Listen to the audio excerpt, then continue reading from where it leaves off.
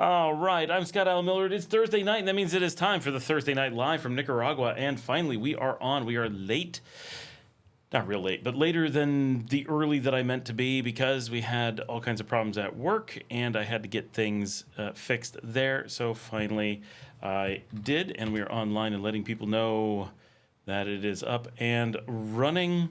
And here we go. So, sorry for the late start, everybody. Hope that you all had a good week. We're getting the party going.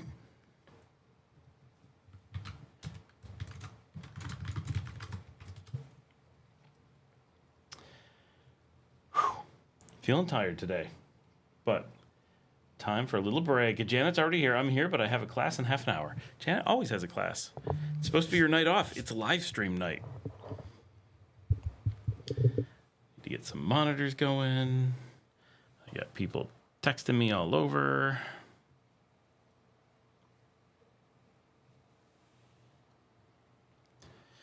Diego's here. Hello, I watched your video today and I was like, look, Mom, I'm on TV.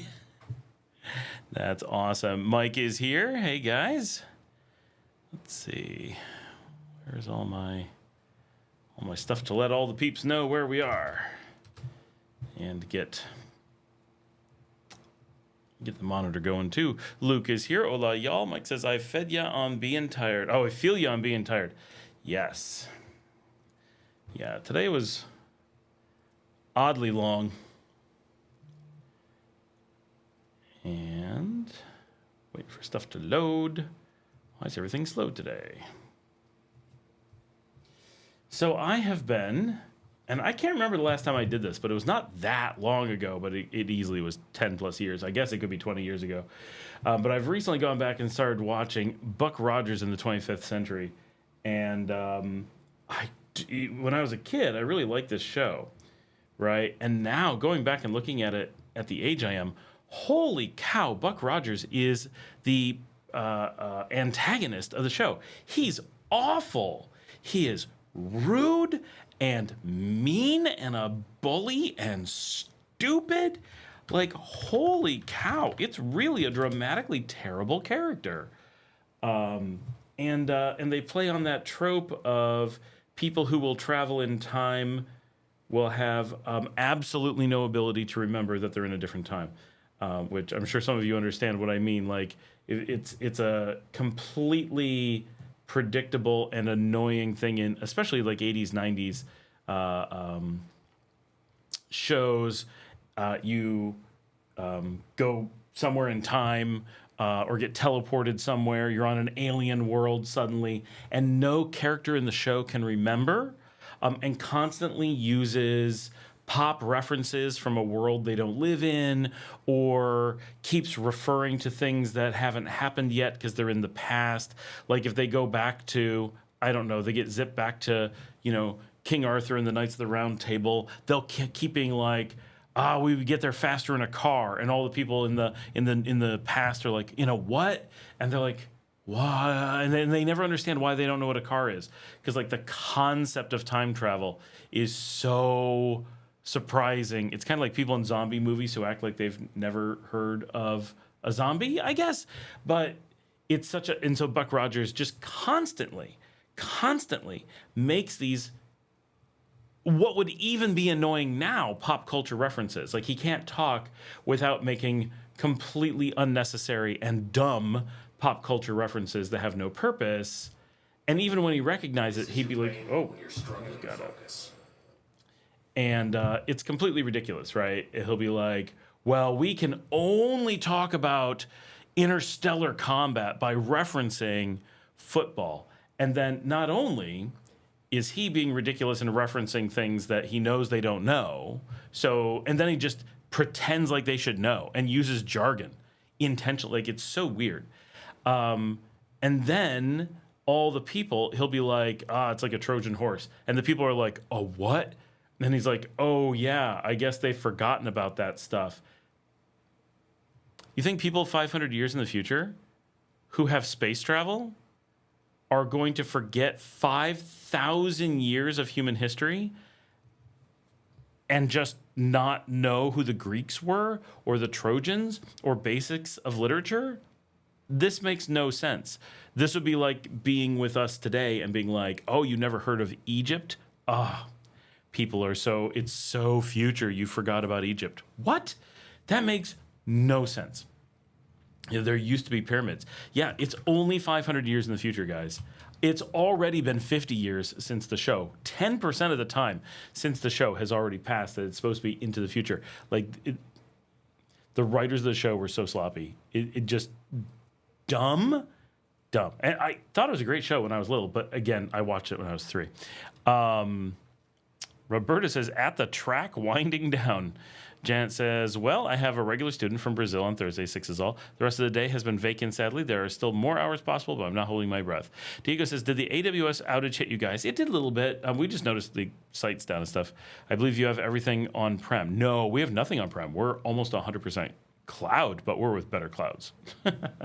Not to knock on AWS. They're actually very good, and even if we were on AWS, we would be minimally impacted because it was DNS, and there's ways to work around it. But we don't use AWS. We've never actually found it to be a very compelling option. They're fine. They do a good job. Just we never end up going, oh, they're the high performance, low cost, easy to use option. They don't quite meet any of those criteria. Luke says, what up, Buck? Desert Sunset, evening, Scott. Hey, Desert. Sheila's here. Scott, can you have a dual citizenship in Nicaragua? Absolutely, you can. There's never been anything about not having dual citizenship.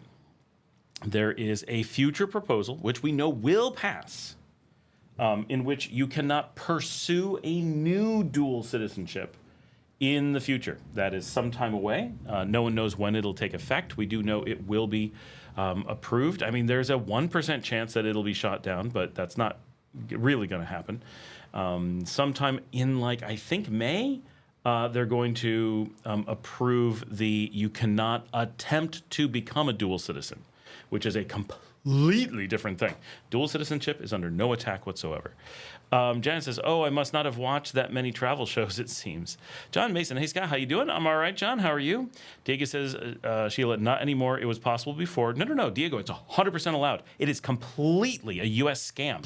It is originating from the U.S. It is complete FUD. He says, a new law was passed to prevent it. Nope, completely fake, 100%. Not only have I read the law and have videos on it that dig into why it is not true, both the Constitution completely protects it and has never been questioned, and the new law is crystal clear that dual citizenship is allowed as long as you don't pursue it, and the National Assembly, because there was so much misinformation from the United States trying to promote this fake news of there being no dual citizenship, made a direct statement for our community that basically they just said, yeah, the law is exactly as the law is. It's so crystal clear. There's no possible way to read the law as not allowing dual citizenship, but they came out and said, the law says that dual citizenship is allowed and the law is the law, right?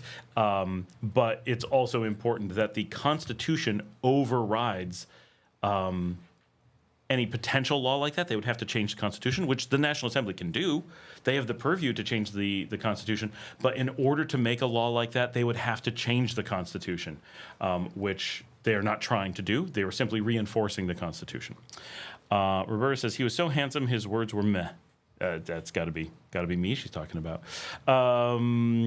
Just entertaining. That's me. Handsome and entertaining, and sometimes I talk gibberish.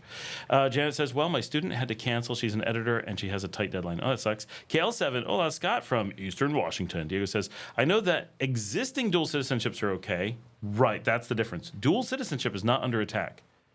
It is... he says, I met new people wanting to become Nicaraguan citizen in a realistic timeline.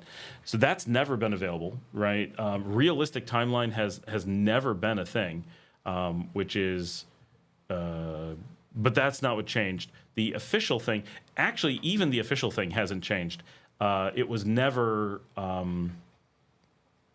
super easy. to become a citizen, and it never officially allowed dual. They just overlooked it in the past and often allowed it anyway, and didn't do anything about it. The new law actually just reiterates the existing laws. It just made it more concise. But the issue is not with dual citizenship. The issue is it's very, very clear that the law is about the pursuit of dual citizenships. It has nothing to do with the dual citizenship, right? There's no situation where you have something and have to renounce it. There is no inability to have dual. There will still be new people who are dual in the future. All of that is fine. The thing that is changing is that if you are a non-dual citizen, you may not take steps. There are no steps to become a dual citizen. John says, it's been a bad week so far. Oh, that sucks. I had my 4th bike stolen and my 2nd e-bike stolen. I was ready to say F it and retire and expat. We have a major problem with homeless addicts in Oneonta. Oh, that's in Oneonta. Wow. That's... Okay, so it isn't 4th bike and 2nd e-bike in a week, but this week you had your 4th and your 2nd. So that's nuts. Wow. For those who don't know, he is in New York. But that is crazy.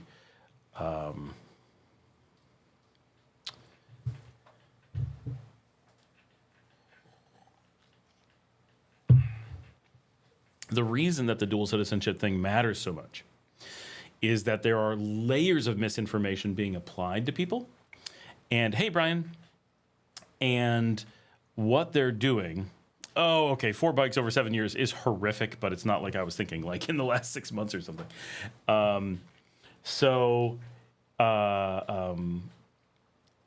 Misinformation normally comes in layers, and it makes it really powerful because you can, with any one layer, it's easy to pull it apart and be like, well, okay, I understand that you can be a dual citizen, but what we mean is pursuing, or what we, right, they come up with all these things. But then the next piece of misinformation that they come after is then they go, America has managed to get Nicaraguans to use this English phrasing quite a bit, that they get existing Nicaraguan citizens to pretend that they are pursuing becoming dual citizens when they're actually proving that they've always been dual citizens, which are absolutely different things. Right? There's a difference between buying a house and proving in court that it's your house that someone else is trying to steal, right? Like when you say it like that, it's really easy to understand the difference. I would like to buy this house, but I've not yet bought it, but I'm going to give it a try. Versus this is my house, I own it, right? Completely different things. The end result may be the same. I would like to own a house. Okay. But we understand owning something and wanting to own something to be very, very different. With citizenship, they've managed to get most, I would say, at least most that I speak to, Nicaraguans who are Nicaraguans, full citizens, to use the term attempting to get citizenship, pursuing citizenship, as an incorrect way to refer to having citizenship. And so tons of people who are Nicaraguan citizens use this terminology, and it makes it sound like this law is forbidding them from having dual citizenship. But it is not at all, because they are not pursuing dual citizenship. They have dual citizenship. Very different things.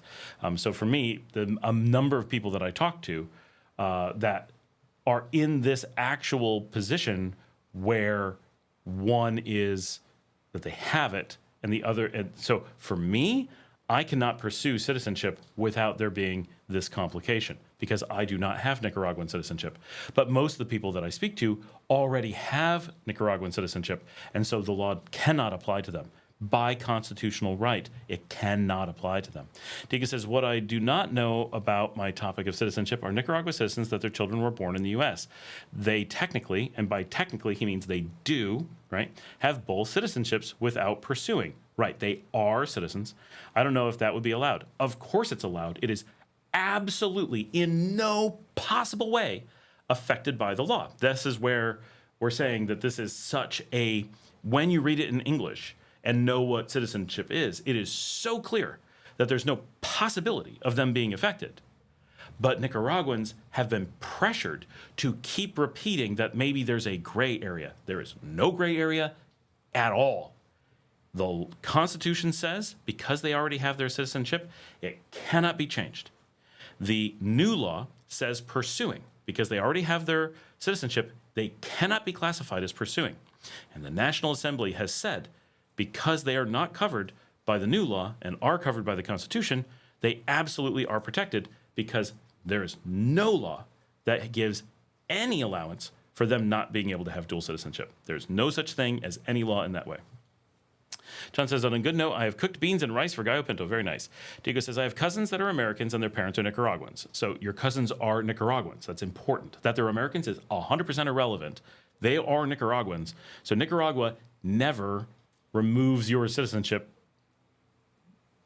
when you already have something, right? And they don't know if they can ever become Nicaraguan. See, that's what I'm saying. They are Nicaraguan. You stated that they are Nicaraguan citizens, but now you're restating it so you did exactly as I was saying Nicaraguans would do this. You did the thing, Diego. They are Nicaraguans. They were born Nicaraguans. They are Nicaraguan citizens. They've always been Nicaraguan citizens. And now they're saying they don't know if they can become something they already are. Well, of course they can't become Nicaraguan. They are Nicaraguan. The concept of becoming Nicaraguan can't come into play. Right? It's fundamentally nonsensical. He says, I believe there's no issue because it's their birthright. It's not their birthright. That would be pursuing. It's my right to become Nicaraguan. That is not at all. They are Nicaraguan. It is not their right to be Nicaraguan. They are Nicaraguan, even if they had no right, if that makes sense. It is what they are. And so it's a very, very important thing to understand the difference between what someone is and what someone's trying to become. And that's why the government wrote the law the way that they did, so that this question couldn't arise. And so it's completely shocking to me how powerful the American propaganda machine has been to convince people that what they are isn't something that they are. Like, I own a house. I have to go buy a house to live in it. But you already live it. It's already your house. You don't have to buy it. But I have to buy it again to live in it. But that's what getting it the first time was, right? Like, it's what?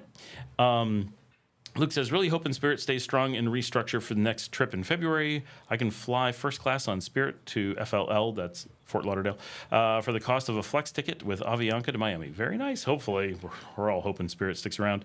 Diego says, and I have family that are real sad that their future children in the U.S. won't be allowed to be Nicaraguan. They're just... Why would they think that? Where could that possibly have come from?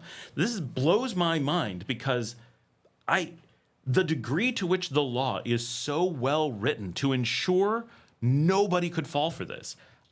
I can't believe how many people repeat it. You say you tell them that it isn't affected because it's their birthright. Don't tell them that, because that leaves this gray area. You're introducing this extra misinformation. Birthright is not the right thing. Birthright, so the term birthright typically comes from Jewish culture. And in Jewish culture, the birthright of the eldest born son is the inheritance of the land and properties of the parents. They don't own it until the parents die or maybe are senile, right? And then the eldest has the right to it. It's basically an inheritance. They are not inheriting the right to be Nicaraguan in the future from their parents. They are simply born Nicaraguan. That's very different, right? If you're born in the United States as an American, which now they're questioning whether people born in the U.S. are American. They're starting to question enough that no one's American, right? But traditionally, if you're born in the United States, we don't say it's your right to someday be an American. That would sound crazy in English. Well, you're not someday an American, you're an American. Right? If you're born in Canada, you don't say someday you'll be Canadian. If you're born in Nicaragua, you don't say someday you'll be Nicaraguan. It's your birthright to be Nicaraguan. We don't say that. What we say is you are Nicaraguan, or you are American, or you are Canadian. Hey, Dad. Good evening. And words are, people like to say, oh, it's just semantics. Words are everything. And it is using the tiniest little words like that, allowing birthright or pursue or to become, to slip into a conversation about what something already is, creates this doubt, creates this linguistic space where you're like, oh, well, that means they'll become. And the law is you can't become. You're right. That's where the lie is. That's where they've snuck in this trick to take existing Nicaraguans, because think about it. That means all it takes is the United States could issue citizenship to all Nicaraguans right now, and the government of Nicaragua would be forced to revoke the citizenship of everyone in Nicaragua? No, of course not. Right? Because they didn't pursue it. They became it. It's different. You can still become, can't pursue. So it's a very, very clear law. But John says, yeah, if Trump has his way, he would eliminate birthright citizenship, but legally it would require a change to the Constitution. It doesn't actually. So the Constitution has been ruled non-authoritative in the United States.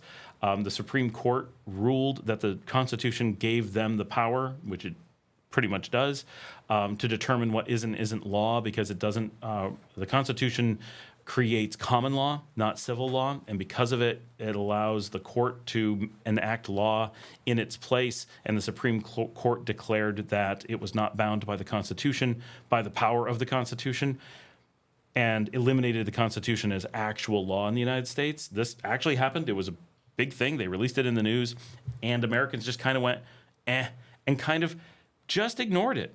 But it actually did eliminate the Constitution as something that you can't really point to it and say, well, the Constitution says you can't do that. Well, that's fine. It can say whatever it wants, but it's common law. So the Constitution doesn't hold any weight.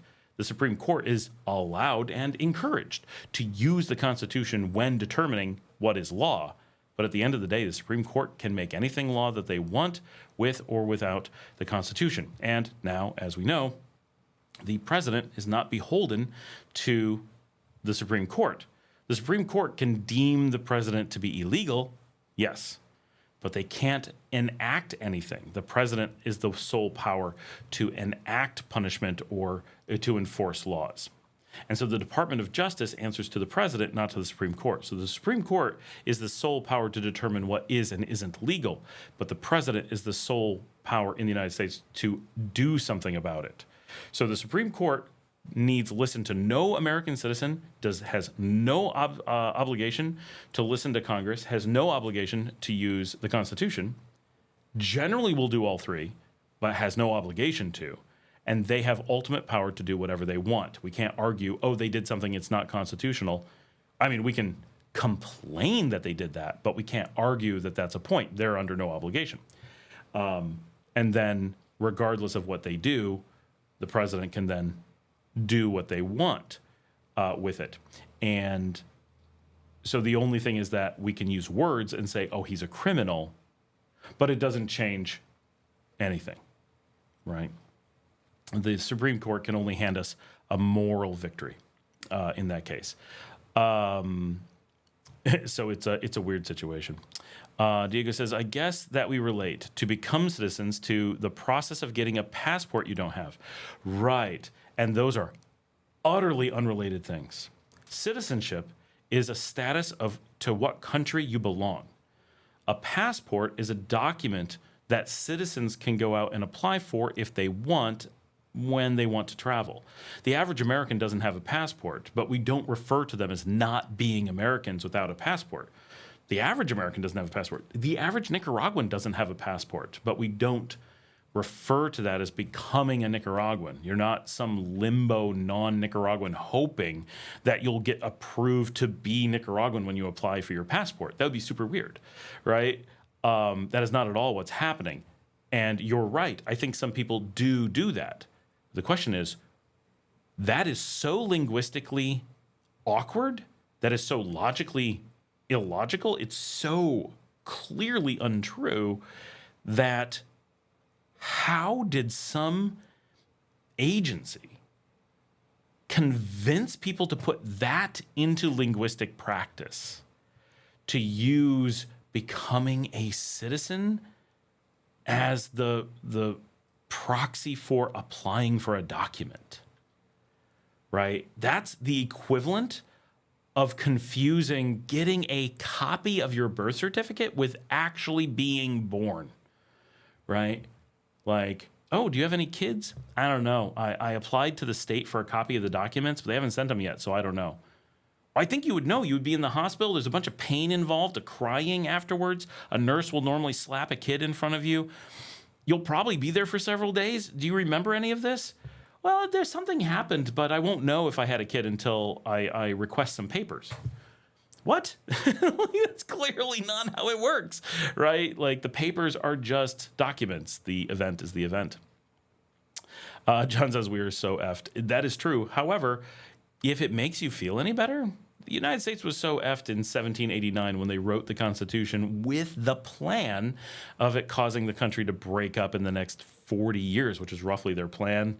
The problem is it didn't, and their plan to trigger a breakup backfired, and now we're stuck with a thing that was designed to create animosity and break up the country in the hopes that a new constitution would be made and they'd fix the problems. And instead, we basically turned the problems into a religion. I mean, quite literally, if you study how American politics works, it works like a religion. That's why they worship the flag, they salute it, they make promises to it, they mix politics and religion, which lots of places do, right? That goes back to Egypt and Mesopotamia. They've always mixed religion and politics. One could argue that religion only exists with politics, that it doesn't have any non-political existence, right? It is just a secondary form of politics, and we get upset when it becomes merged into a single one. But the point being that the U.S. uses a political system that is highly religious to its core, not just that it's mixed with religion, and people would be surprised if you really study as to which religion it's mixed with, because it's not the one you think, but that they treat it as a religion separate from the religion you think it's combined with, or the one you don't realize it's actually combined with. So that makes the U.S. operate so differently, and created this situation where it was able to survive the Civil War. It was able to survive the antebellum era. It was able to survive Reconstruction, and it was able to hold together, but not in a positive way, not with good results. It just kept getting worse, and it was this unbelievable religious aspect played a really significant role in making that possible. I think without that, it would have broken up and maybe reformed, maybe have rewritten, maybe you've done a lot of things. But it's kind of like you have a situation where a break is better than a sprain, right? And that's kind of where I think the United States is that it keeps getting sprained and recovering, but that just keeps not getting better. But if you actually snapped it and then gave it a cast and gave it time and was able to heal, it's not perfect, but it may even be stronger than before, which actually wouldn't take a whole lot, I don't think. D Fortune.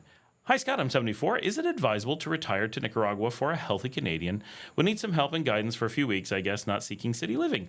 So in general, yes, Nicaragua is a great place for people to retire. That said, I do know a number of people who have tried to retire here recently and did find some struggles. However, I think two important points. One is that becoming an expat, moving to a new country, is shocking. It is, and Nicaragua is big, right? I think Dale, who can't be here tonight, he's doing fine. Everything's okay. But one of the things he said was, because he just moved down about 2 weeks ago, and he said, everything's great. He's loving Nicaragua. He's all in, no problems. But one of the things he said was, even watching my show for years, being really in on the show, really, really knowing the material, comments all the time, on the live stream all the time, was every single aspect of life is different. Not better, not worse, not a problem, but all those little things that you take for granted. And I do say this sometimes, but it's There's no way to really grasp how much I mean or to explain. Every little thing and he said, even going to the fancy American-ish supermarkets and shopping is a little different. Things are labeled a little different. They're laid out a little bit different. The checkout's a little bit different. All of it you can figure out. All of it people are friendly and will help you with. All of it will be fine. But each little thing is different. How you take a taxi is different. How you catch the bus is different. How you pay your bills. How you get your news. How you go out to eat. How you order food. How you ride a bicycle. How you drive. How you rent a car. Every little thing is all different. And we had 2 people recently who were not that much older than you, D Fortune, who moved down, and now both were in poor health, so had way more things to deal with, right? If you're moving down and healthy, then obviously, hopefully, right, you're not in the hospital in the first few weeks trying to figure out those kinds of things, right? Our healthcare here is fantastic, but would I want to do it on my first week? No. I mean, I don't ever want to have to deal with my health, right? Obviously, but if knowing I'm going to have to deal with my health at some point, then I want to not do it now, right? I want it to be a long time from now. And in both cases, these were people who needed significant acute care within their first month. In the case of one, it was within his first maybe 10 days. Now, part of that was triggered by the stress of moving down, discovering a whole bunch of things weren't what he was expecting, there's some things he just wasn't prepared for. So some things we try really, really hard to prepare people, like, know how to use WhatsApp ahead of time. Make sure you have good credit cards. Make sure you know how things work and just what to expect, and have certain things lined up so that first week isn't so bad, or that first month isn't so bad. Like, just there's some things. And in both of their cases, I think they moved down with this expectation that life is so easy. They're just going to show up. They know exactly what to do, and then got here and were lost. Right, didn't know how to check maps, didn't know how to, everything was new. A world that uses, WhatsApp, it never occurred to him, how that would work, and that just knowing where the buttons are would really make a difference. Or that banking here, he didn't have access to the same banks. He was kind of expecting the Canadian banks he was used to be here, or that the local banks would act like they were in Canada and be able to do direct transfers without having to use the international banking systems. For those of us who travel and go to lots of countries all the time, those things nothing happens in Nicaragua. I can go to Mexico and Guatemala and Argentina and Bolivia. I'm doing work all over the world, and when I'm in Nicaragua, I don't even think about the fact that I'm in Nicaragua. It's the same as all of those. If I need cash, I go to an ATM. If I need to spend money, I've got a credit card. Those things work in all those countries. My phone works in all those countries. Because I travel regularly, all of those things are universal, right? But if you've never done that stuff, or you haven't done it in a long time, and suddenly you're coming anywhere, Nicaragua just happens to be the place where I'm seeing people, then there's a bunch of shocks as to how do ATMs work in this day and age? How do credit cards work in this day and age? How do communications work in this day and age, and so forth? And you don't want all those things to be a shock at once. It can add up. And then if you have healthcare issues, which they did, suddenly going to a hospital for major acute care in your first few days, not only are you dealing with a medical system that you aren't really just mentally prepared for a new challenge, and the stress of whatever the healthcare issue is, and now you're not dealing with the other things you might need to deal with, right? Well, I didn't tell the hotel that I'm staying in that I'm going to the hospital. What's going to happen? I don't have my family around to send messages or bring me sandwiches, just whatever. Everything gets so much more complicated during that initial move. So this is all for D Fortune about, is it good to retire here? Those shocks are going to happen in any country. Nicaragua has a lot of them. Again, they're not bad. There's so many little pieces of life that we don't think about, like where do you go to buy a bottle of water? Even I, after living here for 10 years, am not entirely sure where my wife buys Alka-Seltzer tablets, but I do need some. And I'm pretty sure if I went on a mission to find them, I'd find them within an hour. But I'm actually not sure where they are. Are they at the pharmacy? I never see them at La Colonia. Can I get them at the pulperia? I really don't know, because I don't do that particular bit of shopping. But little things like that, like I really need an antacid tablet. Sure, I could ask around. I'm sure Janet's going to post in a second where she buys them. The point is that every little thing like that, like which thing is in a pharmacy, which pharmacy is good to go to, what hours are they open, why does it say 24/7 out front and they're closed 90% of the time? All of these things can be a bit confusing. Lies are always confusing. And yes, the Guadalupe pharmacy flat out lies about being 24/7, and it pisses me off. But in general, Nicaragua is safe, inexpensive. The weather is reliable. It is very warm, so Canadians are often shocked by that. They also love it. Once you get through those little things, we have an amazing healthcare system. It's a really, really great country, and it has a lot to offer. I would certainly recommend getting here while healthy so that the transition is easy, and then enjoying the benefits of an amazing healthcare system and everything else, right, from the comfort of having gotten used to it while you're still healthy enough to be able to do so, especially if you're moving down without family support. Like if my father, who's on the chat, was able to move down, he would have a completely different experience because he would simply move into my estate and have staff to take care of him. And every little thing would be, oh, I want this food. Someone would go get it for him, right? I have to go check in at a hospital, or I need to go see a cardiologist. Well, a driver that we already have would take him. Someone would go to translate for him. It would all be handled. So if you have resources here that can take care of everything, then even if you have poor health, the move would be really easy. But if you're coming alone, then that suddenly being, and you're not completely alone. We have a great community here, right? People are going, like all the people who came here and had these issues and ended up not being able to stay had a tremendous amount of community support. They had people like Janet and people like Jerry and people like Alan and Mike. Mike's newer, so he wasn't here for all the people. And now Luke is here, and Luke is helping lots of people. There's lots of people in our community who are actively helping people, and because a lot of y'all moved to here, right, and are really close to us. So it's like, oh, you're just, Dale's been here. I can't believe we haven't seen him yet, but he keeps going to the same coffee shop that I do. We're going to cross paths pretty soon. And, so there's a lot of support if you need it from community members, but it's not the same as having, your sibling with you or one of your kids or something. And so there's this, I'm suddenly on my own. I'm suddenly facing a million new things. There's just a lot that can hit you all at once. And so be very prepared for that. Have a lot of assistance lined up for those first few weeks. Make sure you're prepared for as much as you can. Get as many things that you can used to before you move.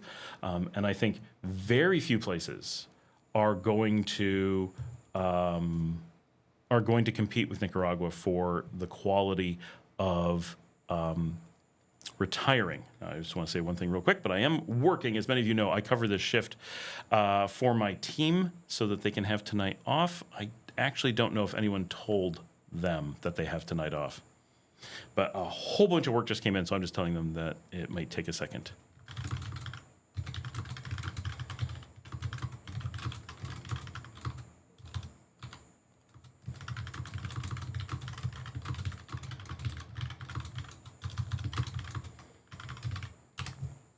All right. I don't see the afternoon support checking in for this shift, so I'm pretty sure he properly took the night off, and is not working. I hope he's not working. It's not a big deal if he works from home, but we're trying to work out the schedule and stuff for our Portugal staff, and so that's our Portugal office is new. All right.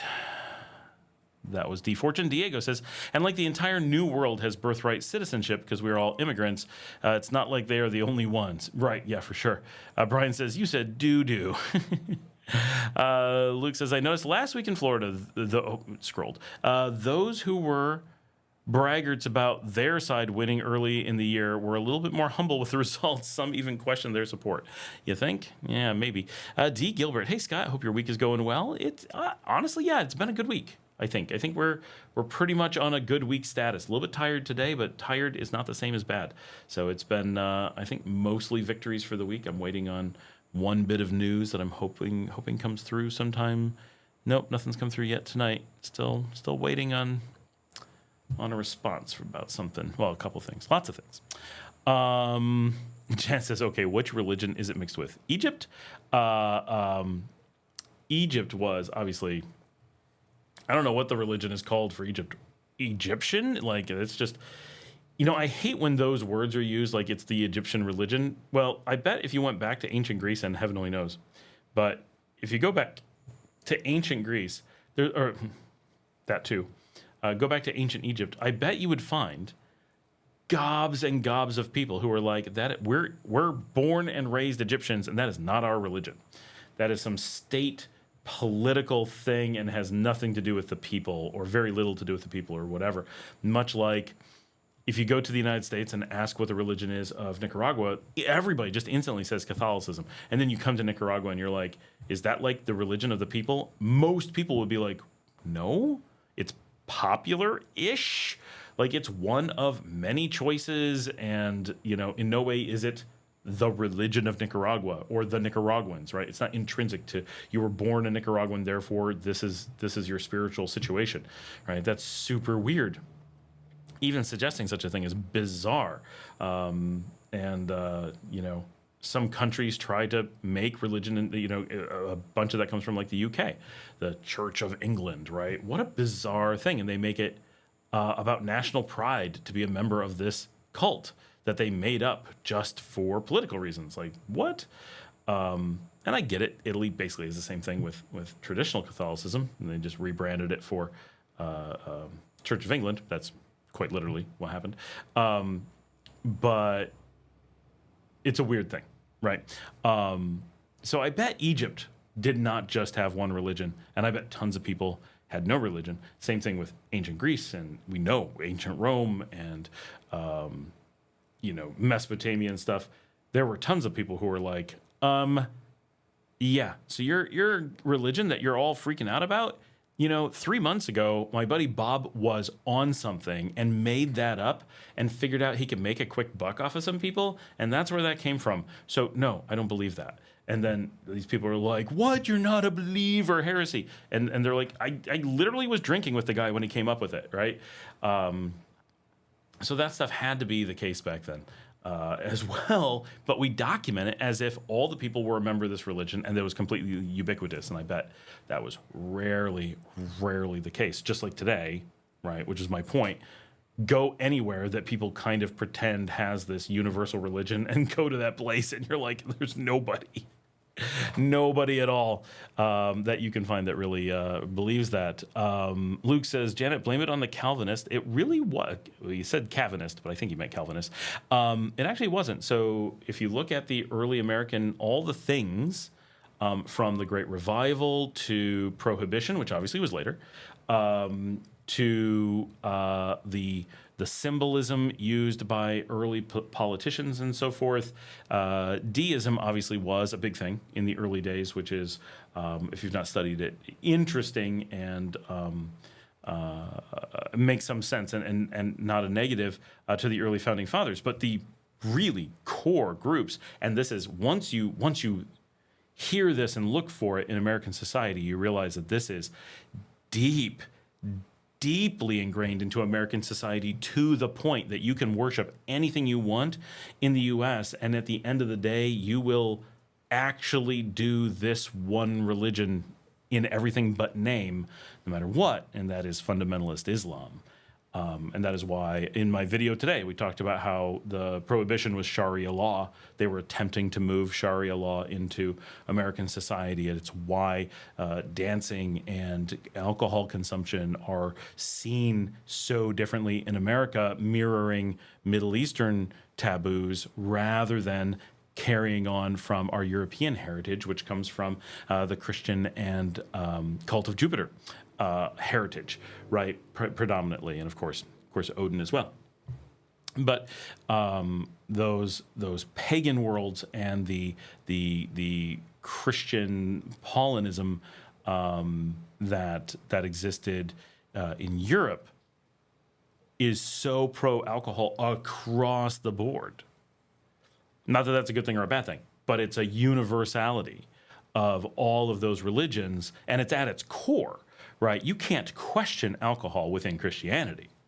So when the United States went to prohibition, it was a unbelievable step into deep Sharia law cutting to the very core of the religion they were pretending to be. So the United States has always tried very hard to be traditional European Christian on the surface while being non-traditional, because fundamentalism is anything but fundamental. It is a modern modification primarily of Islam, but of course it became also its own religion, so one can argue that it stands alone and not blame Islam for those things. But the flavor of fundamentalism is far more attached to Islam than it is to Christianity. Otherwise, it would have prohibitions against things like smoking and not against alcohol, rather than the way that it is.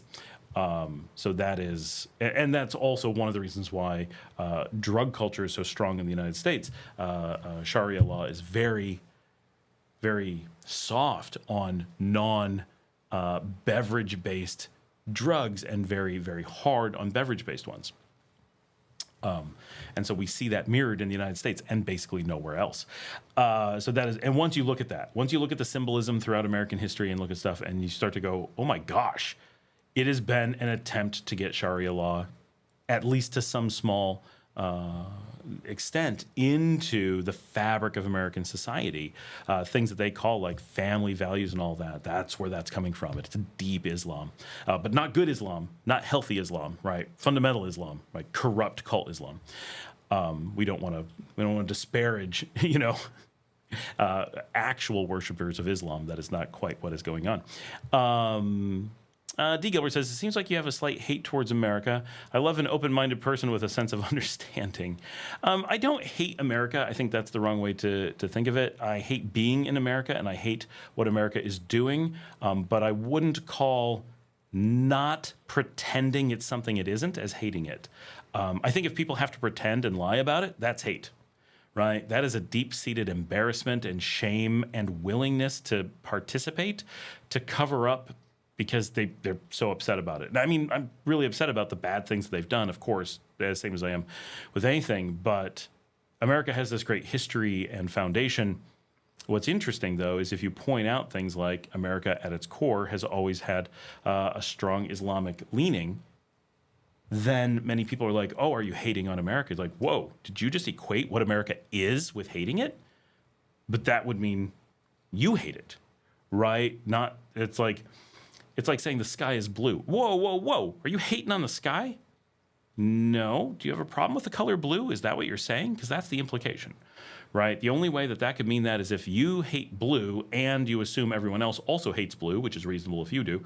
So it's not logical, but it's reasonable that maybe nails on a chalkboard. I hate that. I'm going to assume everyone else does too. It's broadly applicable.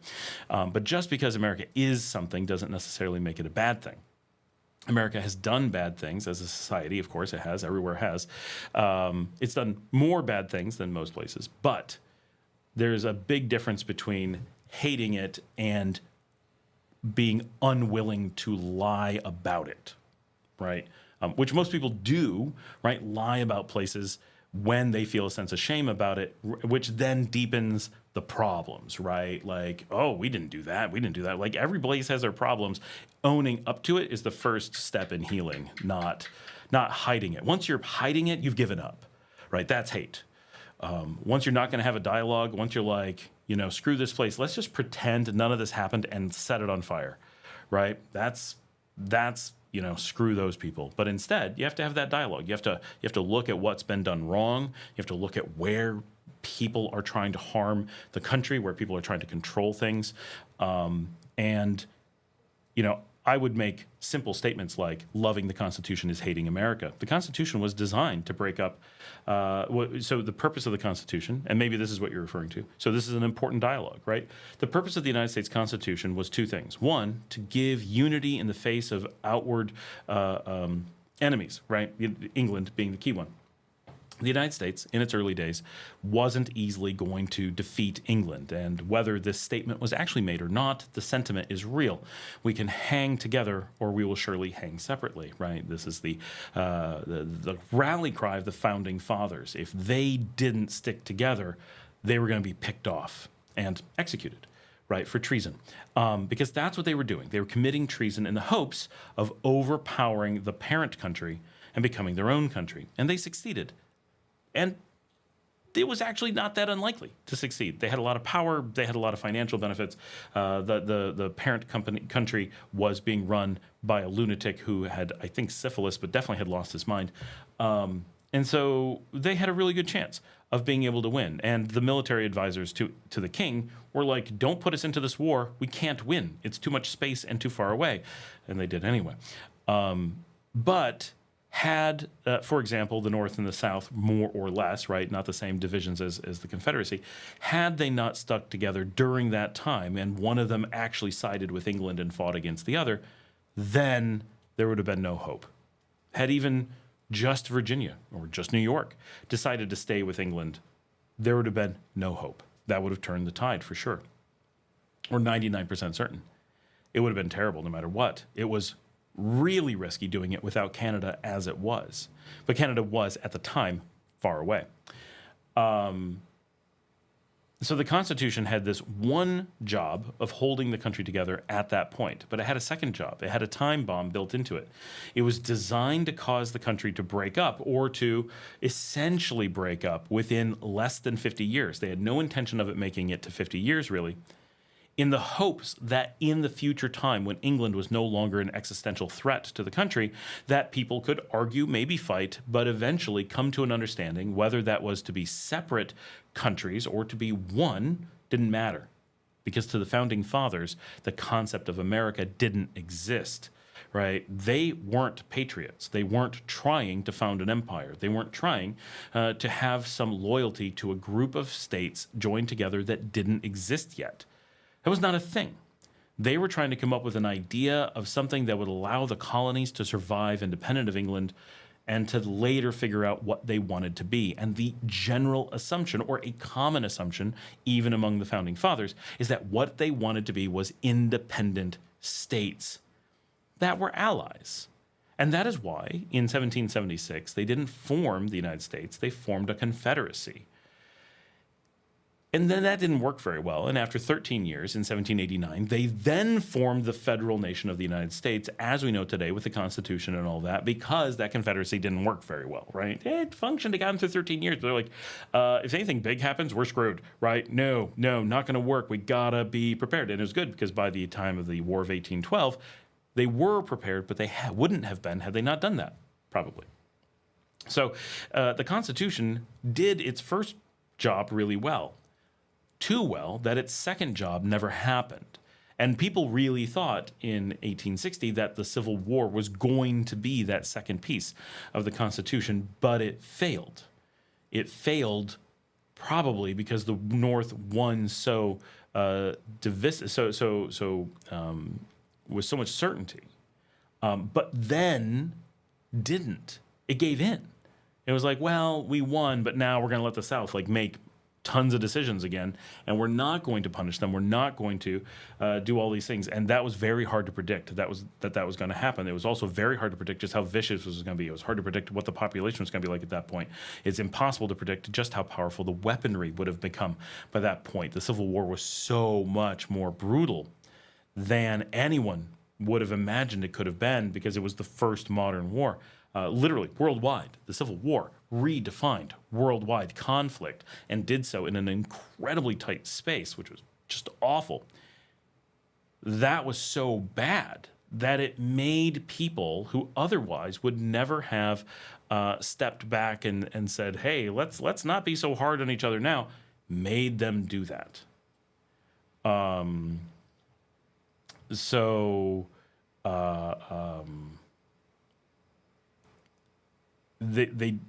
They got a lot of surprises there, right? And if you've read Foundation by Isaac Asimov, he kind of addresses some of this concept of trying to predict the future in politics, but in his book, they do it well, right? And in reality, they weren't as good. They didn't have the scales and stuff that he did. But so that is, to really think of it in that way, if you're like, well, but the Constitution is fundamentally American, then you're going against the Founding Fathers. Then you would have to do that. You kind of have to go back to the Founding Fathers and go Jefferson and Adams and Washington and Monroe and Hamilton and these guys. Well, they weren't American. They were anti-hated America, right? And I don't think that's a likely way to look at them. right? One, they didn't think of America. Very few of them, maybe Adams and Jefferson right at the end, may have had this like American feeling. But that American feeling that we have now is something that was created in the late 1800s as a way to do Reconstruction. Before the 1800s, before 1865, we didn't have those feelings as a nation. In the antebellum era, we were states, independent states that had treaties with each other and some loose federalism. That America that we think of as a new construct to attempt to make us overlook the mistakes of the past and to try to hold together something that wasn't meant to be held together. Jefferson thought of himself as a Virginian. Adams thought of himself as a Bostonian. Hamilton thought of himself as a New Yorker and so forth, and they were in their world. And to them, the America we have today is a foreign country with foreign concepts and foreign laws and foreign values, and is nothing of the world that they intended to make, nor the world that they lived in. John says, I'm hoping that having lived in Russia that I'm prepared for the fact that life will be different when I expat. That's probably true. Russia's very different than what most people are used to here. So that will, any amount of living abroad definitely help.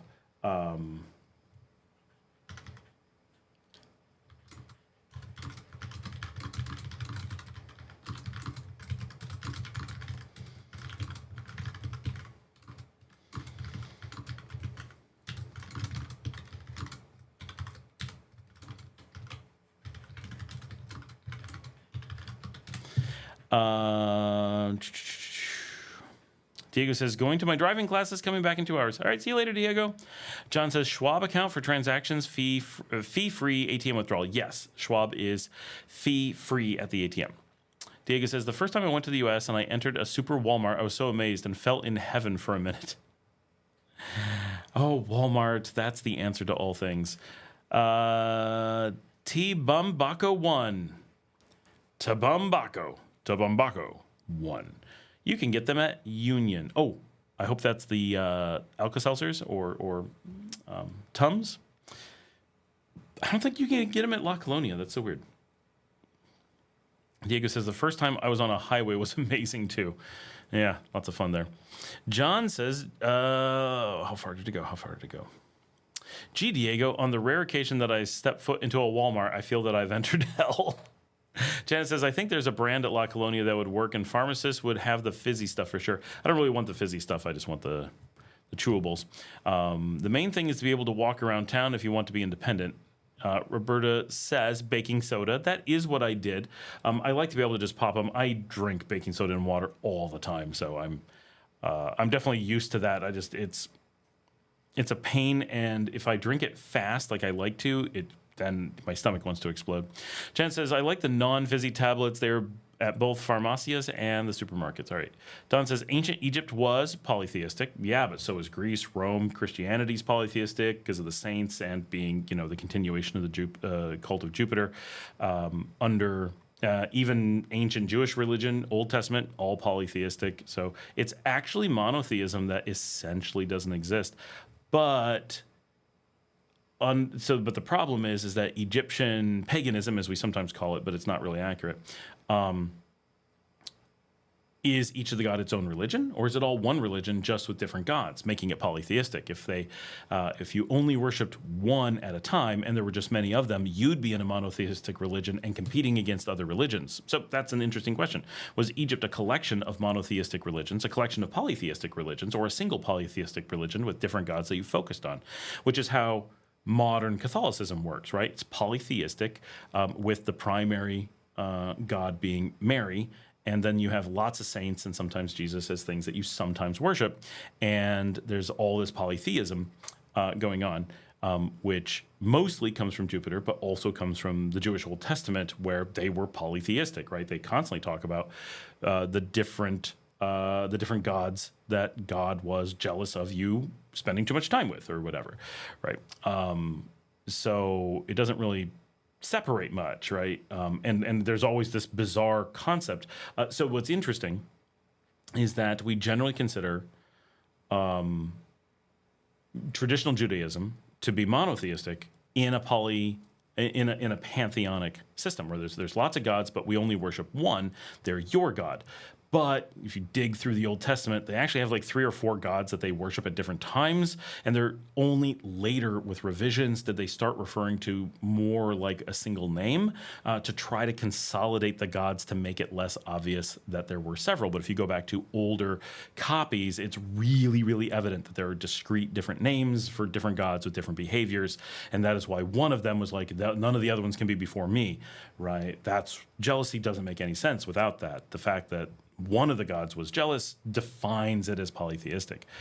Otherwise, he would just be like, stop worshiping inanimate objects. Jan says, Egypt had lots of gods and goddesses, so it could have been anything, right? And again, there's tons of people who didn't believe in any of that stuff, right? There's the things that we know about, and then the ones that have made it through.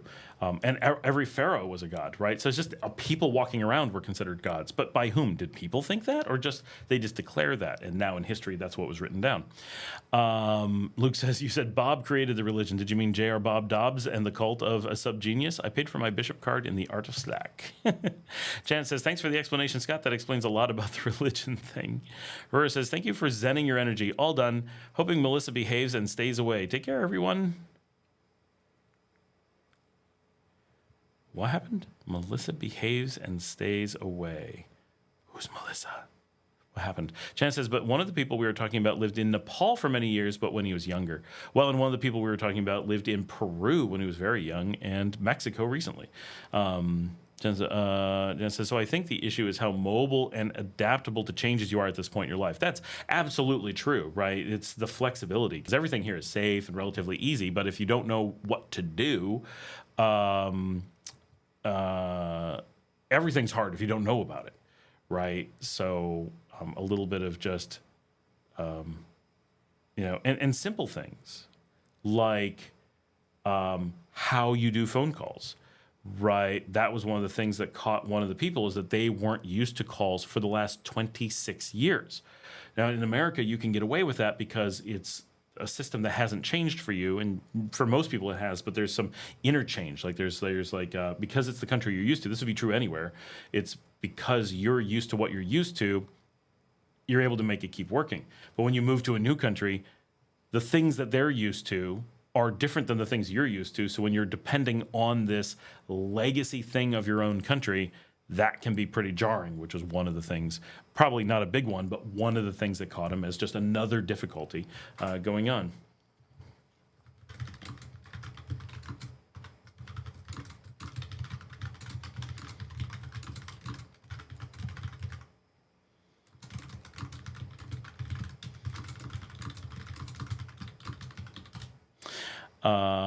My dad says, everyone, don't forget to give a thumbs up. We currently have only 10 thumbs up, so everyone get on that. We got 25 people on. You have an opportunity to go thumbs up now while we're thinking of it. John says, Luke, dude, Church of the Subgenius. Chad says, okay, the brand I get is called Alka Gastric. It's like Tums but magnesium. Oh, interesting, because Tums is calcium. But calcium's generally better because you want it for bones, but I don't know how much of it is...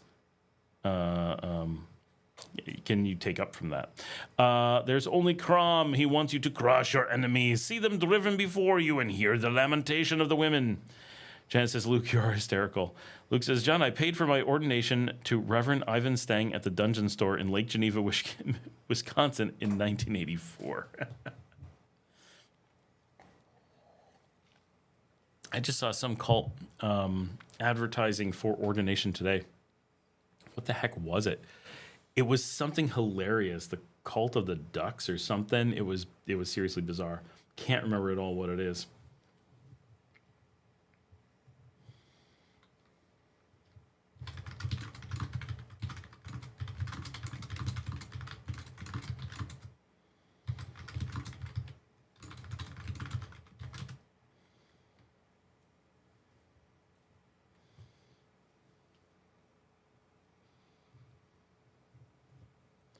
My staff in Portugal is like, hey, I'm not sure what day I'm supposed to work. I'm like, well, not right now.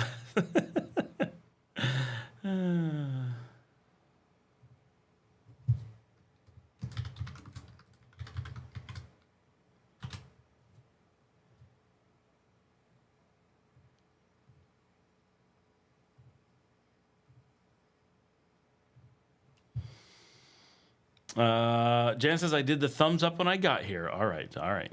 You're good. Oh, we got 4 more likes while I said that, so it's moving in the right direction. Anna is here. Let's have thumbs up. Hey.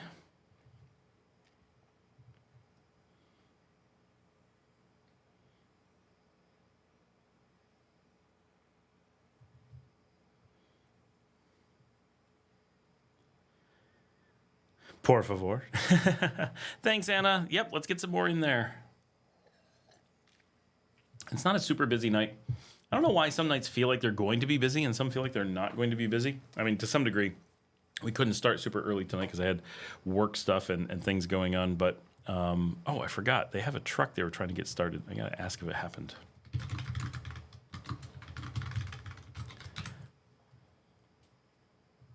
Marcela is actually around this evening. She is over with the little tiny kitten in the other room.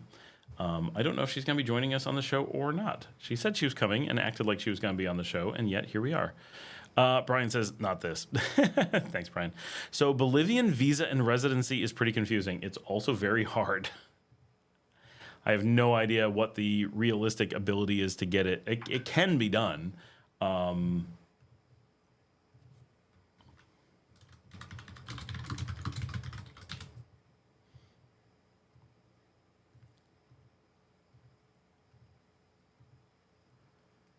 Wait, so I'm getting the news on the truck. We had a truck dropped off to sell, and they put it in my parking spot, which is really annoying because the truck doesn't start.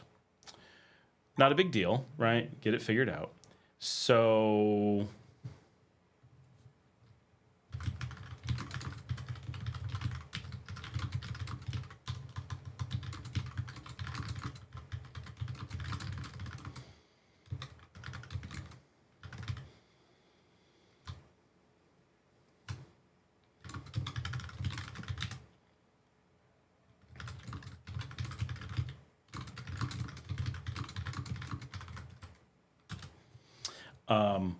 So they dropped off this car for someone here to sell, or to someone to get from here to sell. It's not really selling it here.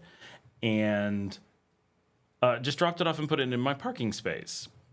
It's a little bit of a problem because I need that parking space, like, you know, every day. And we need to be able to turn our cars around and stuff. We have a big driveway, but there's a lot of cars that are not mine. Like, it's a shared driveway, so we can't really just have random extra cars that stay. It's a little bit of a problem. We can kind of put them off to the side, but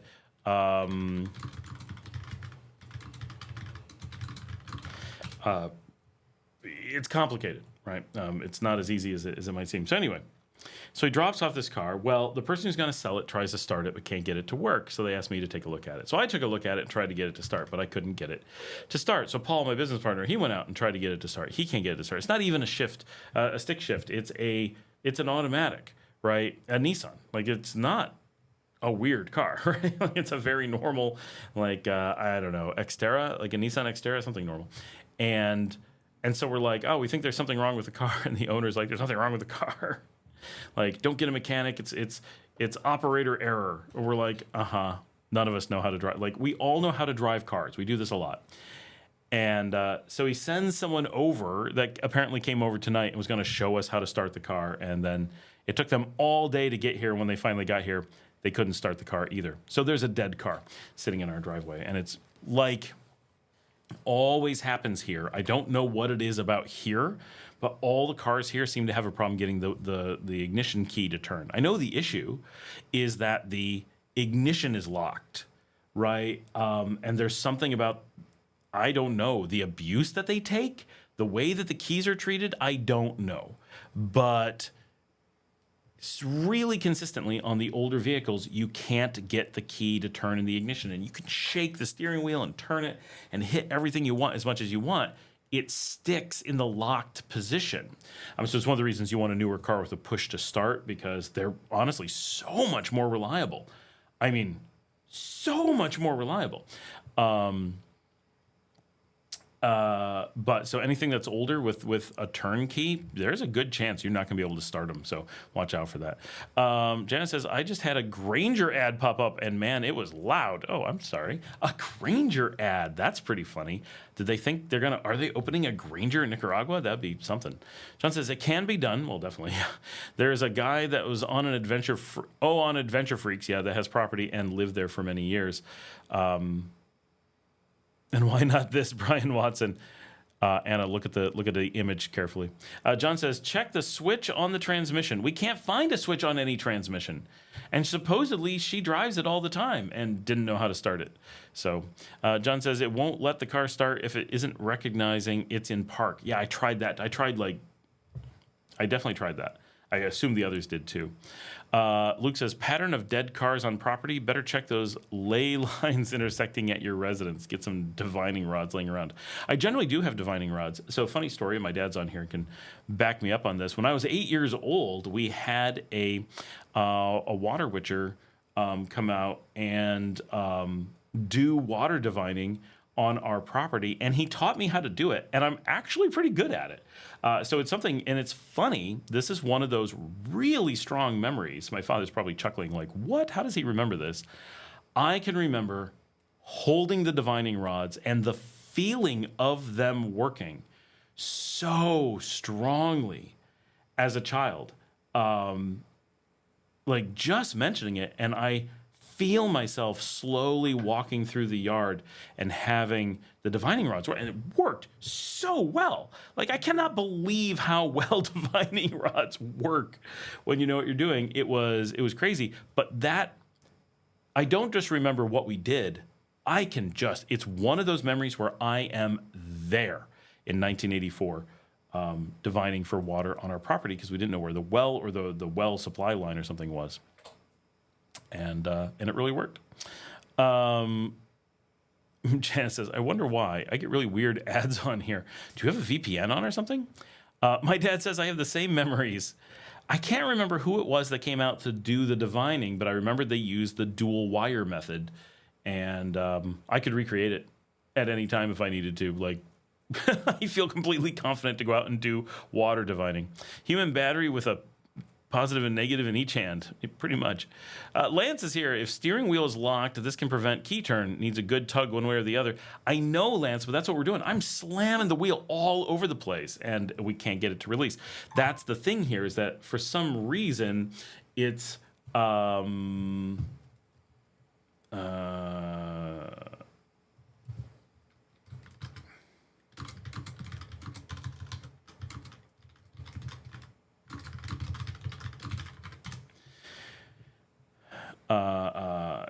like every vehicle, we know they lock from the wheel. I mean, I've been driving for a really long time, and and these cars are all in age where they're still young to me, right? My first car was an '81, so I'm used to exactly how all these things work, but the wheel doesn't unlock it.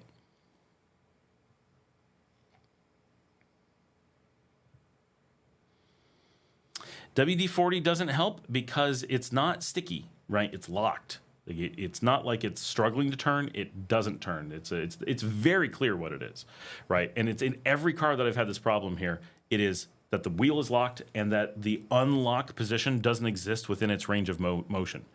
And so I don't know why this keeps happening, but it keeps happening, that we can't turn the wheel to unlock the key. Why they make that mechanism exist in cars, it has something to do with stopping people from hijacking cars, but I have no idea what it is.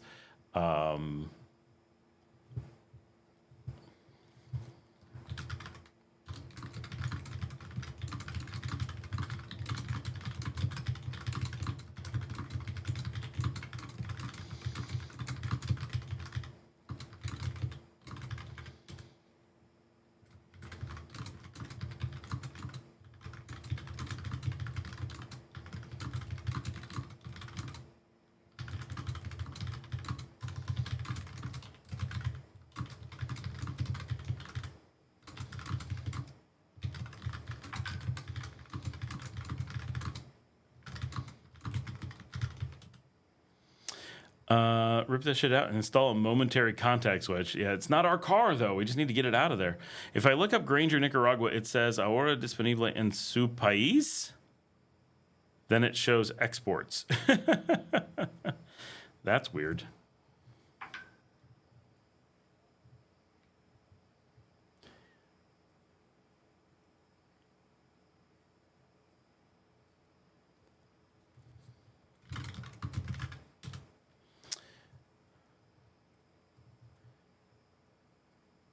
Shows exports. I'm going to look up Granger.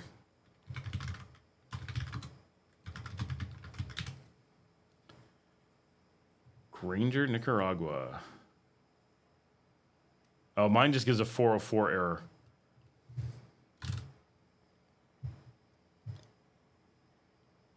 Find a branch. It doesn't even offer country as an option. It's U.S. only. And it says, where are you, Leon or Granada? Both Janet and I are in Leon. John says, be back in a bit. Need to start dinner. All right. Good luck with that.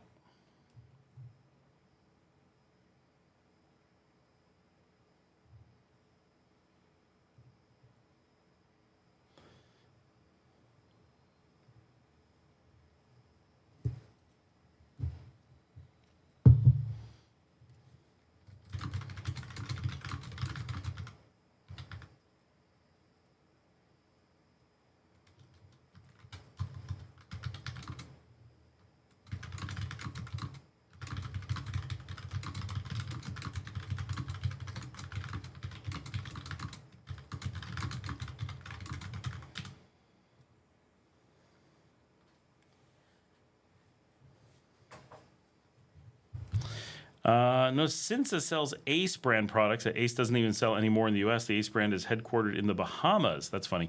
Cinsa is Ace.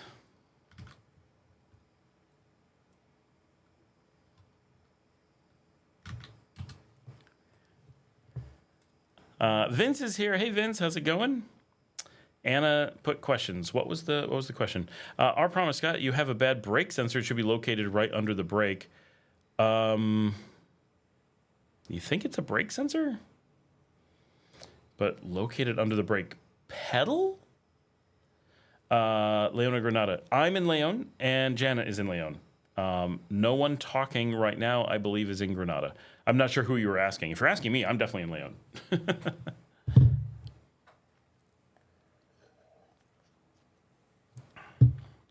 Dale's here. Leaning on Nicaragua for retirement. I think you mean leaning towards. I've recently been told to look at Ecuador. Any big differences that I should be aware of?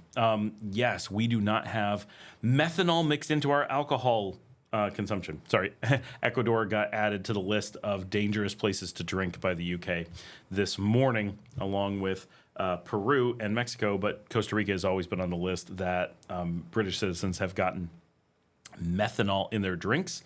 And it's caused quite some hospitalizations. So Ecuador is very low cost, definitely nowhere close to as safe as Nicaragua. We keep hearing, so consistently, now partly this is because we're here in Nicaragua, so a certain grain of salt, but pretty consistently we hear people being really happy, like surprisingly happy when they move to Nicaragua. We hear very few people who are unhappy. There's some people who give up because just moving abroad was too much. But consistently we get we're so thrilled with Nicaragua. It's not 100%, but it's really high. And what we hear from Ecuador is a really high rate of this isn't what I was expecting. Now, the advantages to Ecuador is that you have a much larger country.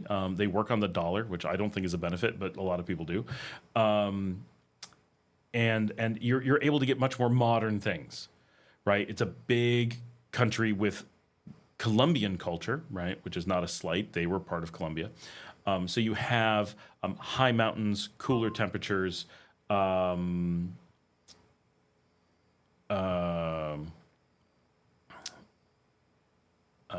big modern cities, and older stuff too.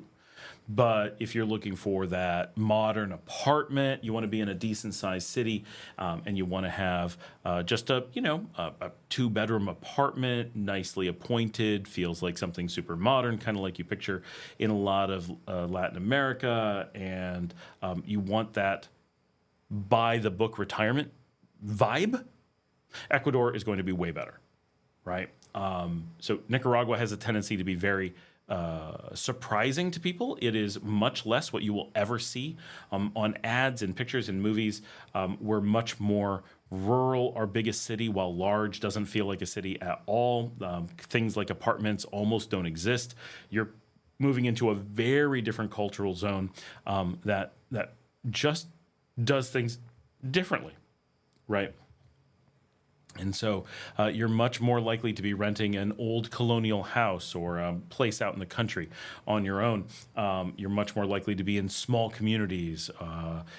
You're not likely to be around very many expats, right? That's really the Nicaraguan experience, not having expats. Ecuador is famous for being a huge clump of expats. We're slightly cheaper, but only barely. We're easier to get to from North America, but Ecuador's pretty easy. They are very inexpensive too, but not as quite as much as us. We're easier to move into. Our paperwork is easier, and we are vastly safer. We're the safest general place to be in Latin America, and Ecuador is not terrible, but not, they're on the less safe side of average.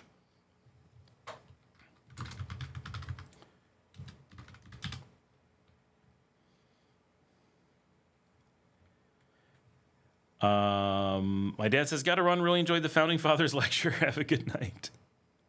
All right. Larry says it was exciting for May today. She had the pleasure of driving past Sam headquarters. She saluted. Too bad we didn't. Did you guys honk as you came by? Everyone honks, so it's impossible to know. Hey Larry, how's it going? Our promise says yes. Brake pedal, it prevents the car from shifting as well. Some cars it goes into safety and doesn't allow you to move the wheel. It's weird. Put your hand under the brake pedal and feel if something loose or moving. If you hear or feel that, it's the brake sensor. All right, cool. I will try to check that out. Larry says many people asking about the business to open. Everyone wants hotel or restaurant or recommend dog training facility. It's terrible. 300,000 population city doesn't have one. It's true. Matagalpa does have one. I walked past one in Matagalpa years ago, not very far from Luke. I don't know if it's still there, but it was a big facility outdoors in a really nice area out in the country. So worth looking into, I guess.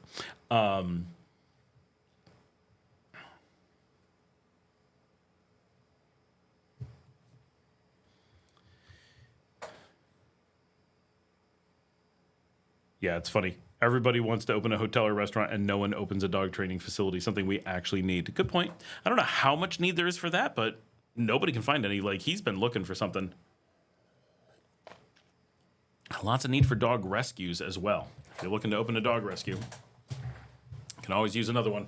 Won't make any money, but we are now at a point where we are constantly bringing in more and more dogs and cats. Yes, and my dog side. All of my dogs are rescues. We just rescued them in the States before we came down. But now it looks like we have probably a Nika dog as well. All right. Dale says, I'm more of a country than city. Both places I looked at flights for Edmonton. Okay.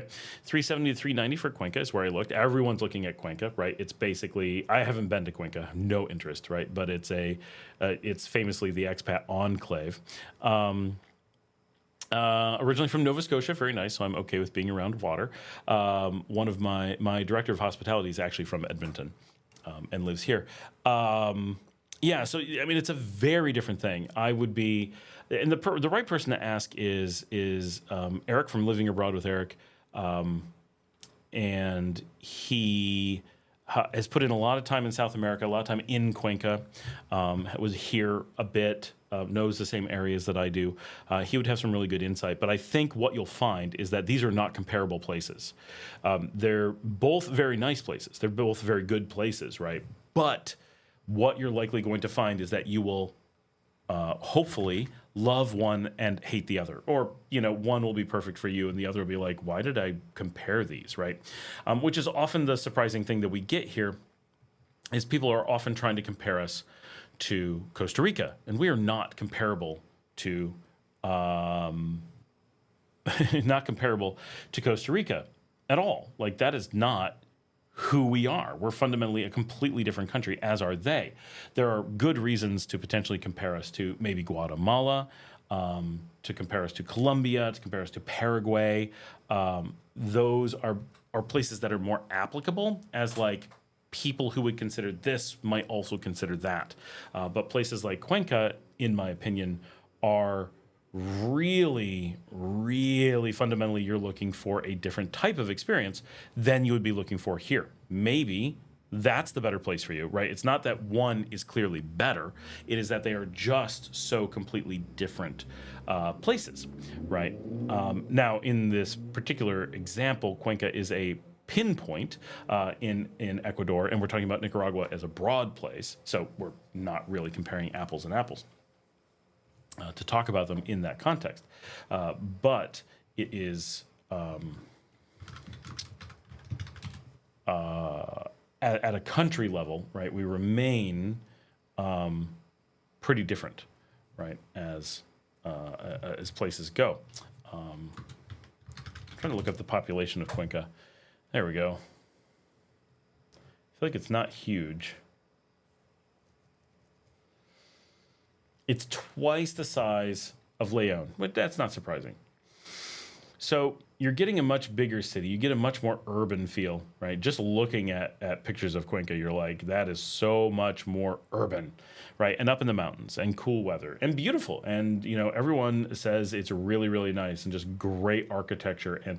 But it's so much more city, and I love cities, so this is not, even for me, not at all negative. With Cuenca, it's a beautiful looking place. They have a train in the city. Like, how cool is that? So I definitely agree. I think Cuenca is very likely an amazing option, but one where you're very likely to have loads and loads of other expats. You're going to have things that are going to feel so much more like you are a part of a expat community who is together in this reasonably sized city.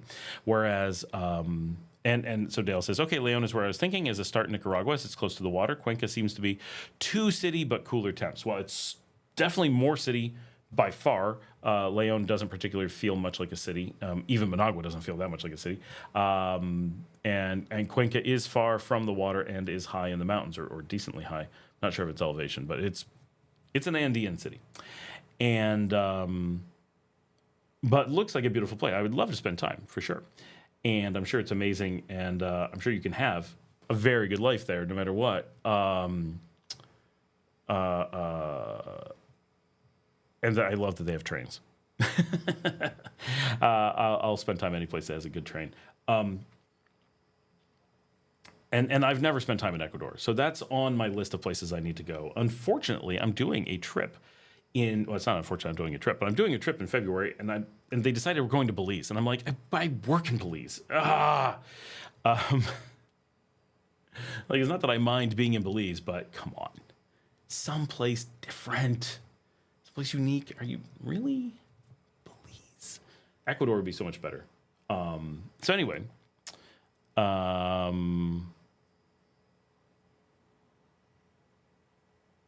yes, with León, warm temperatures for sure, very, very warm. Water is right there, right? City to the water is about 20 minutes, easy drive. You're just slow driving through the country.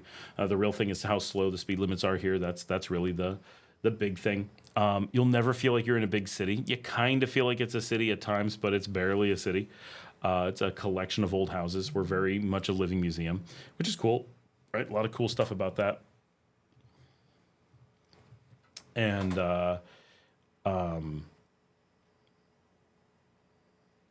but what you won't get in León is the sense of an expat community. And for most of us, who, oh my gosh, a foodie tour in Lima, I know.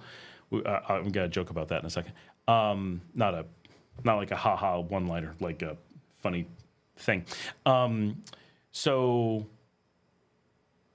in León, and the thing that makes like Janet love it and me love it and Dale love it, and not Dale that's talking, a different Dale who's here. So why my wife loves it. we're here because we want to be part of Nicaragua. We want to be part of our community, both because we love this community, and that's part of just our general goal in having traveled and come somewhere is we want to be a part of that place. We're not looking to be around other expats. We're not trying to avoid them. We're not like, you expats. We're not here to be in an enclave by any stretch. And we're not. Like that is, I don't have any expat neighbors. I have no expat. I don't know another expat. There may be one. I do know him, but I don't think he's still here. Assuming he's not here, I don't know a single expat in my barrio other than the ones in my house. It's just, there's so few, right? So absolutely few. I'm sure there is another one in my barrio, but I don't know who it is or where they are, right? I've known of some in the past, but they've left. So we're so completely eating Nicaraguan food, dealing with Nicaraguans for things. Like every part of our life is Nicaraguan. That's what we want, but not everyone wants that. Some people want to be in an enclave. All they want is to be around expats. And many people want to be around a lot of expats, but still be around the local culture as well. And you can get some of that really well in a lot of different places, especially larger cities where maybe you have enough expats so you can get together and have big groups and you're always doing stuff. But you're in a big city, so you can still have your own little out-of-the-way place and places you never really overrun anything because there's lots of people. Here, you'll struggle to be like, oh, I haven't run into an expat in weeks, right? And if you want to run into one, if you coordinate, sure, it's easy. And like this morning, Thursday mornings is the farmer's market. So loads of expats in Leon run into each other at the farmer's market. It's kind of coordinated. If we go to the expat Tuesday night karaoke out on the beach, of course we're going to run into other expats there. That's the place to be. But if I go to the one dance club on the beach on an average night, and I would say at least 50% of the time, maybe 2/3 or even 3/4, 75% of the time, I can go out dancing on the beach and not run into a single expat on any given night. That's pretty extreme. To be on a beach that's, a draw for expats and near a city and at a dance club, like, wow, none. In many cases. It's not shocking when you do run into one, but when you do, it's very likely to just be one, and almost always someone or a group that's together, one group together, that's just people who are staying on the beach, tourists and not locals, expats that live there. And it's totally true. If I go out on the beach, the chances that I'm going, and now if I cajole them and bring them with me, yes. But without that, if I go dancing on the beach, the chances that I will casually run into expats that are there for any reason that live in town, very low, very, very low. Definitely has happened, but very low. Leon Luke says you need to do a foodie tour in Lima. So the funny thing is we were talking about, I can't remember what it was, doing something, and I was like, honestly, my friend lives in Panama. I'm like, we can just get flights to Lima. It is as easy for us to meet in Lima and go out to eat. Oh, we were talking about, it was on here a few weeks ago. They were talking about one of the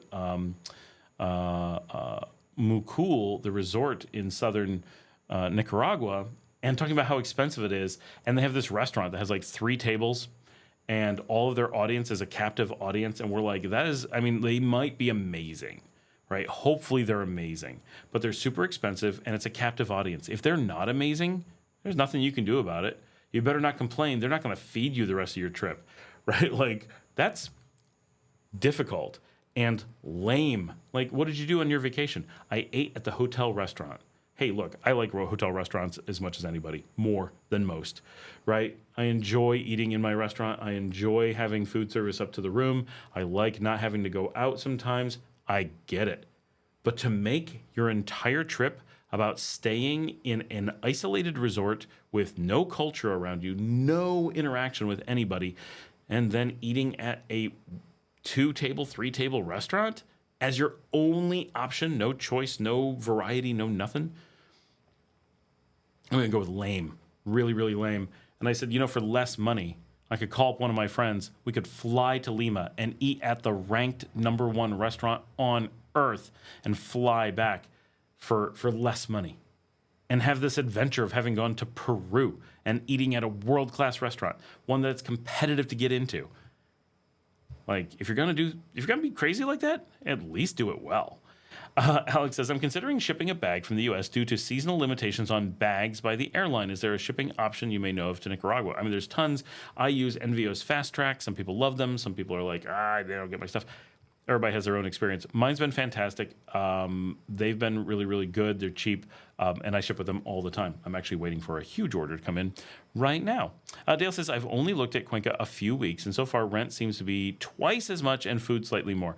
I'd be really shocked if rent was truly twice as much. It's difficult because we don't know what prices are you seeing? Give us some real world prices. But it's also, what I was really going to say is what's difficult is, Luke gave you NVO's Fast Track. That's the same one I use.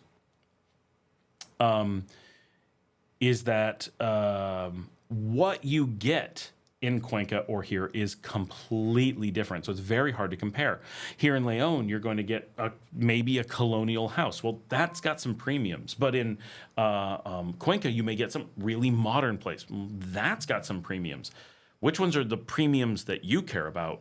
And what style do you like? And do you get good, like how do you compare those prices when they're so wildly different? It's very hard, right? I can go to Bolivia and get certain things that would be impossible to get here. Well, how do I compare the price on that? I have no idea. I know it's very affordable. Well, that's a good starting point, but it's difficult to say. It's kind of like, I'll talk about this in a second, just answering people.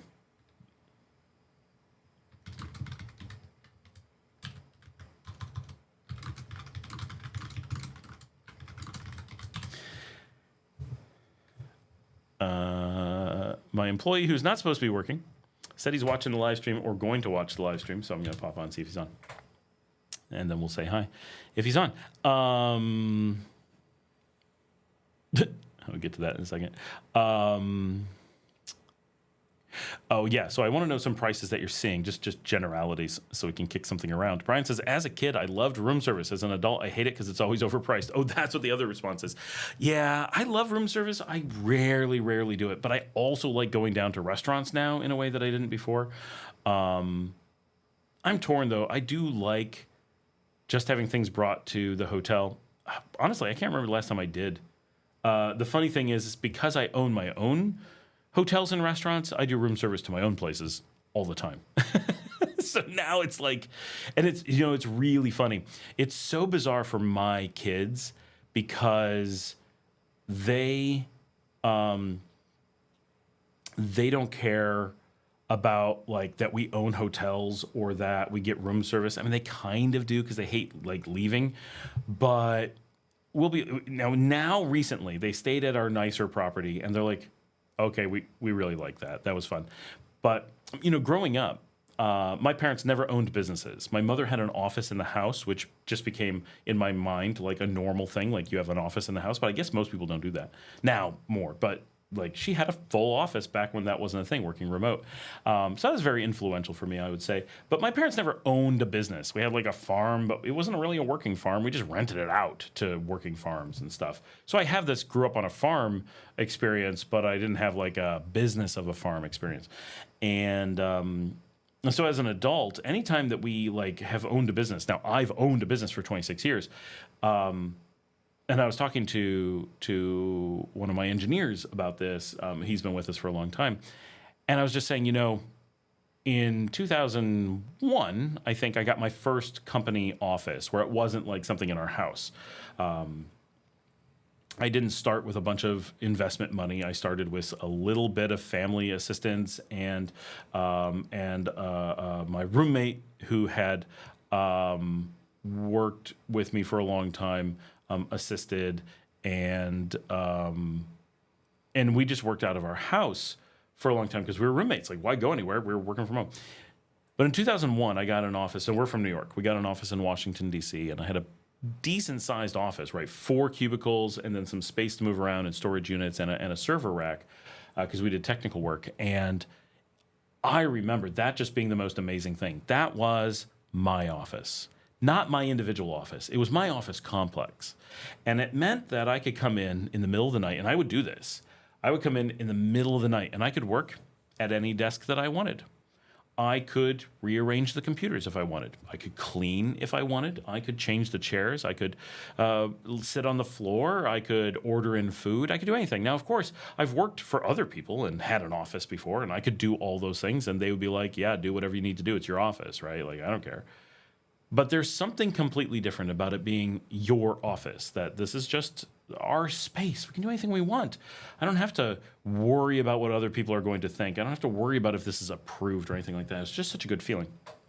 So we're talking about maybe getting a new office now, where we're going to kind of have that again. And I've had that a few times over the years, but it's been a while.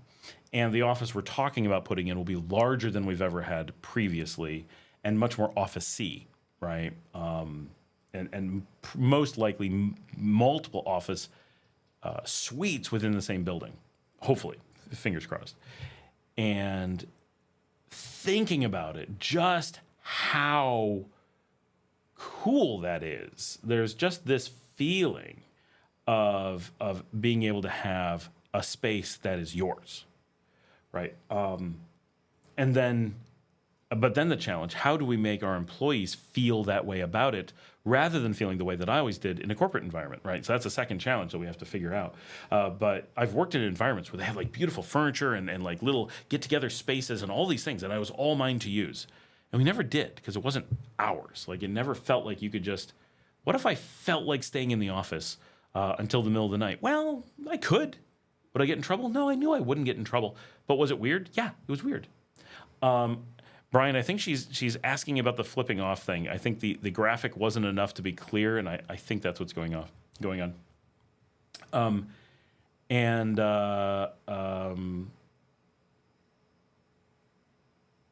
So that's just this really neat thing that we're kind of hoping to get back to. I don't know what triggered that. Anyway, that was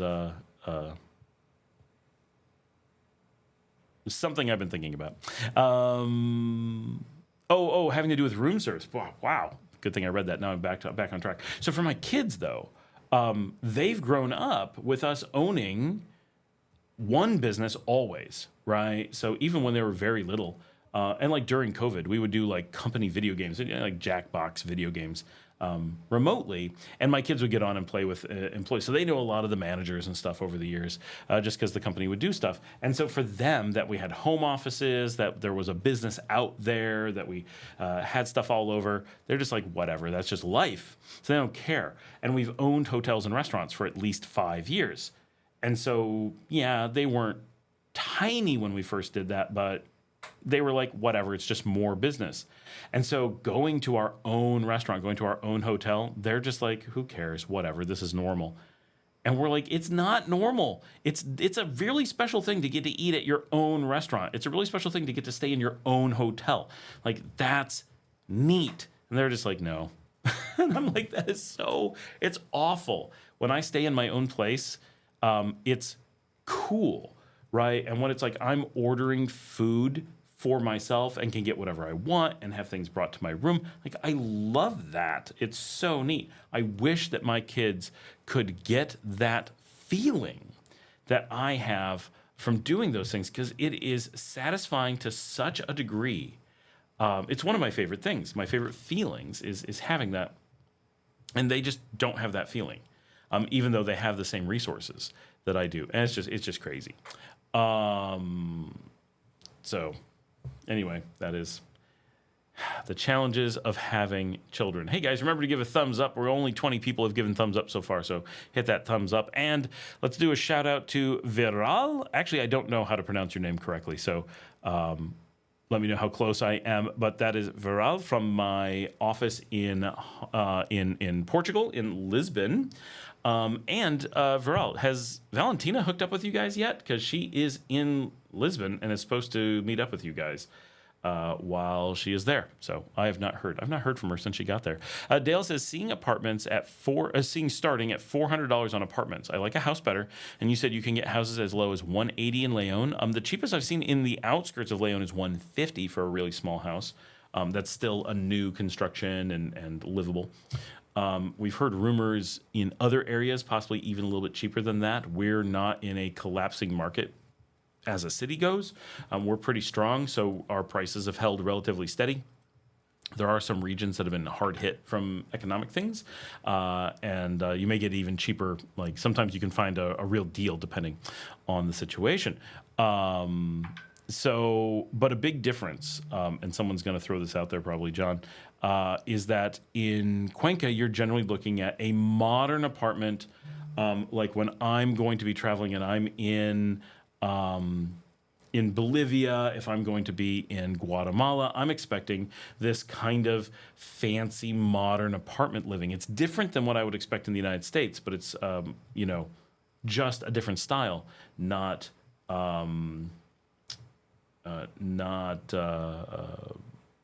wildly different in appointments.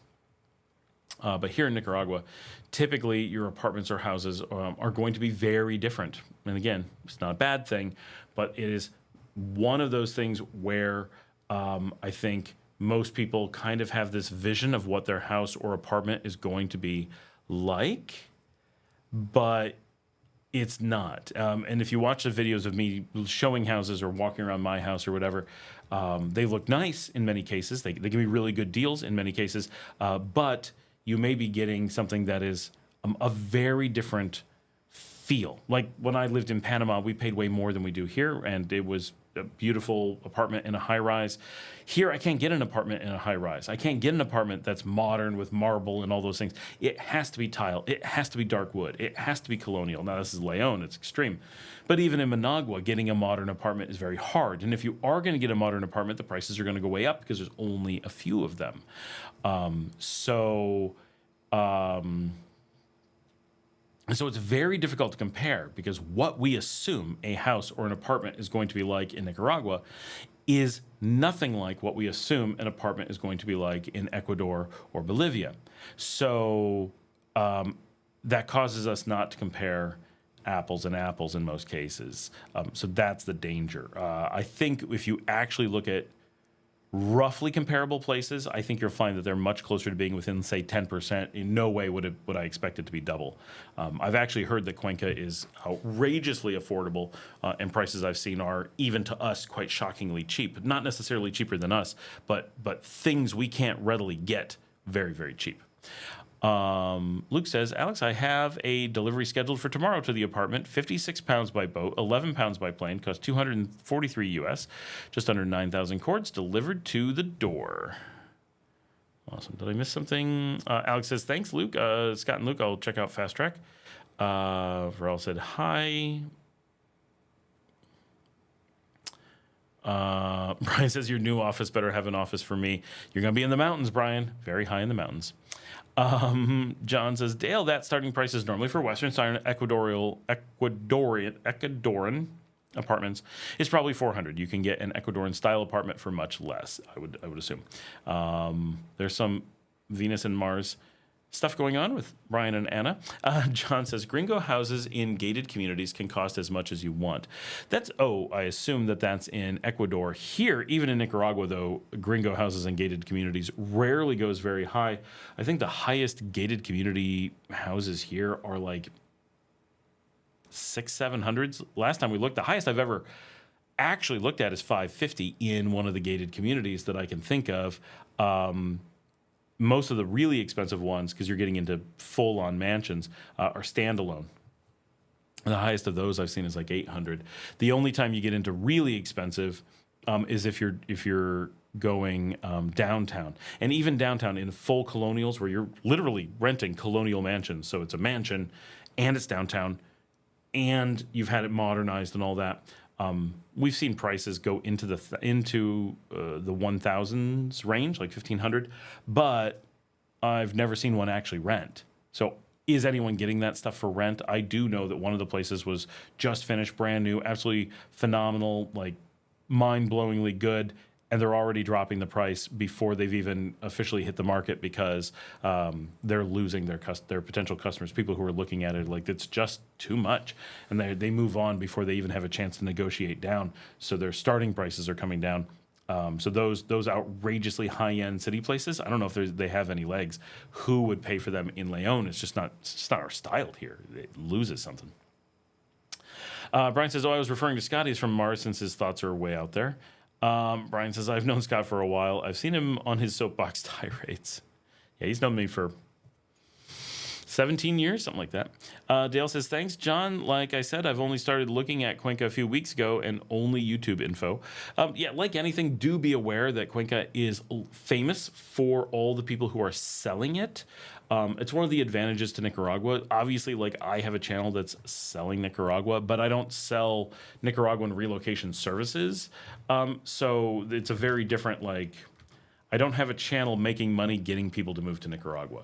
Whereas it is really common to have the majority of the channels in Ecuador are made, they make decent money because they have things to sell. So watch out for anybody who is, especially in Ecuador, because Ecuador is known for this problem, right? And that is that it is full of scammers or shifty people who are trying to make a quick buck off of people who feel a lack of confidence in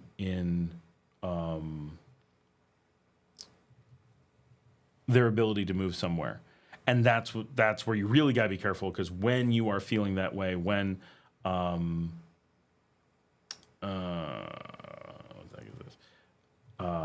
when you're in that mental state, in that emotional position, then it's really easy to prey on you and try to get a bunch of money from you, and that is something you really have to look for, right? Is Ecuador is a hot spot for that. Of course, Nicaragua has some. It's almost all in San Juan del Sur, a little bit in Granada. We talk about it here all the time and how much most of us really hate that, and that's one of the reasons why we really don't spend time in those places, especially San Juan del Sur. It's just not what we're looking for. Ecuador gives me that vibe, and certainly online, Ecuador has that vibe. So watch out very carefully that any channels you're looking for are giving information. Look for Living Abroad with Eric and his material on Ecuador for sure. He might be on the show now, sometimes is. Look at Don, the Grumpy Gringo. They're going to give you much better views as to Ecuador than someone who is trying to get you hooked on the idea of Ecuador, and then selling you relocation checklists or classes or consultations or whatever.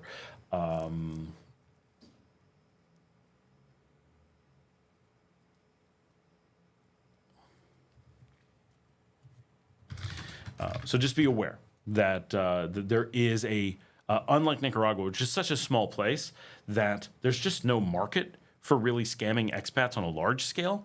But in Ecuador, there's so many expats that there is a market for large scale attempts at money-making schemes against expats. So just be cautious where the information comes from. But it's a great country, right? Like, it is a great place to go. It's just you have these risks to look out for. John says, in many of the Ecuadorian-style apartments, you have to provide your own appliances, same as you would have to in Nicaragua. Yes, what Scott is saying now. Around Cuenca, the one that seems legit and charges a minimal surcharge is Yapa Tree. Cool. That's a funny name.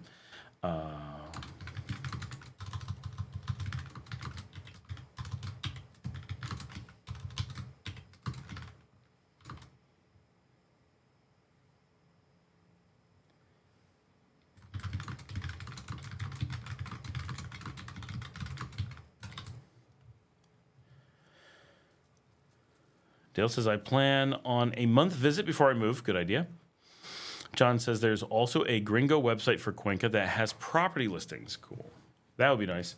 You know how much I wish we had real property listings here? That would be amazing. Would be amazing. We have no such thing.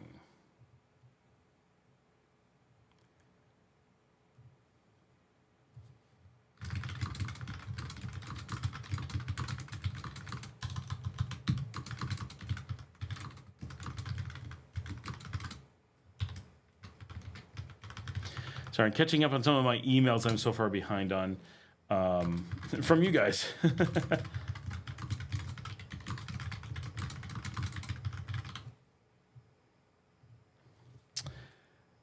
Yapa is a word for the lady in the mercado, giving you a little extra because you are a regular customer. That has a word. I love it.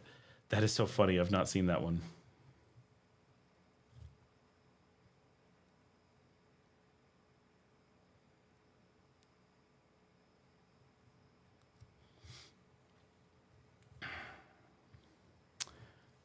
God bless to all of you from Anna.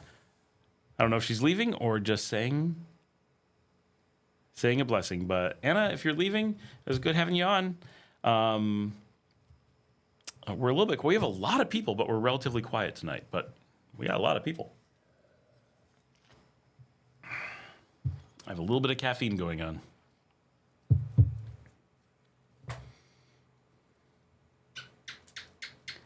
Just looking to see if I've missed anything. I don't think so. I think we're doing all right.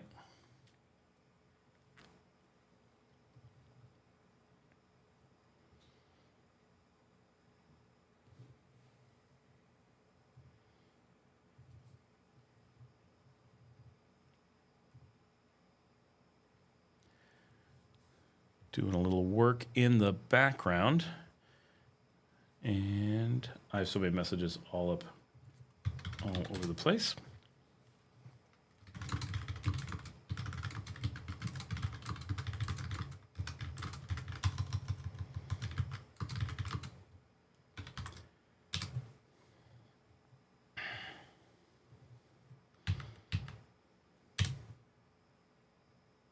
What? Oh.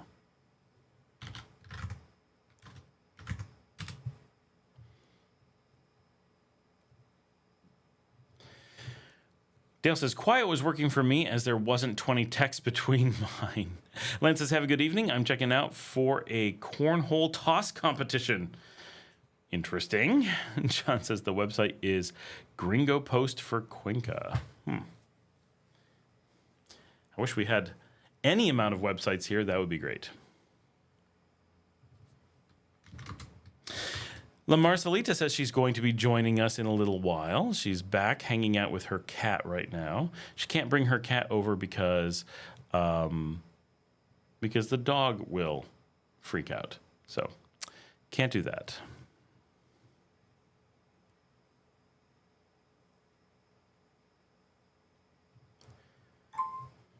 Buddhist is here. Evening all.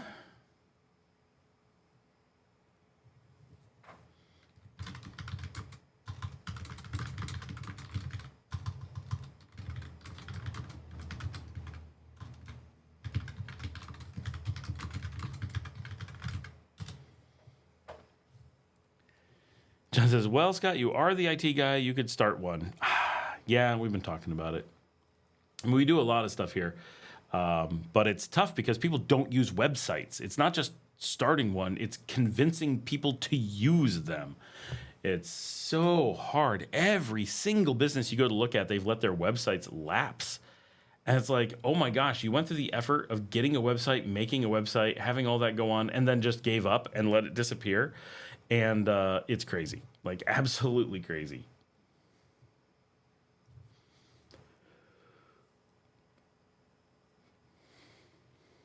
Project for the kids. My kids hate projects. They like playing video games. Tonight, after the show, we are going to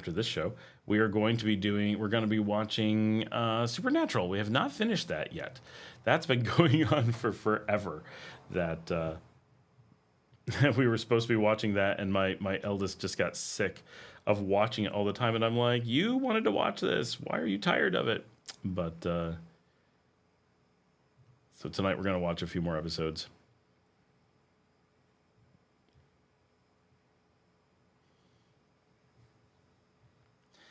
I am feeling the need to do some travel. Every time we do this Thursday night, because I'm sitting and I have a little bit of time to chill, I'm always like, man, I gotta get out and do some travel.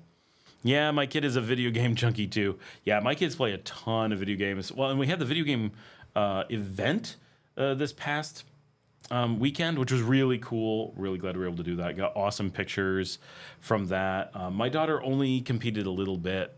It was very disorganized and confusing, which is unfortunate, but it was the first time doing it, so that's okay. They're going to get that ironed out. Hopefully they're able to do it again next year, and that'll be super neat. I think. But it was fun, and a lot of people came out, so that was great. A lot of really good turnout. There was so many people there, and so neat doing an event like that at the baseball stadium. Like, we got a baseball stadium, let's use it. Right, so that was cool. I like that.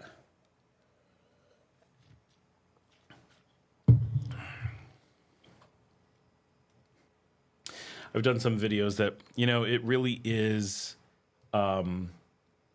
great doing video gaming in Nicaragua because, life is just cheaper, right? So, like, it's so much easier to order a pizza while you're playing, or to just have things dealt with, or just life is less stressful, so you can enjoy simple things like watching TV or playing a video game compared to where we're all used to. And that's, to some degree true other places, anywhere, I suppose. But having lived in like Spain, or so having lived in like Italy, it's everything's so much harder because like the internet's so terrible and everything is just more effort. Having lived in Spain, there's always something going on, so it's just hard not to go out and do stuff.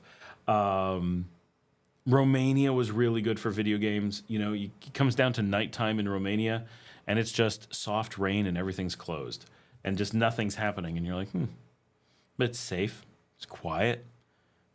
Put on a video game and just enjoy it, right? And Nicaragua really offers that if you want. I mean, any place does, right? There's just something about knowing that life is not unnecessarily expensive, knowing that life isn't unnecessarily complicated, knowing that it's safe and comfortable and all those things, has a mental place for you to video game better. Anyway, so how did Marcela's food stand work out? It actually worked out incredibly well. Obviously, no one's getting rich selling hot dogs at a small town video game conference, but they covered all their cost, which I had lent them all the money to set up the stand, and they were able to pay me back without a problem.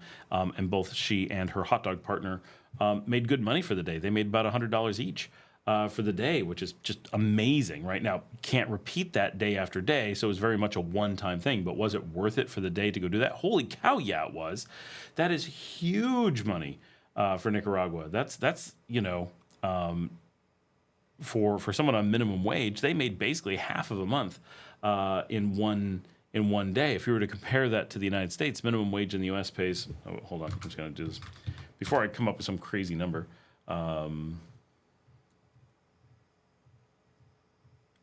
A month of working in the U.S. would pay $1,218. So if you were doing this in the U.S., this would be the equivalent of setting up for one day. Now, keep in mind, they had to do 2 days of shopping, not full days, obviously, but easily 6 hours of shopping. Plus, they did a bunch of prep for at least 2 hours. And it was actually the two of them plus Marcela's eldest daughter was assisting. So 3 people plus all these people would be like that, them bringing in $600 for the day in the U.S. So if you're using that type of comparison. And so if you were like, I had to do 2 days of shopping, running around, getting things ready. I did have to invest money, so there's some risk, but not a lot. And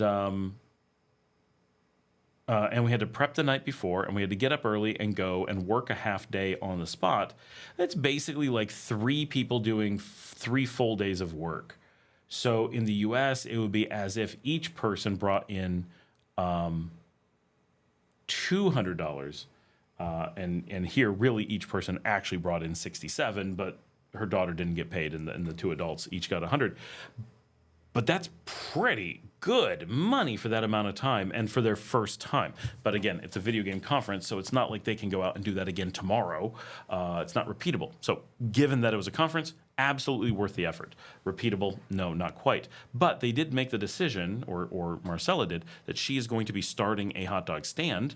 That clearly there's a demand. She knows how to do it. It's working. Is she going to make that kind of money? No, but what if she could make $10 for an evening? So she's looking at just doing an evening thing because she has a day job. But if she could get profit of $10 in an evening over the course of a month, that would add up significantly. If she could get that up to like $15, she'd be in great shape. financially. That would be so much more than what she brings in now. So even if she's only making $5 in an evening, well, for just standing around making hot dogs, she can have her phone and, watch movies or whatever. And so I have lots of space. So our plan is we're just going to give her some space to set up. And she just wants to do a food cart, so we're just letting her go on one of our places, and we'll be able to give it a try, and hopefully sell hot dogs, and hopefully expand into a few other things, and maybe do hamburgers in the future. Maybe do, who knows, right?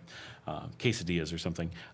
Simple fast food things, but gonna give it a try. It was that good of a success that they're like, why not do this more? Like, find a place that needs it and just do it. So that is how that went. Yeah, it's pretty cool. So we'll follow her on her adventure of getting a food cart and checking that out.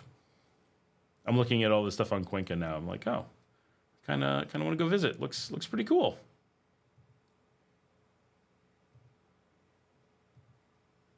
And other than not being as warm, it does look an awful lot like Nicaragua in certain spots. They do have some of this big old architecture in South America that we just lack up here. So that's cool. Okay. How to Marcela? Gooch says, I see that the U.S. is going to put a big tariff on Nicaraguan products. I actually already made a video about this. I think it'll be out tomorrow. It could be quite damaging to the economy. I don't think it actually is. It could be, but I don't think it's... So I talk about it in the video why it feels a lot scarier than it actually is. I hope it ends up being short-lived. The free trade agreement with China could prove to be quite beneficial. Yes, and I think that's... I think the free trade agreement with China should really make Americans think carefully about taxing American citizens on food coming in from Nicaragua, because Nicaragua has people who want their food, and the U.S. has been getting it in many cases simply because it is so easy to ship food to the United States. It's so close. Well, if you make it costly or difficult, or make Americans not want to buy it because it's too expensive for them, that food's just going to go where it's wanted, right? And I don't know if you guys know this or not, but the United States has stopped shipping soybeans to China. And I don't know if you know this or not, but Nicaragua is a major producer of soybeans. So, yeah. So feel free to put a tariff on the soybeans that America is not buying from us anyway. We'll ship them to China, I guarantee. That will be that. So it's obviously these things are much more complicated than just barrels of soy. But the point being, there's an awful lot of things that may make that completely or nearly inconsequential to Nicaragua. And you'll notice that's why they had to add a couple things, right? They had to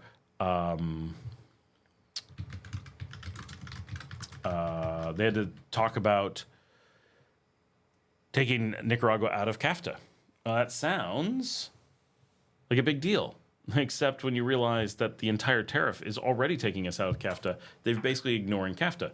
So,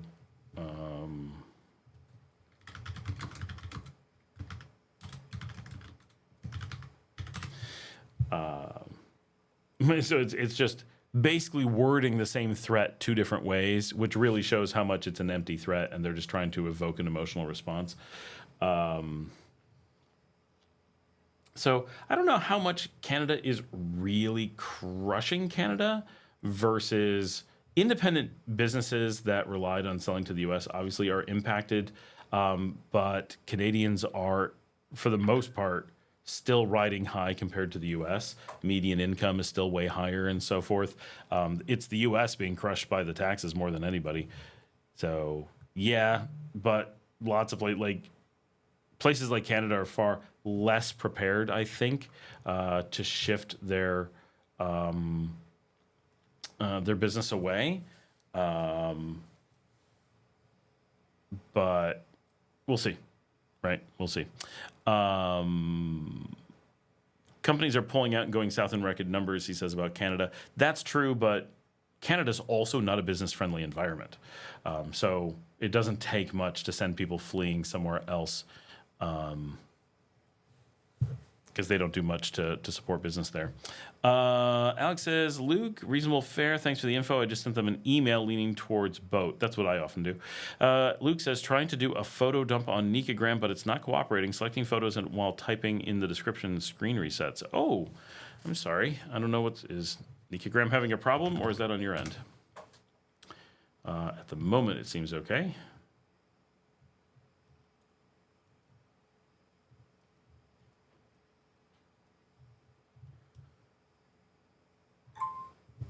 For those not in the know, go check out Nicagram.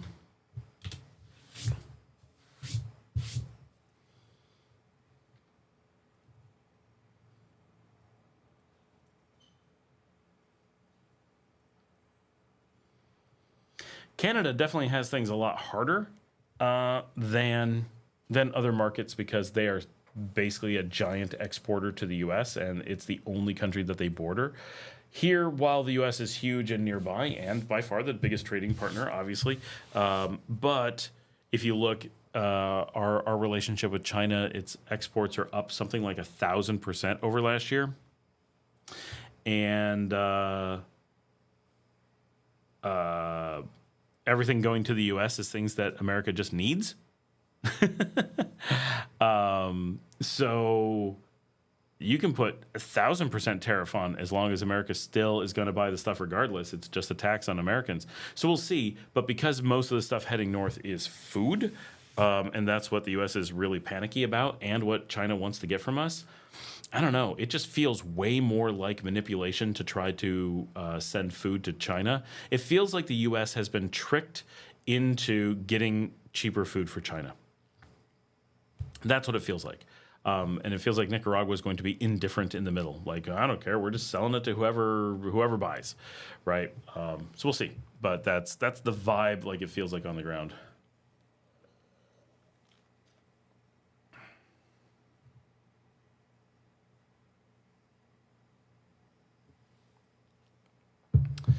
All right. Someone tried to join Nicagram, and here's what they wrote as their reason for joining.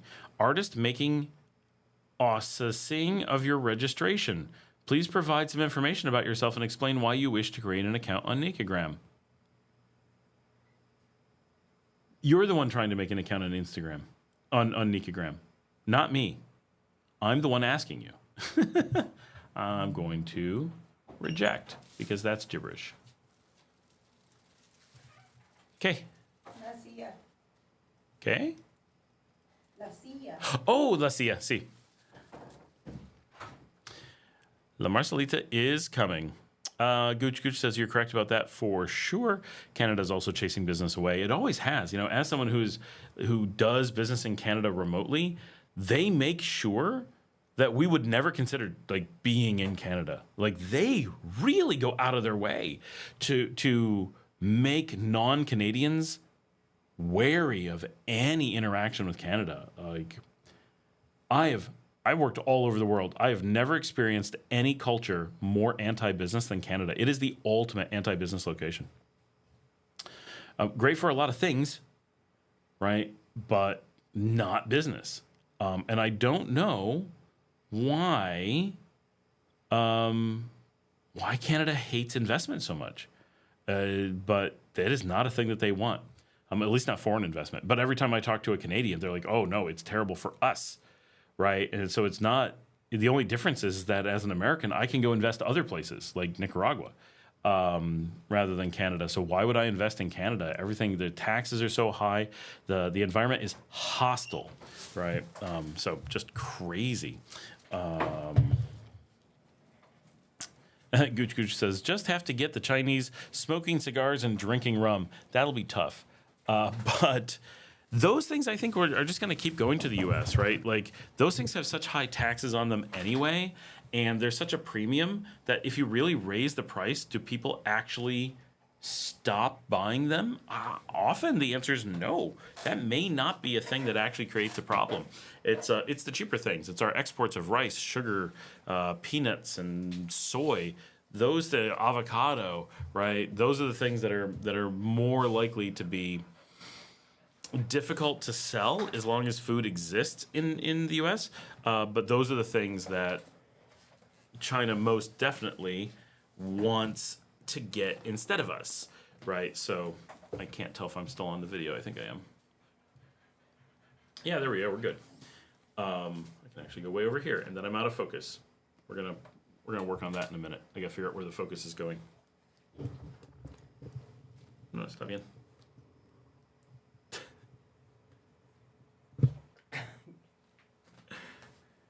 No voy a verme. Ahí. Ay, ahora sí. All right. All right, we gotta change some things to make the focus a little bit better. Let's see.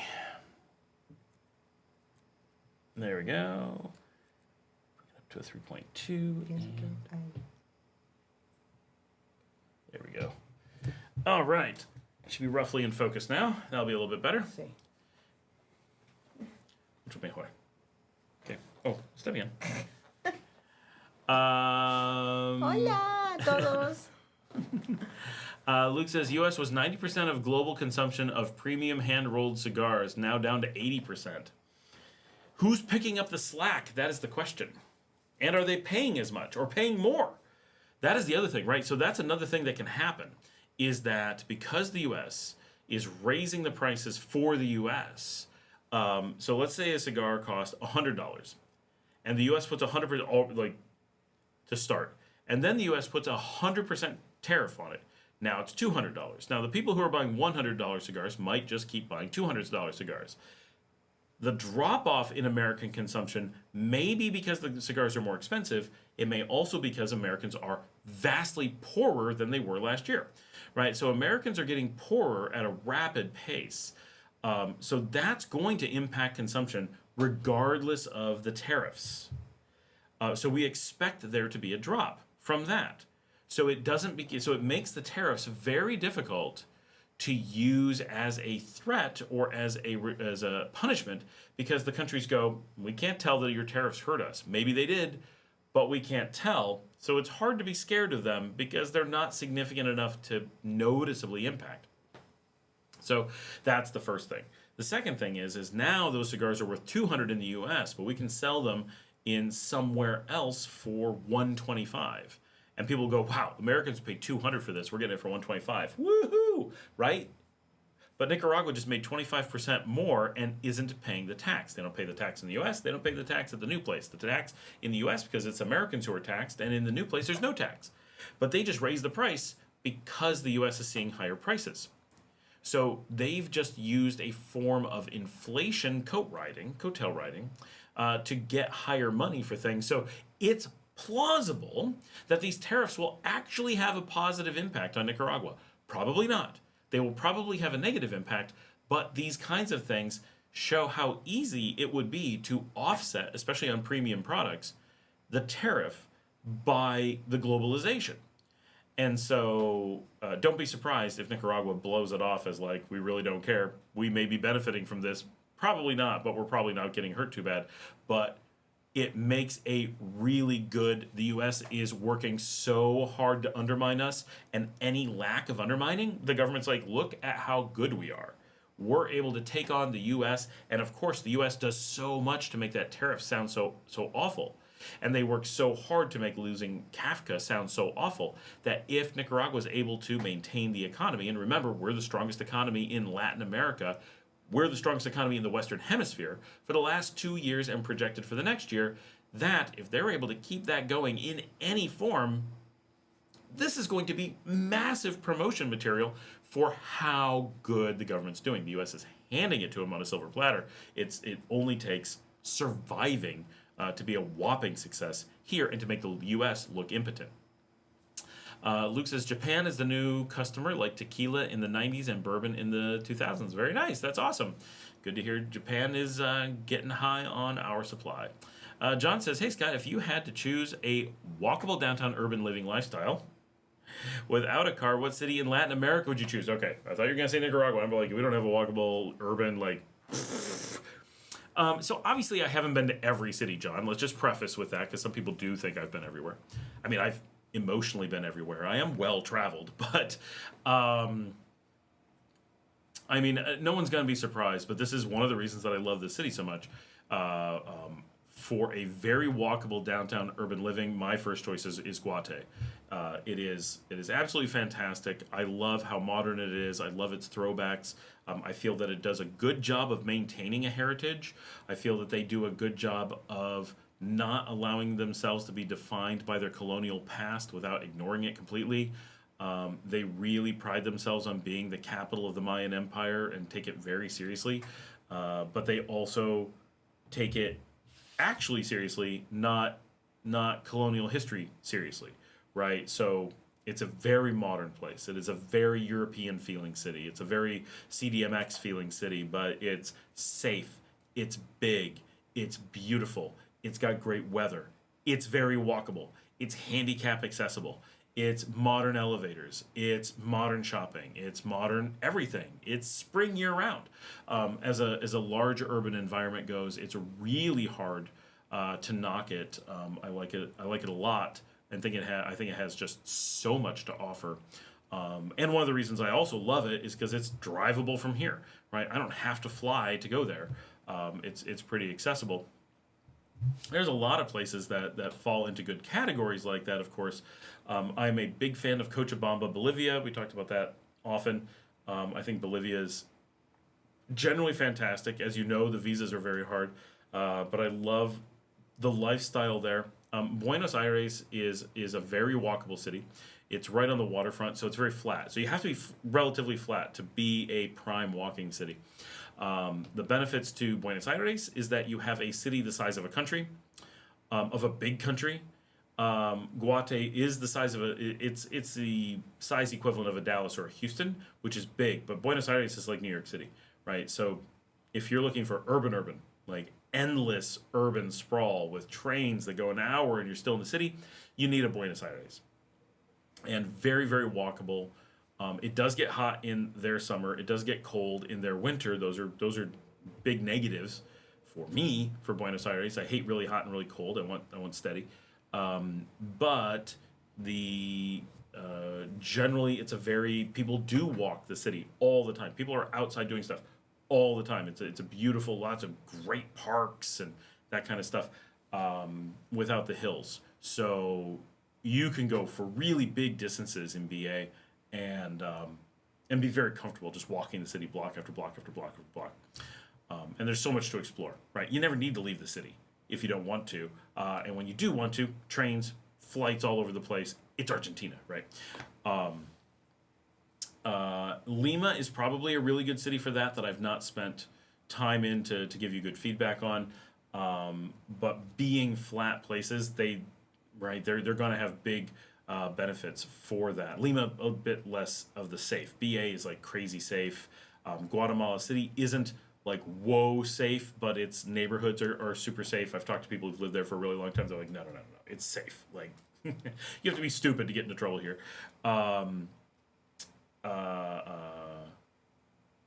There's plenty of places that are reasonably walkable. Panama City does an okay job.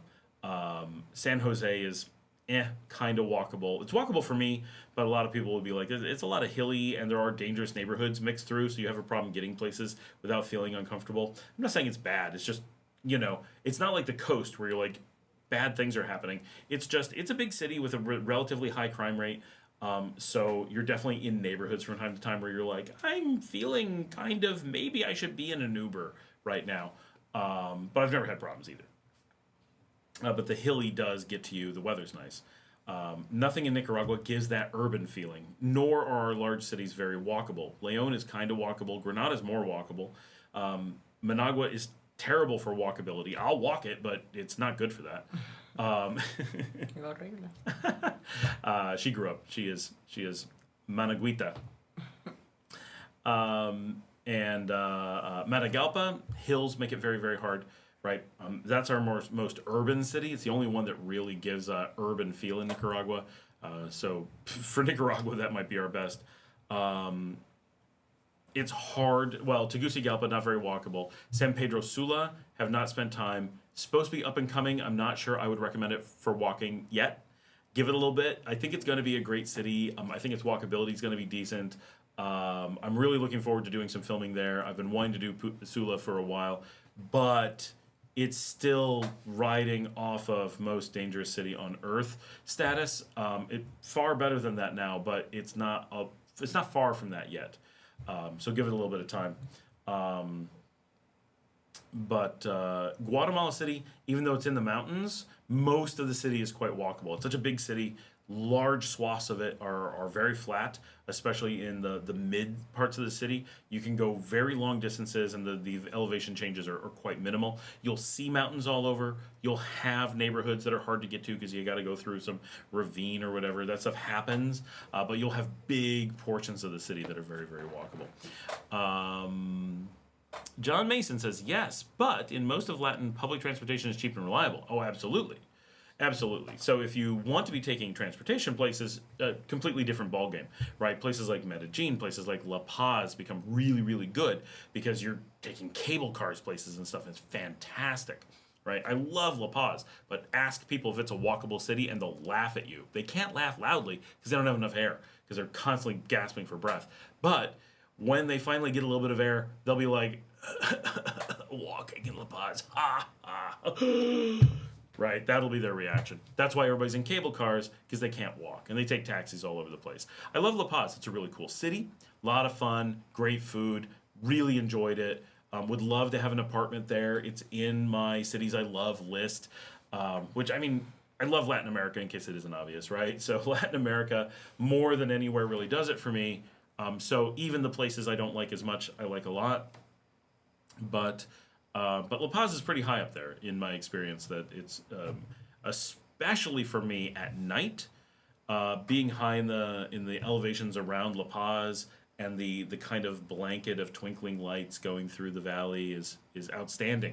And the quality of food, the amount of ability to go out to a different restaurant, to a different venue, like things to do all night, every night, because it's so big. It's in that Lima, Buenos Aires. Well, not really. It's in that, it's in that giant city category, though. It's much bigger than Cochabamba.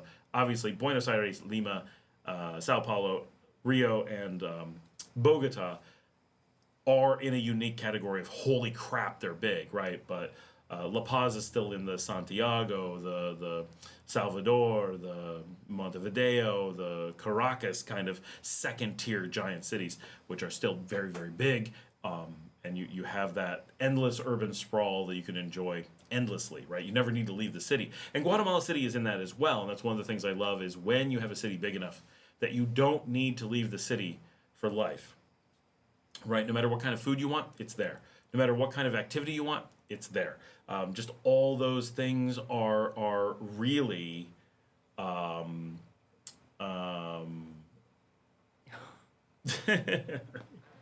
Yovi. Yodovi.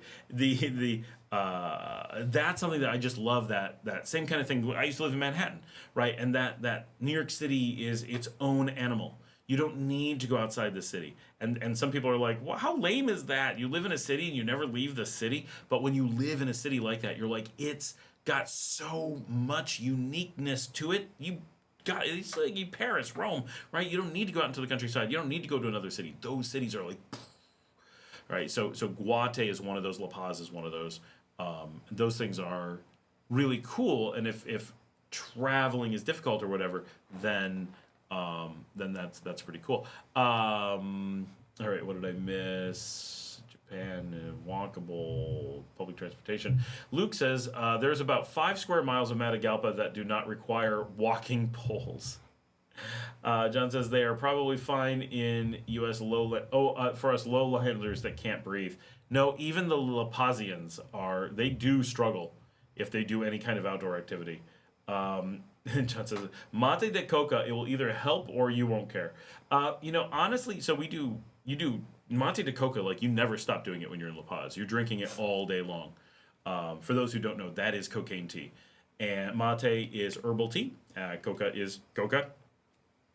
And it's legal in Peru, Bolivia, and Argentina because of the mountains, because they have cities in the mountains. They actually need it, right? And it's not a joke. I showed up in Cochabamba, and of course I have my team there, and it's Viral's boss, lives in Cochabamba, and I flew in, and he gets me from the airplane, and he's just like, okay, are you okay? We're going to get you to, don't be moving around. Stop talking so loud, you're going to run out of air. I'm like, dude, I'm okay. He's like, He's like, you don't know. It's bad. And he was overreacting, of course, but it is quite bad.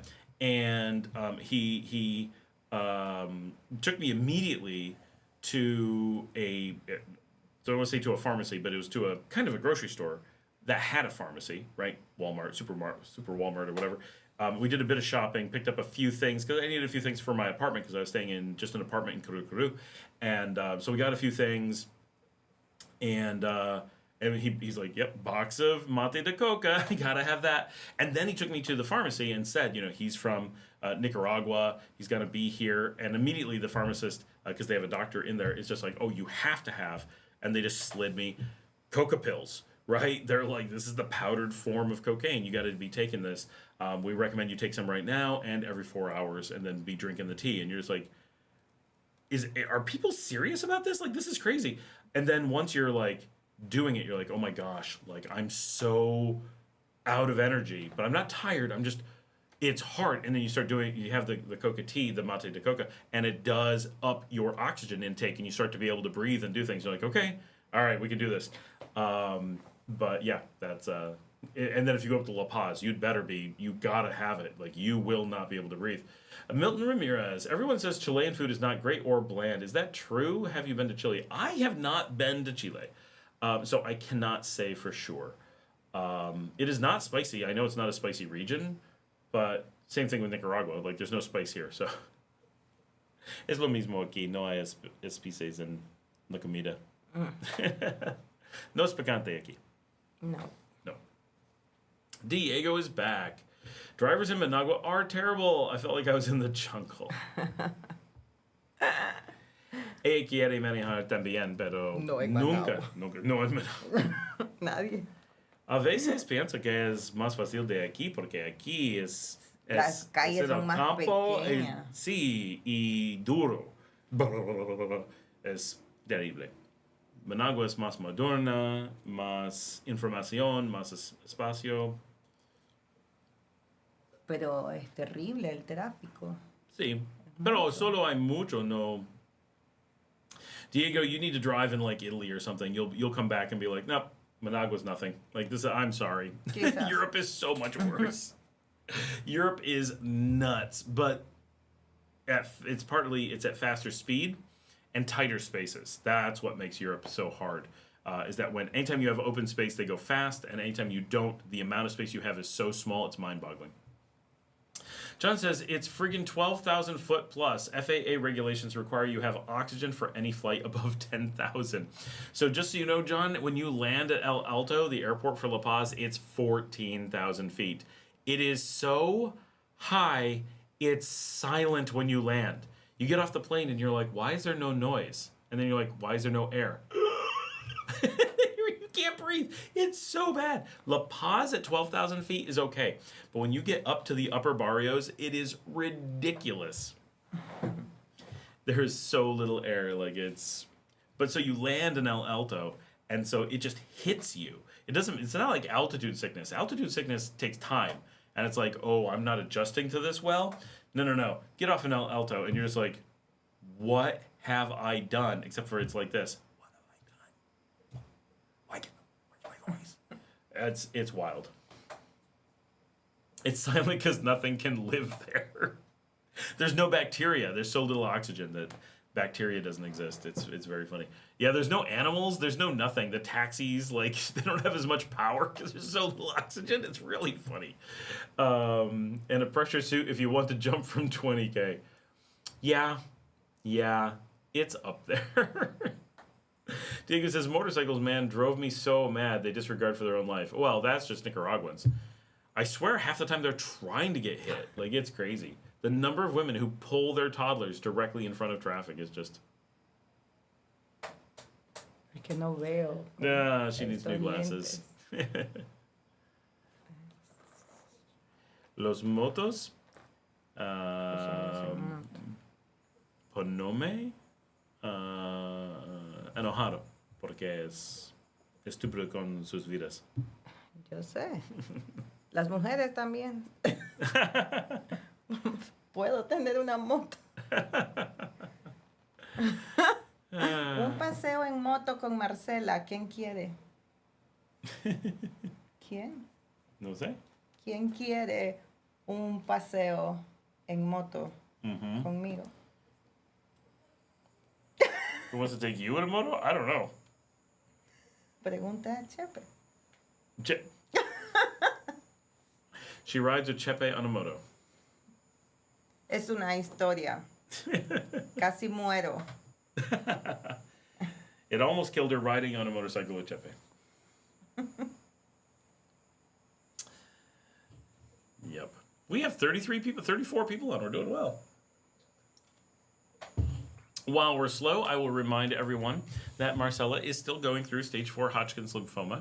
She is feeling quite a bit better, so much improvement, but it's still a very real thing. So I'm just going to throw up her GoFundMe. So she has a number of appointments this month for checkups and blood work and all kinds of things.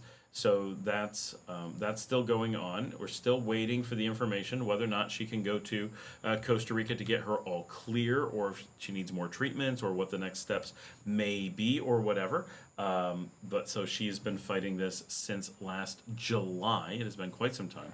It's unbelievable that it has been this long. At this point, it's exhausting that this is the ongoing, never-ending situation, right? But I mean, it's cancer, right? It doesn't go away instantly.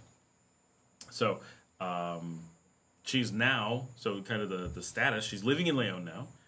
Estás viviendo en León, cerca de aquí, not very far from here, which is why she's been running back and forth sometimes because her cat is here, the little baby cat that we can't put on the show because the big dog is here and she will eat the cat. So they have to be kept separate all the time. But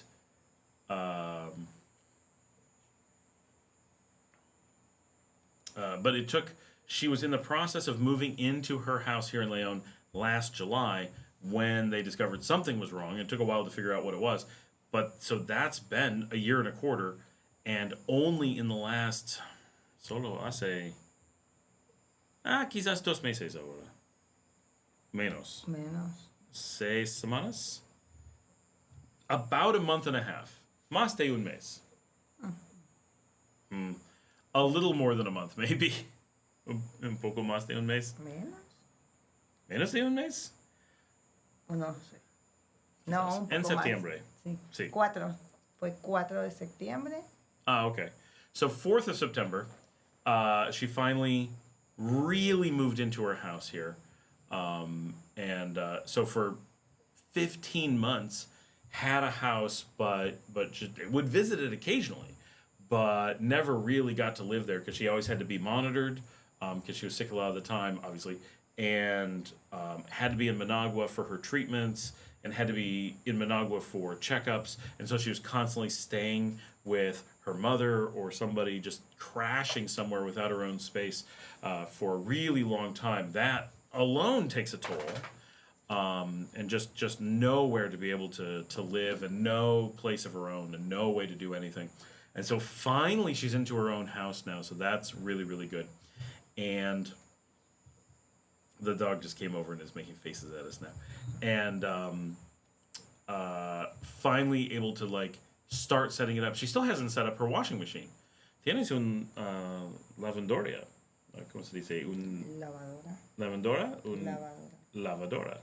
Una máquina de lavadora, y no es poniendo. No, está en una caja. It's still in the box that she moved in with. So she has an appliance that she has not taken out of the, I mean, she needs help to do it, has not been removed from the box in 15 months. It's just been sitting there in the house.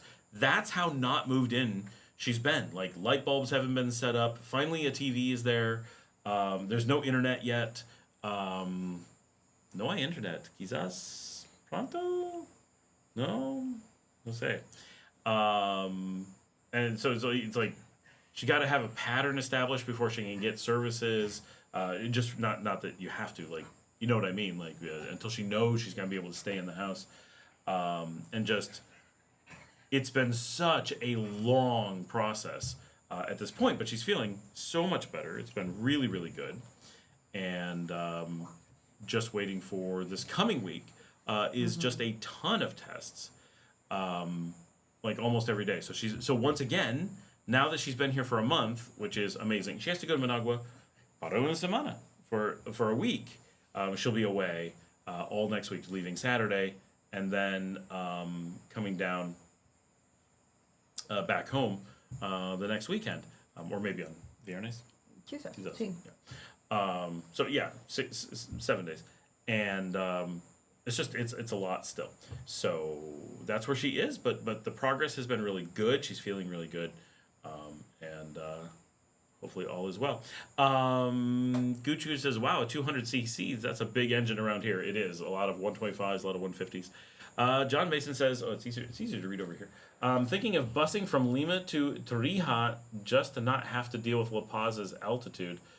I'm surprised that there aren't flights that are more direct. Lima is a major hub, and not many things want to hub through La Paz. What you normally do, John, just as someone who travels around Bolivia, typically you fly from Lima into Santa Cruz de las Sierras, which is very, very low, and then go to Tarija from there. That should be really easy. I mean, if you want to do a bus, Like, don't let me stop you. But check that distance. That's insane, right?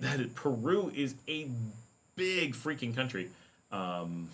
Just about probably tough it out. But I don't think you'll need to go through La Paz. But now that we're able to do this, let's bring up a map, people. If I can make it work. Oh, it's right here. Hold on. We've managed to make this work before. Does it work? Maybe? Maybe not. Well, that didn't do anything. Oh.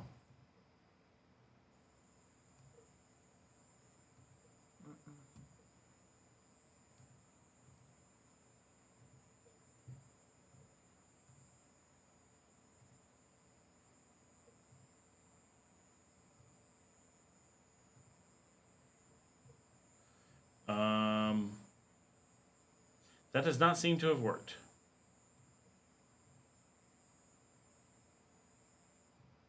Nope. Okay, we're gonna try something else.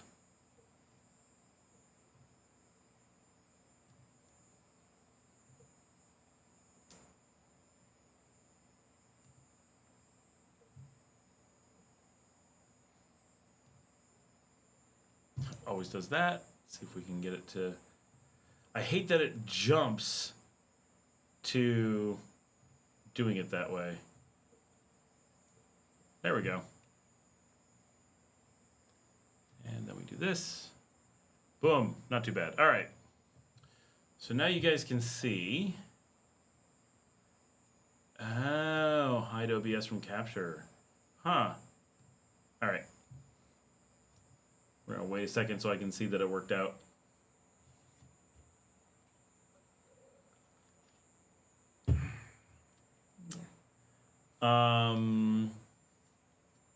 John says, what was the deal with the 10-year Bolivian visa? It's $160 for 10 years. Okay, we're looking at Leon. That's not what I meant to look at. What we're talking about, we're looking at, I hate the satellite default. I don't know why it refuses to do anything else. There we go. All right. So let's look at, so Lima is on the southern side of Peru, right? But Peru is crazy big.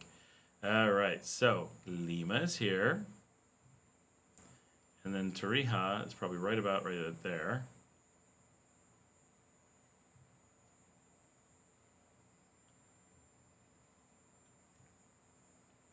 So this is pretty extreme. 38 hours, 2,347 kilometers. Right? And notice the bus goes through La Paz. At least this particular route. Does it let us show a bus? No, it doesn't let us calculate a bus. You could walk it in just 25 days, though. But most of the paths go through La Paz, because if they don't go through La Paz, they have to go through another country. And then you're going through the desert of northern Chile, which is probably also pretty hard to do.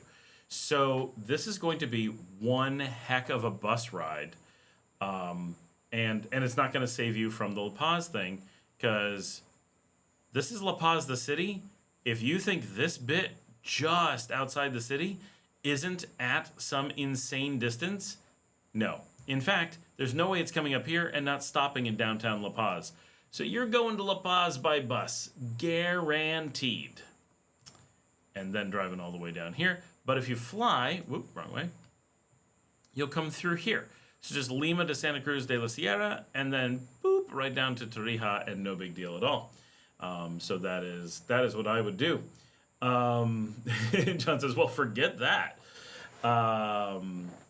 Luke says, for Marcelita, instead of the classic moving party of pizza and beer, I suggest Marcela makes hot dogs with tea de Jamaica and invite folks over to set up the house. Él dice es su consulta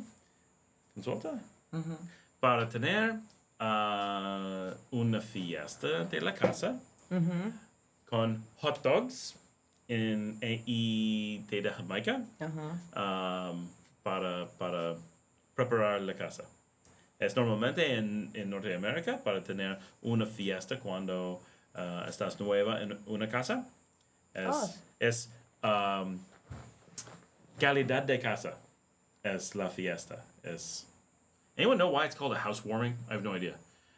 Es bienvenido a tu casa, pero es tu casa. Sí, entiendo. Pero es una buena idea. Es una oportunidad. Hot dogs afuera y una fiesta en el patio. Y... ¿Sí Luke está viniendo? Sí. Let's do it. Yes. Okay. John dijo, Marcela, cualquier tips para un gallo pinto la primera vez. Uy, gallo pinto. She does not cook gallo pinto. It's a funny one, but she has Ida, my cook, make that for her because she does not make gallo pinto. Ida makes really good gallo pinto. Mañana podemos hablar sobre esto. Ah, ¿sí? Sí, en un short de tu programa. Ajá. ¿De gallo pinto con Ida? Sí. Okay. Mañana. Sábado, porque mañana okay. Tengo un video sobre los tarifas de los Estados Unidos en Nicaragua porque es nuevo hace 2 días. Clive, por favor. Lo siento. Pero conmigo, no. No, we're going to have Ida show us how to make real gallo pinto at home. We'll do the whole thing. We'll get it done. Radio Shack has chairs. Yes, they do, Brian. Guessing you bought that before they closed. They did not close, Brian. They're everywhere here. And they not only are Radio Shack here, but they also have, so if you're looking it up on maps or anything, the little shops are called Radio Shack, and the same shop, when it's really big, is called La Curacao. And they have all kinds of appliances, televisions, cell phones, beds. Oh, the little dog's trying to get in the chair. Oh, he's so happy to be here. Estás celoso. Oh, and now Mia's here because she's jealous of the little dog. Porque está el gatito. Yes, the little cat's in the other room, so. But yeah, you can go buy these chairs right now from the Radio Shack down the street. Are you coming up? Oh, there he is. We see him. Yeah, él está. Oh, and the other dog's right here. She needs love. She's jealous. Always jealous. Hi. Yes. Tenemos un problema con él. Él comió todo el popo del gatito. No. Sí. Entonces, hay más arena ahora. Es limpia. Oh, look at this dog. She's so sweet. She wants to be on TV. She wants to be famous. Yes, you're a good dog. You're a good dog. Everybody loves you. Everybody loves you. Yes, you need your breath taken care of. It's terrible. But you're so sweet. Yes, okay. Yeah, okay. Yeah, Diego says Radio Shack is open in Nicaragua. We have no idea that things closed elsewhere. Viajero del Mundo is here. I traveled from La Paz to Lima nonstop. It wasn't fun, but the short flight was way too much money. How much money? When I've looked, now I'm never trying to fly from La Paz. I'm always trying to fly from like Santa Cruz. We normally find them. I feel like recently I did it for like 150, maybe $200, which is more than the bus probably. And the buses are nice, but boy, is that bus long. That's a long one, right? And I've flown over that, and it's like, I don't want to drive that. Like, it's kind of boring. John dijo, ¿Ella Nicaragüense? Yes, John, she is Nicaraguense. She is Managuita. She's a real Managüen, and does not make gallo pinto. Es terrible. Gracias. Luke says, Brian, buy the gaming desk from Radio Shack, but the chairs are better at PriceSmart. Yeah, she's got the Radio Shack chair. I have the PriceSmart chair. I like it much better. Normally, my daughter uses the Radio Shack chair in our gaming room.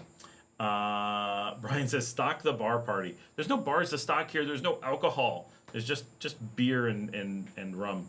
That's one of my biggest complaints. Uno de mis problemas más grande en Nicaragua es no hay variedad de licor.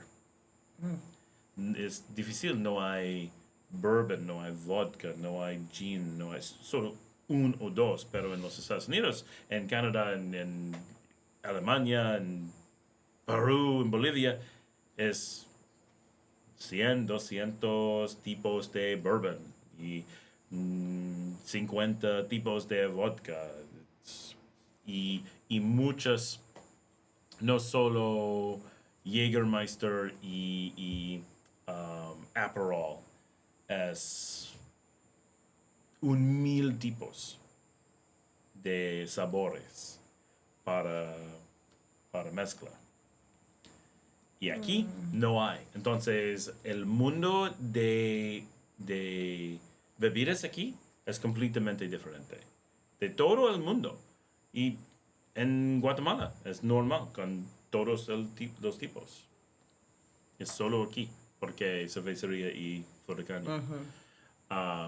So that's a big thing. You can't, like, doing cocktails here is all but impossible. You can make basics. Like, you can make a daiquiri. You can make, like, you have 2 vodkas and 2 tequilas and scotch, but no bourbon, right? I don't think there's any bourbon. No, now there is, but it's only at, like, you gotta go to duty free to get, like, 1 or 2 bourbons. Like, it's really, really hard. You can bring something in, but get like 1 bottle. You know, if you're trying to stock a bar, I'm used to, and Brian knows, when I lived in Texas, my bar had 95 bottles of liquor when we cleared it out. 95. We could make anything, right? We had triple sec, but also Cointreau. We had specialty things with, like, you know, oh, it's the limited run blood orange thing or whatever. Like, we had all these different flavors, all these different styles of so many different liquors. And so we would do all kinds of complex cocktails. I love making cocktails at home. And here, none of that stuff. There's none of the cocktail equipment. There's none of the cocktail mixers. There's none of the cocktail main ingredients. There's none of the, like, just all the different pieces are missing. And you get just these minimal basics. Getting lemons, super hard. Getting oranges, super hard. Getting blood oranges, unheard of. Getting... you know, a few things are pretty easy to get, olives and stuff. It's just so hard. Oh my gosh, Luke says, I may no longer be able to drink whiskey because I still get triggered when people call Jack Daniels a bourbon. My gosh, I know. I hate that. La gente dijo, bourbon? Jack Daniels. No, Jack Daniels es como popo. Bourbon es delicioso. Totalmente diferente. Viajero del Mundo, what is it, Luke? It is a whiskey. This is for Viajero. Jack Daniels is a whiskey known as a Lincolnshire process whiskey. There's only 2 broadly available whiskeys that are Lincolnshire process, or Tennessee whiskey, as they're called. And the other one is good, but not great. The process is bad. And it's not a bourbon. You can have bad bourbon, but you never do, right? But Jack Daniels is harsh, and it lacks flavor and character. Like, it's whiskey drinkers. Jack Daniel's is the worst broadly available whiskey. There's terrible things that are less broadly available, but for things you can get anywhere, it's not good. Forgot Pinto, Diego says. Wash the rice, then fry the rice with onion and chiltoma. And to be clear, Nicaraguan chiltoma, not real chiltoma, because Nicaraguans don't know the word and use it for something else. When golden, put water on top of rice just above the rice line. Leave to cook until soft. Fry the beans with onions. Viajero says, the flights within Bolivia are cheap. I flew Tarija to Sucre, and then Sucre to Cochabamba, and then to La Paz. Yeah, those are, if you're flying on Bol inside the country, it's fantastic. It's like $45 to go just about anywhere if you're not shopping around, and if you're really careful, you can get it for like 30. Diego says, and then smash them a bit. When done, throw the beans to the rice and put a bit more of oil and mix until the rice has changed color. Very nice. Diego says, leave 10 more minutes to cook and done. D. Gilbert, is it possible to ask locals for short-term cheap rentals, or how would I go about finding a 1 to 3 month lease outside of an Airbnb? You can ask. Not many people will do it. And it's unlikely to be cheap because there's just no incentive to do that, because it's so much work for so few people. Most people are just like, I'm not willing to do it. They exist, but Airbnbs and hotels are the broad means of doing so. If you're going to find a person to let you do it, it's going to be very much an edge case. Not unheard of, just not normal. And how are you going to find those people, right? And why would a local want to do that? Oh, we're going to let you in our home for 1 month. Like, how much money are you going to pay us? You want it to be cheap? That combination of things doesn't work, right? It's like, why would you do these things? Only if it's expensive, right? So it's very difficult. And it says, ella es tu esposa Nika? She is not. She is my vecina. Ahora. Y mi amiga mejor. Yep. Y tu productora. Viajero del Mundo, I prefer Canadian whiskey. So Canadian whiskey is a broader term. Within the Canadian whiskey family, I love real ryes. Typically, Canadian whiskeys have a lot more rye than an American bourbon, to the point of bourbon really doesn't have rye, and Canadian whiskey normally has relatively a bit. I love a good Canadian whiskey that is heavily rye, or a good Canadian whiskey that's all rye. I love rye. Rye is, so for my whiskey people, right, if you're comparing to Scotch, bourbon is a lot more like Scotch, and rye is a lot more like an Islay, an Islay Scotch. Much more harsh, much more character, a lot less popular, a lot more niche. That's what I like. I like Islay Scotch.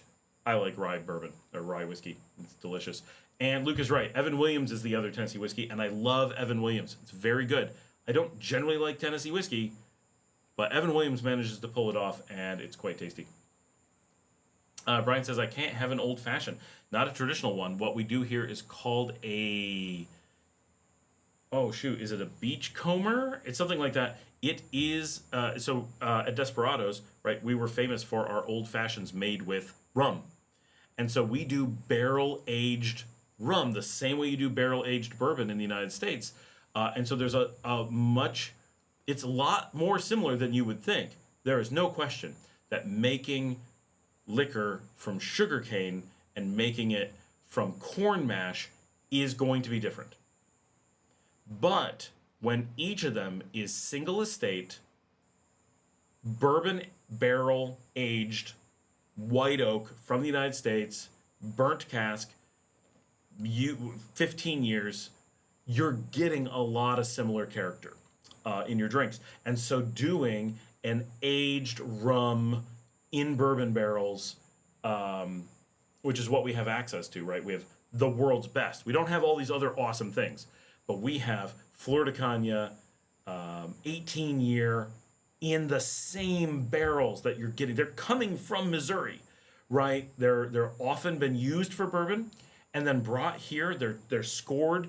These are used in the American process. So we're doing the exact same thing they're being recast here, right? The staves are shipped independently, and they have coopers who put them together. You can go take the tour and watch the coopers building the barrels, and then they age them here for 1 to 2 to even 3 decades, and then you have this unbelievably good rum that, when you do things like an old fashioned, has a different character, but you won't mistake it for not being an old fashioned. You'll be like, okay, that's a quirky old fashioned, but it'll be really good. Luke says, my family founded the original whiskey that Woodford Reserve comes from over 200 years ago, Old Forester. That's amazing. I love Woodford Reserve. And Buddhist, who may not be still on, but is on sometimes, brings me Woodford Reserve from the United States, because it is my wife and my favorite general purpose bourbon. Better than a lot of the like niche ones. I really like Woodford Reserve, and some of their side ones. If you know the Hostetler Hostetler Distillery in the Philly area, that is my family. Those are my cousins. And the Old Overcoat, Old Overholt, sorry, that's a weird way to say it. Old Overholt, which is part of the Jim Beam family, is my great-great-great-grandfather. It's actually his picture on the bottle. So Luke and I are related by bourbon. And it says, good. Gooch says, there's a bar in San Juan del Sur that you can have cocktails super expensive. Who does it? And do they have we have cocktail bars up here, which is funny. So I own one of the few places that does cocktails, closed at the moment, but it'll be back. And we do really good cocktails, but our ingredient list is limited. Sundance, which is famous as one of the cocktail places here in Leon, is actually my driver's restaurant. That is no longer open. It didn't make it. As with every good restaurant here, they can't make it, right? Even if you have, and that was for years, long before I knew him. We would go to Sundance all the time. Always busy. Really busy bar. Best cocktails in the city. Best fish tacos in the city. Really nice place. I have loads of pictures of people in there, just beautiful setting, right? Couldn't make it. They went out of business. Even with American backers who were financing it, the losses were so much that they couldn't keep it open, and couldn't justify the losses year after year. It's one of the great examples of, whether you're on the beach or in the city, this is a hard game here in town.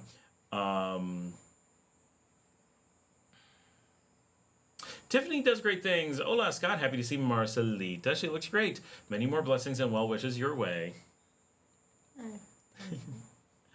Saki. Ella dice, estás viendo super bien. Diego says, have you ever shot a video in the Feria Ganadera? It's coming in the middle of November. I don't know if your audience would care, though. Feria Ganadera. La Feria Ganadera. Pienso que no. Okay, Nunca para un video. Grabando. No, we've never done that. nunca fuiste. Hay una feria ganadera en Managua. Oh, sí. Él está hablando sobre en Managua. Sí, ya pasó. Oh, Clive is still here. I didn't realize. He's so handsome. You're such a handsome dog. ¿Cuándo? ¿Qué mes? Noviembre. ¿Noviembre? Pienso que sí. No, creo que ya pasó. Oh, no sé. Diego, if you have information, send it over. Can a frugal guy, this is D. Gilbert, can a frugal guy end up making it in Nicaragua for less than $700 per month? Yeah, easily. Remember, $800 per, so it depends. There's making it in Nicaragua, and there's being a tourist. And those are not the same thing. If you want to live in Nicaragua, middle class, more or less, is $800 per month. I've never actually asked Marcela about this, so we'll get her opinion. Bien, okay. ¿Entiendes? ¿Entendés? Un clase de mitad. Media. Clase media. Peor, clase media. Okay. Para aquí, para estar en la clase media, es más o menos $800 por mes. Es suficiente para tener una casa, un carro, vacaciones, vieja, She says no. No es la clase. Para estar lo mismo de media en los Estados Unidos, es más o menos 800. Porque... Pues depende. Sí, por supuesto. Para una persona, quizás. Ah, sí, por una persona. Ah, Oh, yeah, okay. sí. Porque para un nicaragüense, $800 no es suficiente. Porque en una casa son 5 o 6 personas. Ah, sí. Right. Okay. So she's saying most Nicaraguans would have 6 people at home, and so an income of $800 for 6 people is not middle class. Obviously, right? What we're saying is that if you're a single person and it's a 1-person income, and you're making $800 a month, or más mejor es dos personas con dos de.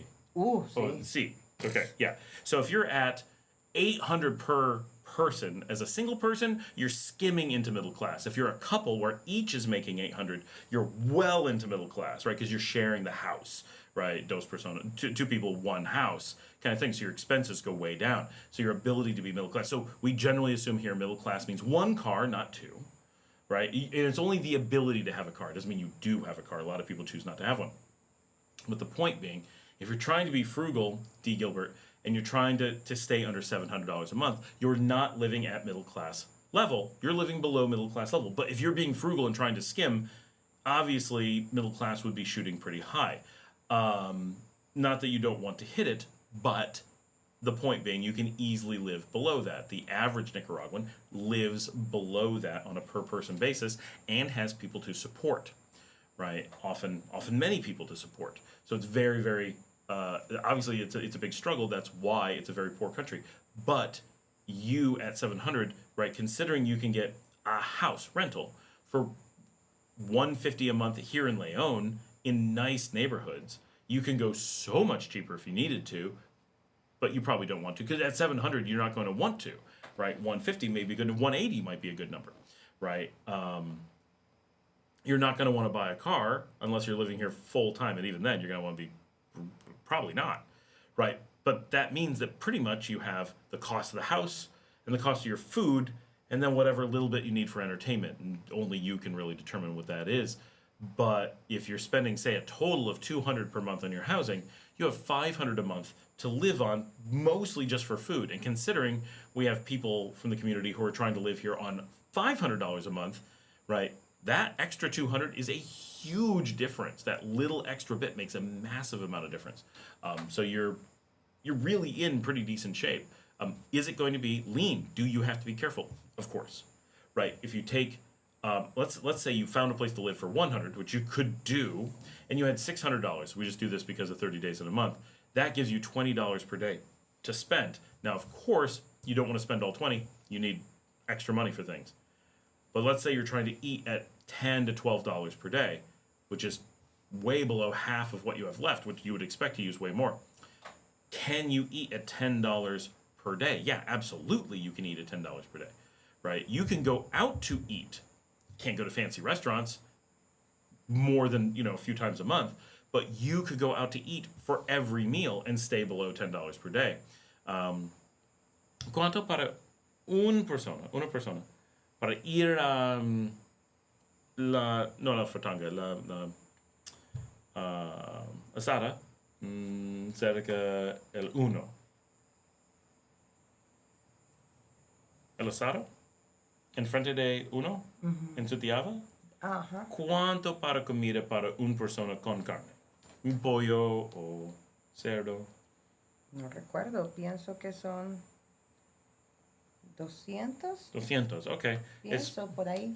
Lo mismo que pienso. All right, so I know that you can go out for breakfast and eat, especially at a fratanga, for about $2 to $3, and that's a good sized meal, right? You got eggs, you got cheese, you've got, you'll probably end up with some bananas. I do not like bananas for breakfast, but here it's a big thing.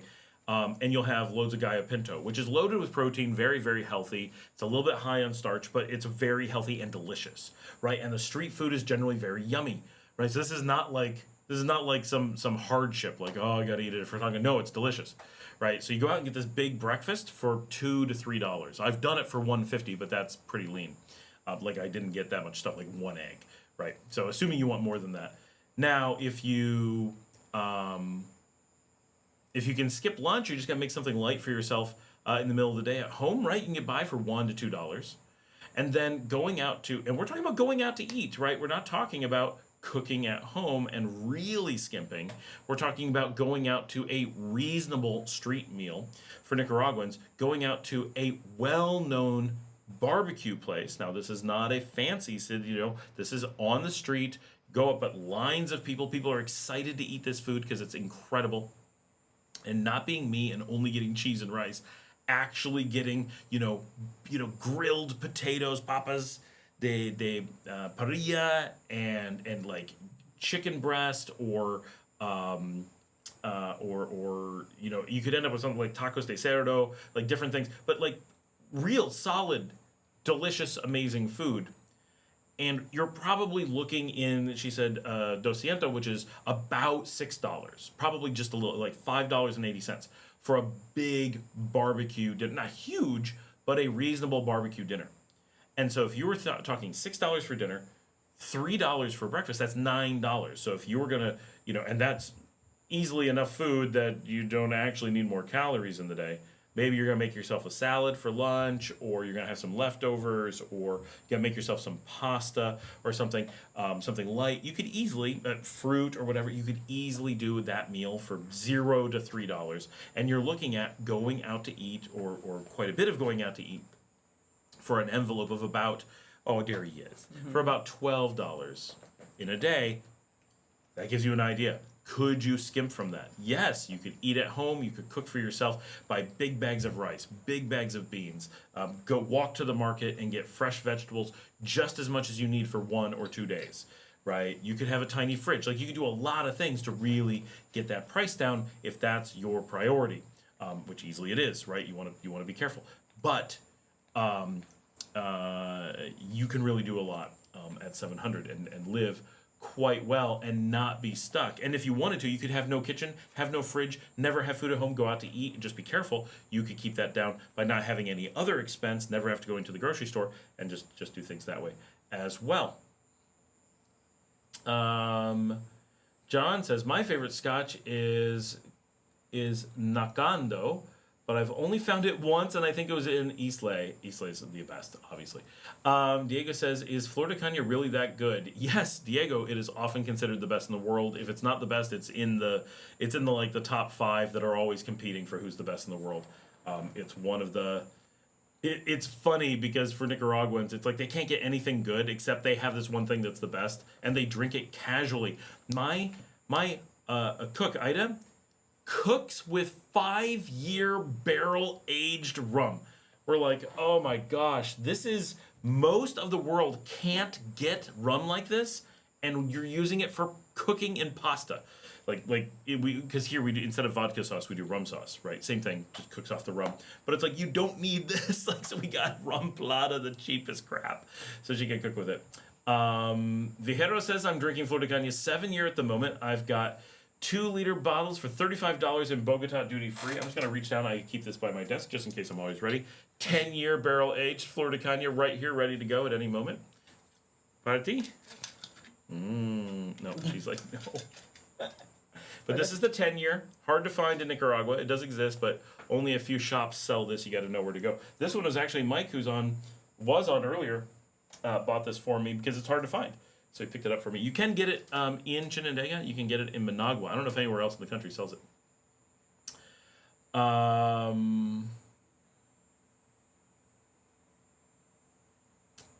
John says, so I'm stuck with a Lagavulin and I don't think that's how you spell Lefroy, but I know what you mean. I do love Lefroy. They're good. Luke says, Woodford Reserve is from La Brat and Graham. That's right. Brian Empey is here. Canadian rye whiskey. So when I was 16, I got so sick drinking way too much rye whiskey that I still can't drink it. And that was 50 years ago. I'm so sorry, because rye whiskey is the best. I love the taste of rye. Vijero de Gilbert, the locals do it all the time with a family of 4. and it sucks though. To be fair, it's very very difficult. Life is hard. You don't want to be doing that. And as a foreigner, there's a lot of things that you won't know how to do. Like you can't do the same that a Nicaraguan can. But it's a good point that minimum wage here is well under 300. It's about 210. Very few people are trying to live a full family on a single minimum wage income. The point is, that's what it is for a reason. Diego says it's in the middle of November. 12 a 16. Quizás. And it says, you look too relaxing. No sophisticated energía. Okay. Diego says, I just asked the cherry people. They told me that. Like the car people? Like Grupo Q? And it says, that is truth. 800 per person, having my own house. Ah, perfect. Right, so I've done a number of shows where I tried to figure out what minimum wage would be. And I came up with, obviously, round numbers. 800 seems to be the spot. And the reason is I live near Veracruz, so I know what the prices of houses are in Veracruz and what I would... I actually sat down and defined what middle class would be for me on a generic basis. Like, how would you... What makes something middle class? Because obviously everybody has different definitions. And some of the things that I said was you have to be able to have your own house. You may not choose to. You might rent or whatever. But you can't be stuck in an apartment. Again, you might choose a beautiful apartment, but you're not stuck. You have these options. You have the option of a car, not 2 cars, right? That would be middle class, not starter middle class. But the option of a car, but not a fancy car. You have to be able to travel. Now, for Nicaraguans, they have to be able to travel within their own country because of their currency and because of the problems traveling abroad.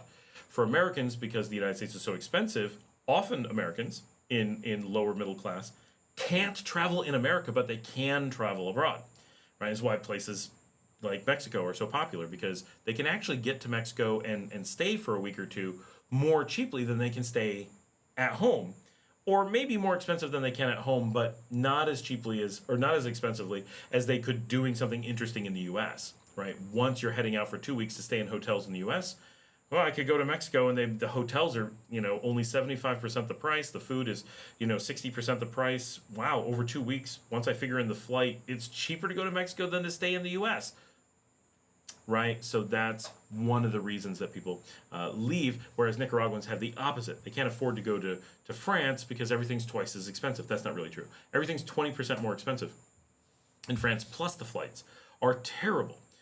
For cost to get there and have to go through a bunch of places. So for Nicaraguans, you have to take the way that there's differentials in travel into account when figuring out middle class. But the difference is Nicaraguans go and do different things. So as someone who works in Nicaraguan tourism, we see middle class Nicaraguans heading to the beaches and staying in really luxurious situations on a regular basis, right? Nicaraguans in middle class taking a nice car that they have, driving to the beach, renting out an extremely expensive beach hotel for their whole family, right? It's a completely different experience as to how they approach middle-class vacationing, but it's still middle class. And so an American would be like, I'm taking just me and my immediate family, if even them, and heading somewhere foreign for a couple weeks, and we're going to live really cheaply in the cheapest hotels we can find. And a Nicaraguan will go, I'm going to go to the swankiest beach. I'm going to find a 4-suite boutique hotel, and I'm going to rent out the whole hotel for 3 days at $1,000 a night and have my whole extended family hang out and they have a private pool and all this stuff and maybe even have it catered, right? And it's a completely different approach to how they handle that. Americans would be like, what? That's a crazy way to do that. But when you look at like what they want to do, what they normally do, how the price differentials, it makes a lot of sense. Plus, a lot of times they're coming from Managua and they just want to get out of the city. Diego says with $800, you could have a pretty basic car like a Suzuki Alto or a Kia Picanto. For a semi-nice car, you need at least $1,000. Yeah, it's generally true. Of course, you can get an old used one or whatever. A lot of people have motos. Luke says my 10-ounce churrasco steak Madura, which is Maduro. Madura is wood. Maduro is aged plantains. Ensalada, gallo pinto, and salsa verde, And Tita Jamaica tonight was 215 cords. So that would be over $6. That's like $6.05, $6.10, something like that. Because it's 37 to the dollar. So 37 times 3 is 112. And so, oh no, it's still under $6. Just squeaking in under $6. Vejero de Mundo, how much for a dozen eggs? Someone's going to say that in a second. We'll see. Luke says Maduro, not Maduro. Oh, he already corrected it. And it says, hey, entiende Maduro. Luke says a 30-pack of eggs is 182. Now, and we tend to buy them here in 30 packs because we eat eggs. Eggs are very popular here. Huevos están super popular. Aquí es mucho más en los Estados Unidos. Es quizás doble. Aquí es 30 y en los Estados Unidos es 12 para una familia normal. Y es lo mismo tiempo para usar. Pero no sé por qué, porque es normal para tener huevos en la mañana. Pienso que es porque en los Estados Unidos es más popular de aquí para tener conflé o avena caliente. Oatmeal, cream of wheat, cornmeal, that kind of stuff is popular in the U.S. I haven't seen much of that here. Obviously they have it, but oh, what a good dog. You're such a good dog. Oh, you can just see his ears. Oh, and I petted him, so the big girl's coming over. She doesn't want to be left out. Yes, we love you too. She's so jealous. You're so jealous. She just has to come over and inspect. Mia, are you coming? You gonna come say hi? Yes. I know. We're on the show. Butta says dinosaur ribs, corn, scalloped potatoes, and Basque burnt cheesecake for 520 cord before tips. What are dinosaur ribs, corn? No leo. I'm not sure, Buddhist, if you're saying that meal for 4 is $520 in the U.S. or 520 cord here. That seems really cheap for here. I don't know how you do that for 4. That must be in the U.S. Is that dinosaur like dinosaur barbecue? Like the chain? Like the world-class barbecue chain? Just checking. What's the average inflation per year in Nicaragua? Ooh. Well, so Nicaragua has slightly higher inflation than the U.S. under normal circumstances. So take whatever the average inflation is in the U.S., and then it's the same in Nicaragua plus 1% or something like that, because they have intentional additional inflation built into the system. Okay. Because we're locked to the dollar, right? So we have to inflate with the U.S. In that way. Ana dijo, hola vecina. John says, okay, Lefroy. Diego says, the volcanic rum is good then. For us, it's really like the average rum. Don't let Florida Con hear you say that. That's a good way to get deported. Yeah, the Feria Gradera, it's for cars. Oh. Para coches. Carros.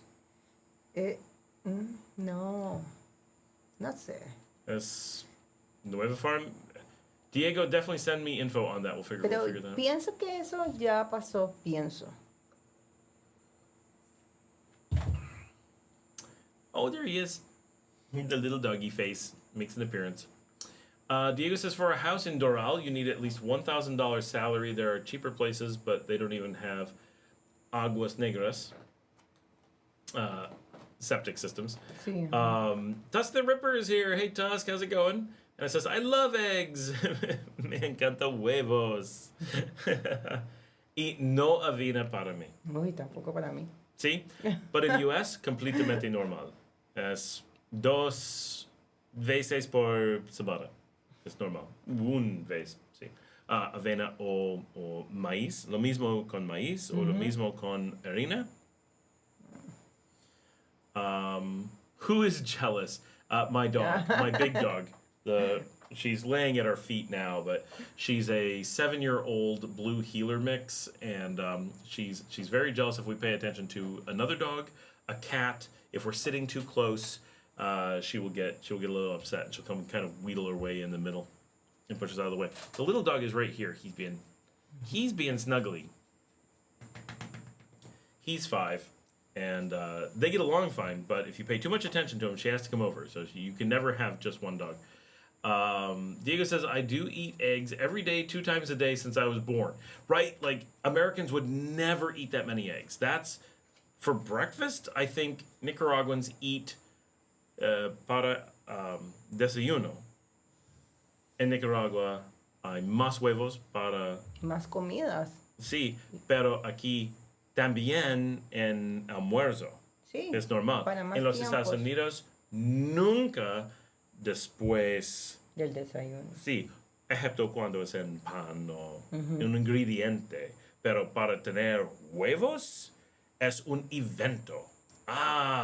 Hoy es para la primera vez este año vamos a tener desayuno en la noche. Es gran cosa para tener huevos, panqueques, conflé en la noche. Porque para estadounidenses, huevos solo están para la mañana. Oh. That's, yeah. So that's big, right? So as we eat eggs in the morning. Having eggs for lunch is weird. Having it for dinner is like an event. Whereas here, they would eat eggs without thinking any time of day. You could have eggs for dinner, and it would not be, hey, let's have breakfast for dinner. It's just eggs for dinner, right? Because eggs are super affordable. Voy a traer mi celular. Okay. Necesito saber sobre la feria. Okay. Perfecto. So it's the amount of eggs that are eaten here is just astronomical. I would say an American averages 1 to 2 eggs per day, but here it may be 3 to 5. Which obviously they're less expensive, high protein, very healthy, and it adds to a very healthy diet. It reduces the amount of meat that is needed or meat substitute. Gooch, I unintentionally spend a lot less than $700 per month. I own my house, but I would say that 80% of what I spent is spent on going out. Perfect. Yeah, so owning your own house is obviously going to take a significant chunk off of what you have to spend. But yeah, if you can, and especially if you're going to like live here, that's generally what you want to do. If you know you're going to want to live in Nicaragua, if you know you're dedicating to this being your plan, then buying a place and reducing that cost and having that investment that like, you know, you can put your own effort into a place. Rentals are difficult because it's like, can I make this place better by painting or fixing or building?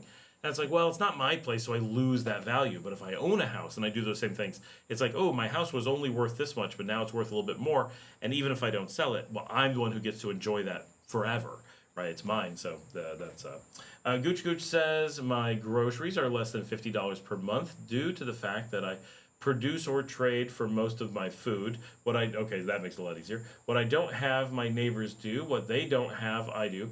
Chickens are free. We don't feed, right? Because they run around. They're free range. They like run around the yard and stuff, and eat bugs, which is awfully nice here. And it says, sí, así es para nosotros los nicas. Nos encanta los huevos en la mañana y cena. Yes, that's how it is for the Nicaraguans. We like it for breakfast and for dinner. Diego says, my average dinner is gallo pinto with fried eggs, which is breakfast.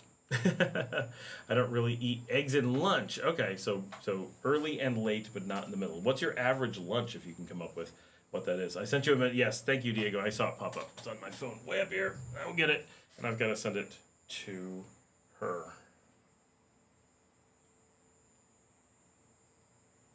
Navidad. Very good. Navidad. Sí.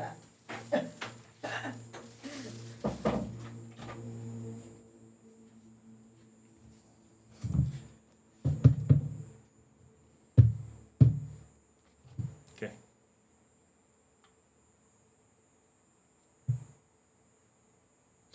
Sí. ¿Qué haces?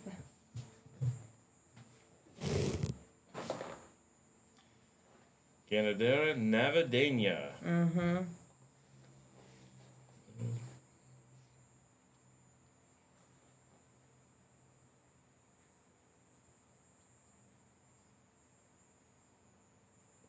Interesting.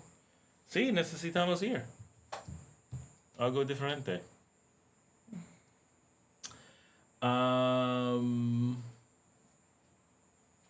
perfect. Luke says, saying adios for the evening. Time to review homework before class in the morning. All right, Luke, have a good night.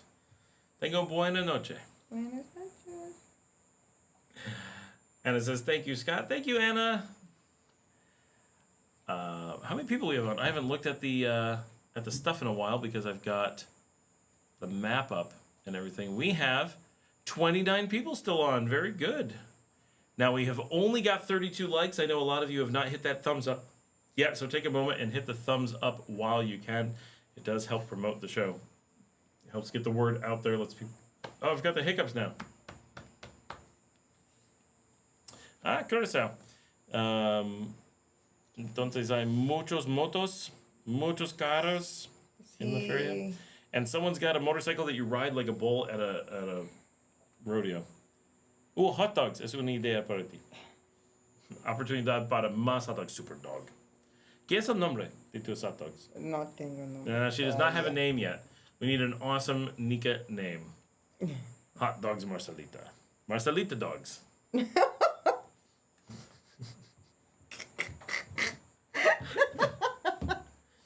No, en realidad, Swanee Dogs. Swanee Dogs es perfecto. SwaneeDogs.com. Un Swanee Dog está en la puerta. Lo siento. Eric says, my average lunch as Nicaraguan is rice, beans, and meat with tomato and onion sauce with corn tortillas or fried plantains. En agosto fue la primera feria. Okay. Por eso dije yo, ya pasó. Okay. Y ahora en noviembre es por la Navidad. Okay. No sabía. The Christmas fair, not the general fair. So that'll be cool. Clive, come here, Clive. Come here, handsome. Pienso que es nuevo ahora. Quizás. La feria ganadera en noviembre. Clive. Porque siempre es en agosto. Okay. Porque son las fiestas de agosto y los hípicos en Managua. Sí. Entonces la fiesta ganadera y la... Entiendo. Mia. Can you come say hi to everybody? No. Es Marcela. No estás usando. Así me gusta. Así me gusta que ella se está riendo. Okay. People mostly go to the feria for the motorcycle races and to buy cars. Well, that's cool. We got to do that. That'll be different. This weekend, este fin de semana, es un Mamma Mia, the musical, in Managua. ¿Vamos a ver? ¿Este fin de semana? Sábado. No. Sí, 25. Es en Nicaragua, espero.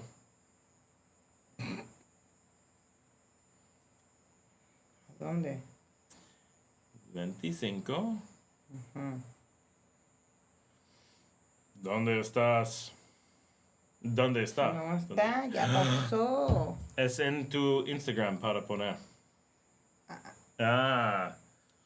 No, esta ya pasó. No. Ya 4 pasó. semanas. 4 semanas. ¿Dónde? Look her find stuff in her Instagram. Esta es. Tenía esta. Es 10, 11 y 17. Yo sé. Y porque es súper popular, hay una más. No sabía. Más.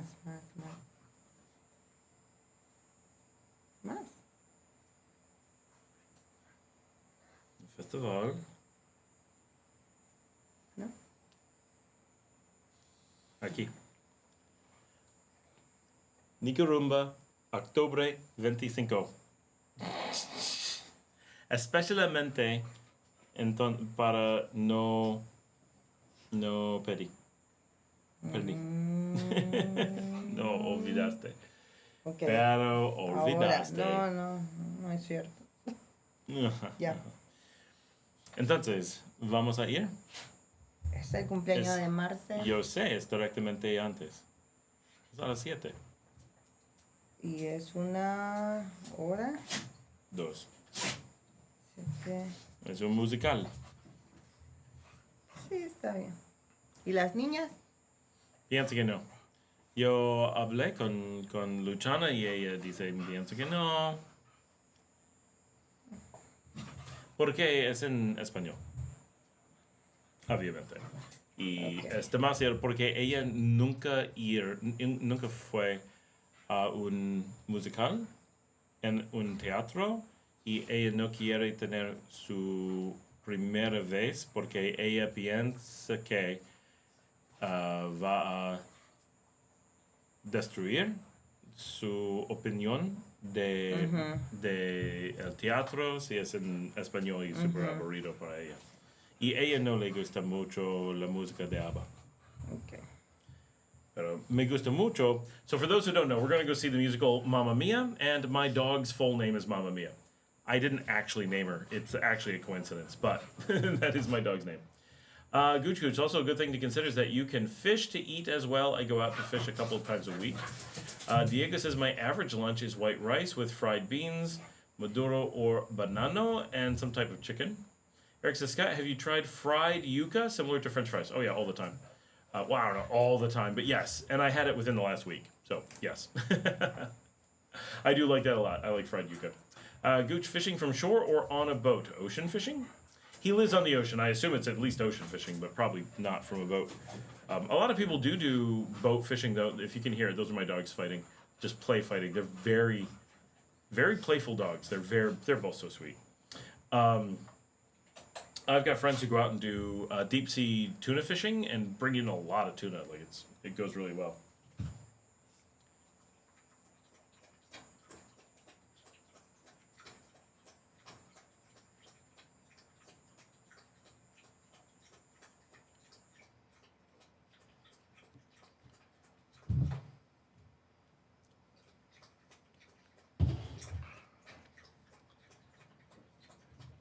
Can you hear the dog drinking? That's the little one. Normally it's the big one. She's very loud. Listo, pues.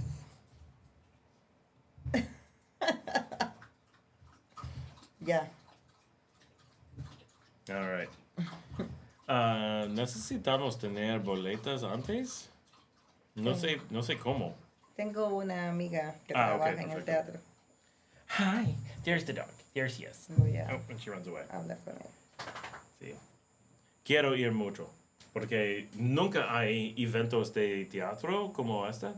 Entonces es una única oportunidad para ir. Y es, mamma mía, es mucho mejor de Chicago. ¿Cuál es el próximo? Sí, Es en noviembre, pero no me gusta Chicago. Está bien, pero no quiero ir. Es demasiado. Pero para Mamma Mía, sí quiero ir. ¿Viste Mamma Mía? Está en Nicaragua. No. ¿Qué? Ah, no. Ah! Mamma Mia, here I go again. My, how can I resist you? Mamma Mia. Oh, there's my Mamma Mia. Hi. She came over. I sang her song. So funny enough, my dog is named after Mamma Mia. My daughter's name is Liesel, and she is at this moment literally 16, going on 17. So for those who know musicals, there's a lot of musicals going on one way or another in this family. Eric says, oh, Mamma Mia, awesome. I lay all your love on me. That's very good. Noelcast007, hey, Scott, what do you think about Melissa? Do you think is going to be a big problem moving at 3 miles per hour? Oh, is that the storm? We're so unaffected by tropical storms out here. Like, we don't talk about them. We don't think about them at all. So, humans walk faster than that. Good luck to my peeps. Thank you. So at 3 miles per hour, yeah, I guess that would be coming at us. So that's the rate at which the storm moves. A storm can be at 200 miles an hour. I mean, that'd be something. But it can be at 200 miles per hour in the cyclone and still move forward at 3 miles an hour. That's not the part that gets you, but I've lived here for 10 years. I've never had a storm that affected us more than, hey, it's interesting to go outside and look at the storm. Like, tropical storms are not Like, it's nice to know it's going to be really rainy, but that's about it. Is it safe to harvest mussels to eat them there? I sure hope so, because we do it a lot. Mussels are a major part of the cuisine here, and they're all locally harvested. So you'll find them in basically any mix of mariscos. You'll find them in ceviche. That's the famous ceviche here is the mussel ceviche. It's the most expensive, but I mean, they're not that much different. Fish is the cheap, then camarones. The most expensive is the mussels, but that's the big thing that people want to eat, and they're pretty decent. If you're getting, I have a little dog down here. He just popped up and nudged me. You're so sweet. Oh, él quiere estar contigo. He always likes to be held. Any? His mommy's not here, so he's going to be with us. There he is. Oh, Mia. Oh, she's in the little bed. She's okay. She's got the nice comfy bed. I love you. I love you. You're my dog. Yeah. Why are you whining? Oh. No hay comida para ella. Espérame, yo voy. In un rato. Hi. Oh, now he's here. He's up here. The big one's just beneath. You guys are crazy. Crazy for being my doggy. Hi. Tengo el número para comprar las entradas. Ah, perfecto. So yes, mussels are popular here. You can get them in rice dishes. If you're getting paella, you're likely to find them. If you're getting if you're going to one of the like fancy seafood restaurants, you'll find lots of options with them for sure. If you're going to like a really simple place, they might not have them. Definitely on the coast or in Managua, pretty easy to find. I bet they're a little bit harder, like Esteli, Matagalpa, maybe not in all the restaurants, but here, like my restaurants have them for sure. And I sure hope they're safe because we're feeding them to people. It says saying, thank you. Eric says, fishing, oh yes, as a Nicaraguan, I should be obliged to know how to fish because we have a lot of water. Gucci says, I also go out on a boat. I have a lot of friends that are commercial fishermen. You can do that a lot here. It's pretty easy to go out with a fisherman. Normally it's at night and a lot of work, but it's not too hard to convince them. Gooch says, yes, with mussels, if they are caught in sandy areas, let them filter out for a day in seawater. Ah, good to know. And we also have rock lobster, or crayfish, as many Nicaraguans are shocked to find out. As many Americans are shocked to find out that the thing they've been calling lobster is actually crayfish, and that lobster comes from Maine and Prince Edward Island and Nova Scotia, not from the Carolinas or Florida or Nicaragua. But we do have a lot of crayfish of all types here. And they also use camarones, but they're really shrimp. They're really, they're not actually, so camarones is actually prawn. These are generally actually shrimp, and they just use the word generically here slightly incorrectly. Diego says, I really want to try lobster. Any restaurant in Managua you recommend for that? Well, yes, but it's deep pockets time. I would generally, Diego, recommend if you want to try lobster, the best thing to do is hit the coast, and you'll get much better deals because they're coming right out of the water. Because we get like Las Piñitas, we harvest them right there. Not me personally. And so two things. One is what's in Nicaragua isn't lobster, it's crayfish. There's lots of terms for it to make it sound like lobster because people for some reason don't like to say that it's crayfish. I have no idea why. What's wrong with crayfish? I don't know why there's like some racism against crayfish or something. I don't know. But the little dog's right here now. Oh, he's so sweet. Que dulce. Me encanta mi perrito.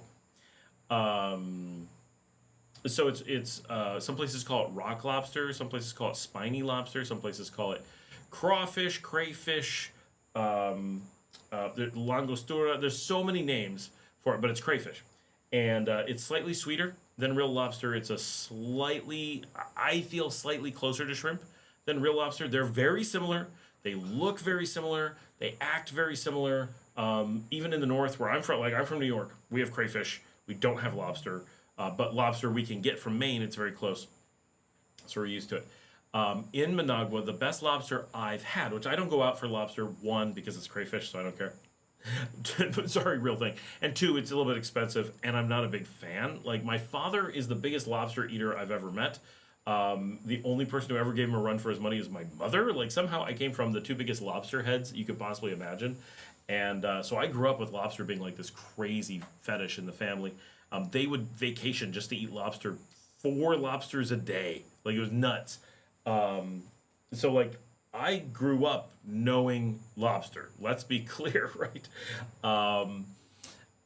So I'm lobstered out. I don't really care. But the best I've had in Managua, and it's phenomenal, is getting lobster at Artisan Pasta at the Intercontinental. It's a nice restaurant. If you're going for like a date night, take someone and be prepared to drop a pretty penny. It is not a cheap restaurant, but their lobster ravioli is amazing. It's lobster stuffed ravioli, crayfish stuffed, obviously. And then it comes with a lobster tail, crayfish tail, on top. So you get straight up crayfish, but it's all taken apart for you. So you don't have to do any of that weird lobster stuff that lobster people do. The pasta was excellent, and on its own, the lobster was excellent. So it's oh, you've never heard that word in English. Okay, so I'll explain this in a second. So I'm from the north, so we say crayfish. In the southern English regions, they say crawfish. Some places say crawdaddies. Don't ask me why. But crayfish and crawfish are said the same.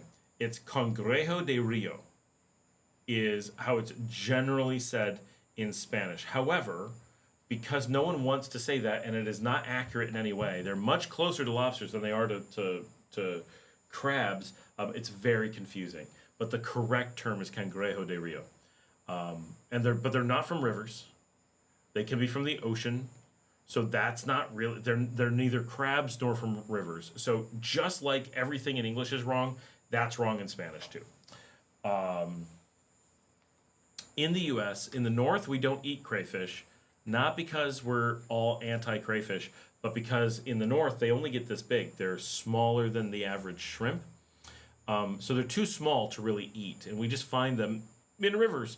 I've been to places near where I grew up, and they would just be crawling around, and you're just like, that's creepy, right? They're so small, and we're not used to them, like they're rare, that they're in spots, and you're like, oh, what is that thing, right? And they're kind of, they're a little bit smaller than a scorpion, but they kind of have a scorpion vibe, you know? They don't sting you, obviously. And they're white, and you're just like, I think not, right? But if you go down to the southern U.S., then they're more like, they're more like this big, right? Same thing. They're just warmer, so they grow bigger, and then they have like real meat to them. So southern restaurant styles will do many of the same foods that we do in the north with crawfish. So in the north, we'll do breaded shrimp, camarones empanizado, is very normal. That is a comfort food for us. Obviously, we don't grow shrimp in the north. It's coming from somewhere. We're bringing it in. But we get lots of it. Shrimp is cheap in the U.S. because we can get it offshore everywhere. They have farms for it, whatever. Look at that little dog. Oh. But in the South, they'll do the same thing. They have the shrimp too, more shrimp than we do. But they will also have crawfish, and so they'll take a crawfish, but a shrimp, you do a whole shrimp breaded like we do here. But with crawfish, what they do is they chop it up into maybe 4 pieces, so they're about the same size as a shrimp, but they have no tail, and they'll bread them and treat them exactly the same. So you're doing basically the same thing for both of them, and it's a slightly different taste. I like both; they're fine, especially when it's breaded like that and it's done in the same style as shrimp. I like it a lot. We're just not used to them in the north. We don't have access to it. We would have to bring them in from the south, and they just eat them there. Gooch Gooch says that it's langosta here is what they're called, which is it's confusing because they're using a lot of overlapping words for things. So, because let's see, we've done this before, and it's hard to keep them all straight. Yes. So the problem here is langosta is the word for lobster. So they're just wrong. They are Cangrejo de Rio in Spanish. This is a situation where Nicaraguans aren't using correct Spanish. But same thing in Florida. They also call them lobsters. They are not, right? So that's a lot of people are finding out from this show, because we're actually paying attention to what they are, that in certain markets they market Cangrejo de Rio as langosta because it makes it sound fancier. And why is it called Cangrejo del Rio? That is a ridiculous name. They're closer to langostino, which is yet another thing, right? That's related to the lobster family and related to the shrimp family, but it's not a crayfish or a lobster or a shrimp or a prawn, right? So there's like 6 major food groups of these things. What you have here are shrimp, right? They're correctly shrimp, but shrimp is it can be Cameroons, but hold on, is it the other way around? Gamba, in a lot of places they use gamba. Gamba is prawn. So Camarones is really what you have here, and it's using it correctly. And it says langosta. Yes, langosta is actually Cangrejo del Rio aquí. No hay langosta real en Nicaragua. Solo langosta falsa. Right, langosta means lobster, and lobster cannot live south of Massachusetts. They need cold water. Lobsters don't exist in warm water.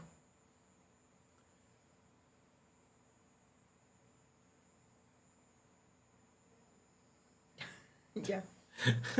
She's distracted. Millennial on her phone.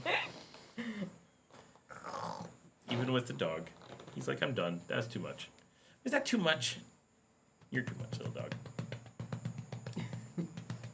Helicopter dog. He's the sweetest, though. ¿Cuántas personas hay? ¿Cuántas personas? 25. No hay malo.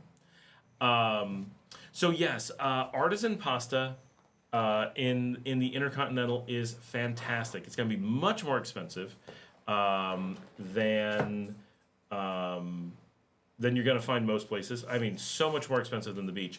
But it's also going to be really well prepared.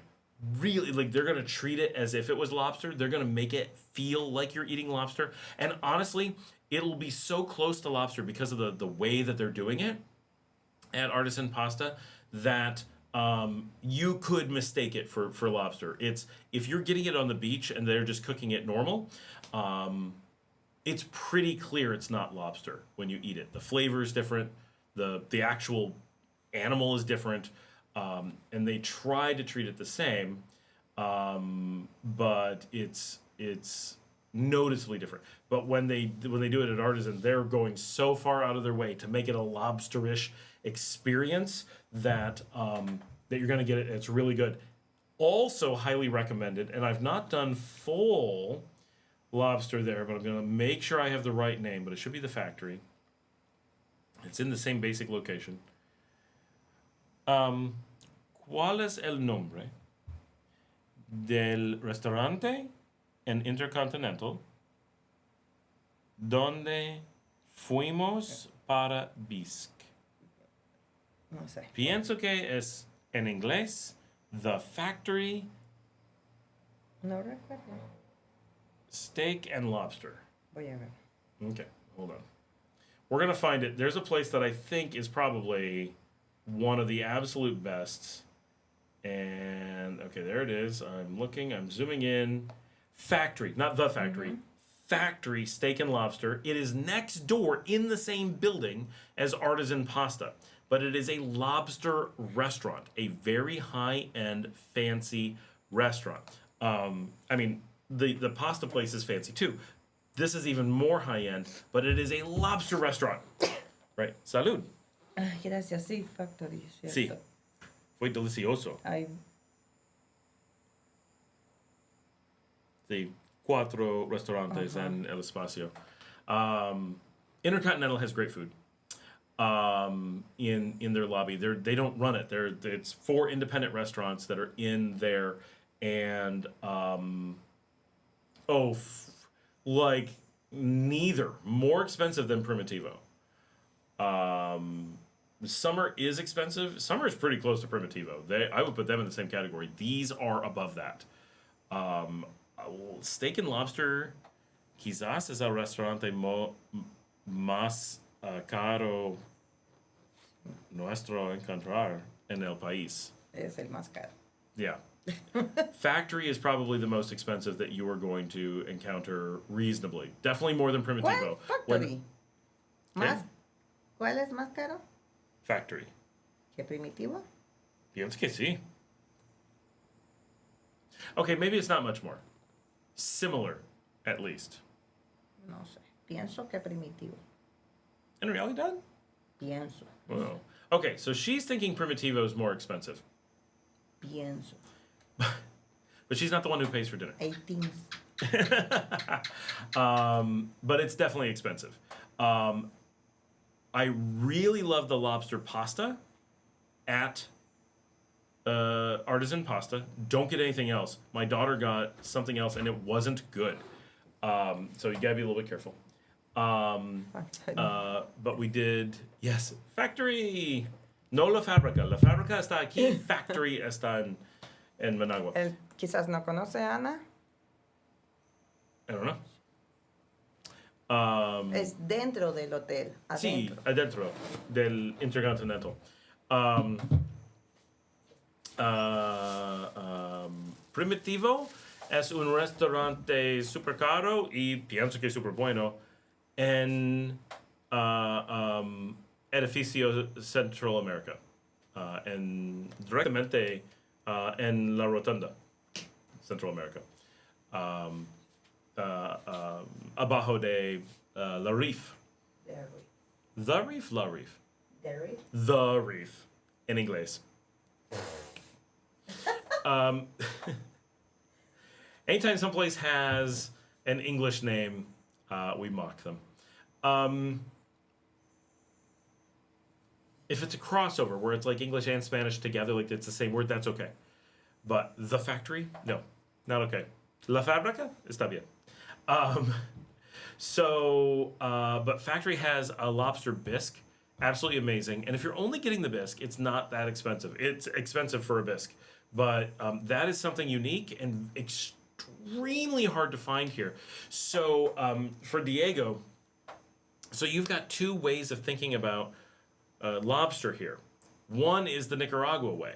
For that, you're going to get your best by going to the beach and just getting lobster on the beach. And it's going to be kind of expensive. It's not that bad. Lots of places have it, and it's basically grilled. And you definitely want to eat it with butter. And it's quite tasty, but it's not my thing. I don't care. Getting it as like a pasta is a great way to get it, and you're not going through that. You're getting more food without having to pay for more lobster, because lobster is the expensive part. But one of the things that North Americans do is we make a soup type thing out of lobster called, it's a style, and there's many of them, but lobster bisque is a creamy, insanely rich soup made from lobster and sherry wine and cream. It's amazing. It's one of my favorite foods. And you can get that at Factory Steak and Lobster because it's not that much lobster and it's more wine and cream. It's not crazy expensive. Still expensive, but not crazy expensive. But it's an incredibly well done bisque made with the local crayfish in that very North American style. It will give you an extremely good, this is what the lobster experience in North America is like. This is how a lot of North Americans do lobster. And I don't know anywhere else in Nicaragua that does it. So very, very good. Worth it. John says squid. Yes, there's not tons of squid here, but it's certainly widely available.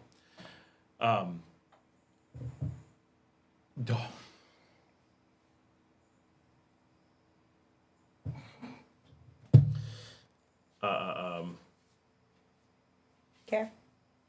No, mi mente.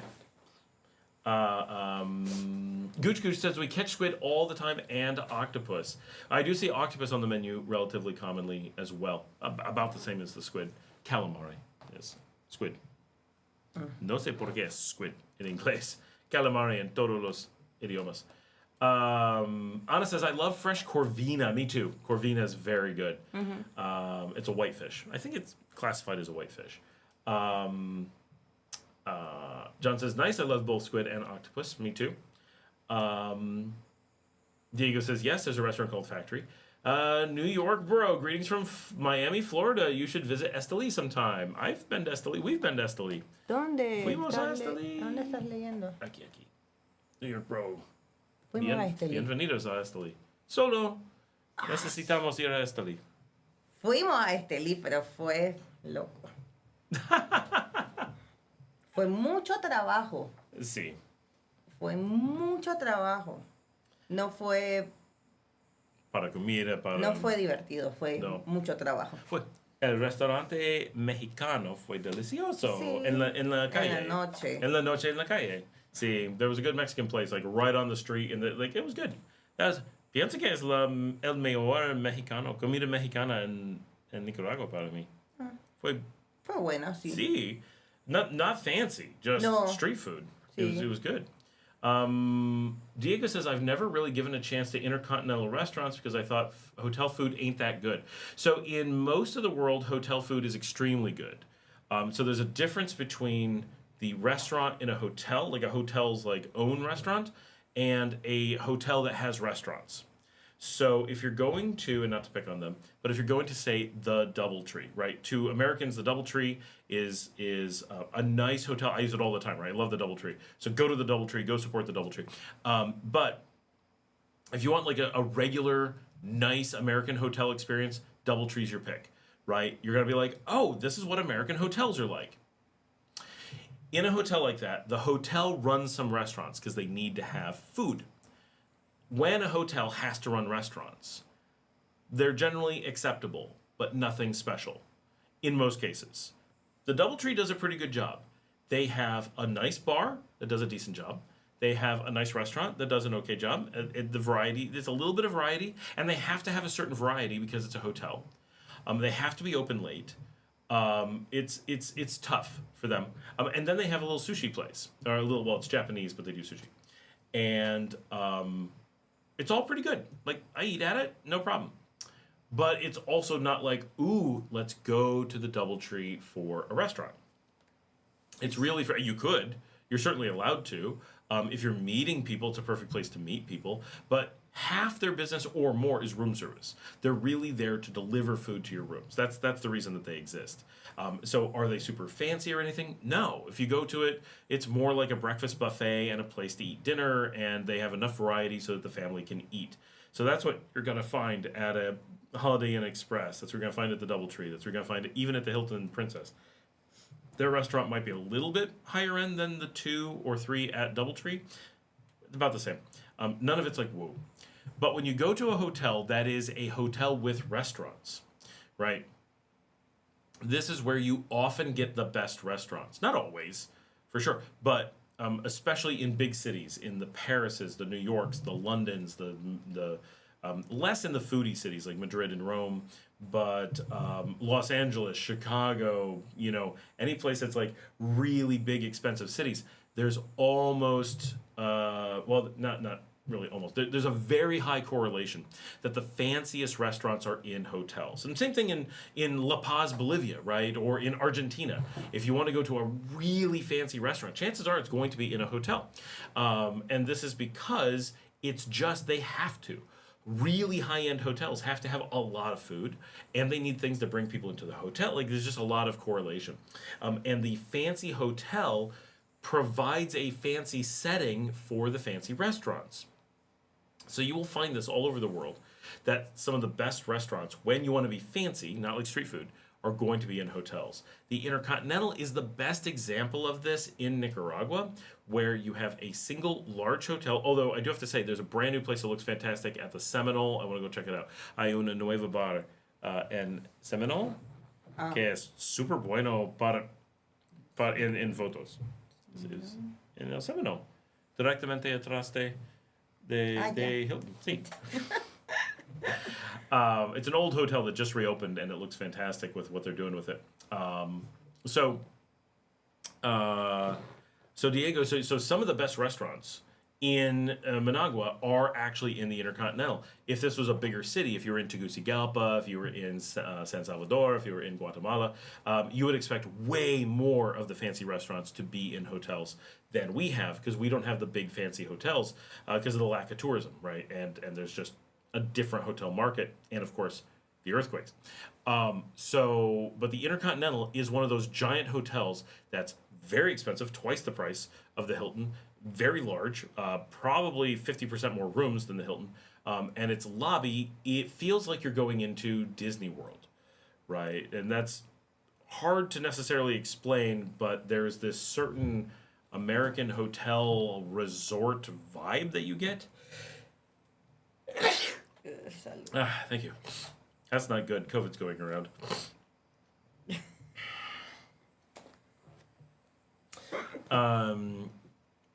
Because it's powerful air conditioning. It's beautiful appointments. Everything is perfect. Furniture everywhere.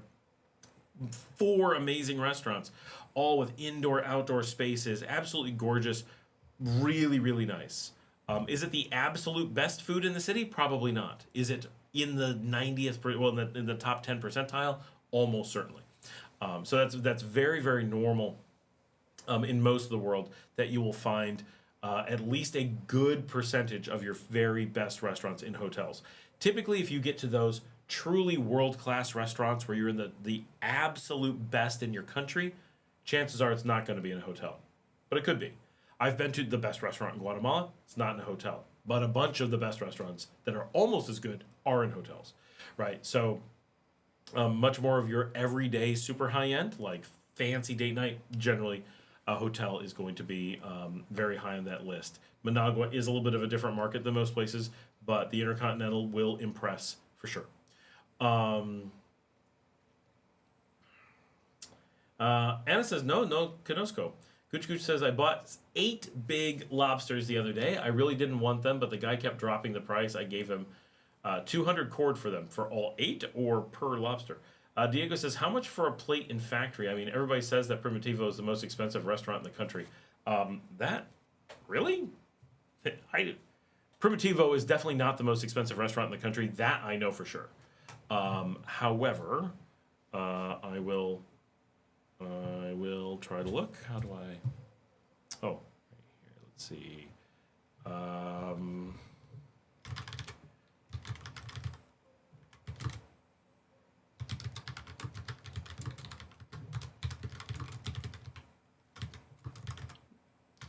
We're trying. Facebook, Isu, Factory Steak and Love, TripAdvisor. Yo busqué Booking, diferente. Instagram, Open Table. All right, it may just be. Pienso. Mm-hmm. We're gonna try to find the menu. We're gonna figure this out. Anna says, I cannot afford any expensive restaurant. Perfecto. Te lo voy a pasar. Right. Está bien. Voy a...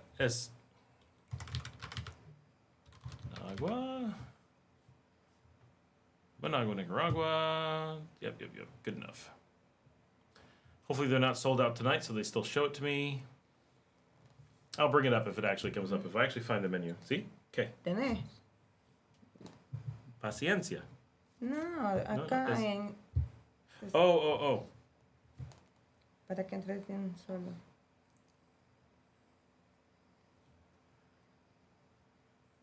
There we go. Hotel website. Dining. All right, we're going to see if we can see this. Don't get your hopes up, but this is dining at the Intercontinental. In-room dining, 6:30 to 10 p.m. Boy, that's not very late. There we go, Factory Steak and Lobster, but they don't show the menu, but that's the restaurant. I think that's the table we sat at, actually. Nuestra Mesa. And light with imported beef, fresh grilled lobster, and local fish. The glass enclosed kitchen allows you to watch the chefs at work while you enjoy the surf and turf in a casually elegant ambiance. You can also dine in the lovely outdoor terrace overlooking the beautiful pool and garden. Then there's the Now Lounge. I've not tried them, but they look nice. The Market, also have not tried that. That's the more affordable, basically lunch place. But they are open at night, so I have not tried that. And then Artisan Pasta, which is not this one. I don't know what these pictures are connected to. Acá. Sí, es la marca de fuera. Then there's Artisan Pasta, and then the blue bar, which I think is what the picture is just cocktails. So yeah, the pictures are above. So if there's a picture, oh, look, download menu for the Market. Download menu. It's the only one with no menu. Único sin menu. Well, now I'm angry. I'm still gonna see if we can find it. But it is definitely expensive, no question.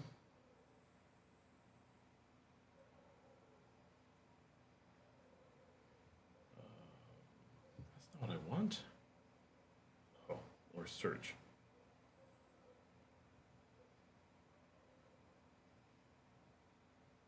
Descargar el menú.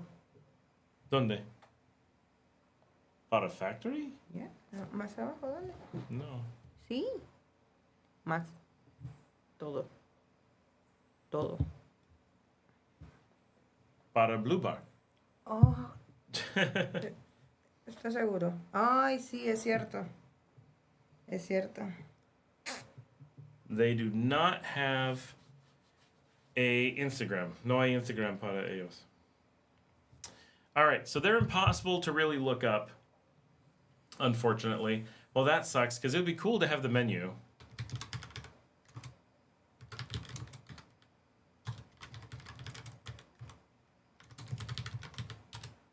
I hate how hard it is to get a menu in this country. Like, that is one thing that just drives me bonkers. Now, it's a chain because it's part of... so let's see. Is there photos of the menu? Nope, just photos of the food, and then it's Facebook, so I'm blocked. So they won't let me see anything. Goldwyn Eaton is here. Hey, guys, just checking in. Awesome chair. No longer have Radio Shack in Canada. Hey, Goldwyn, how's it going? Diego says, what should I try first, lobster or pulpo? I don't know. I think lobster's more unique.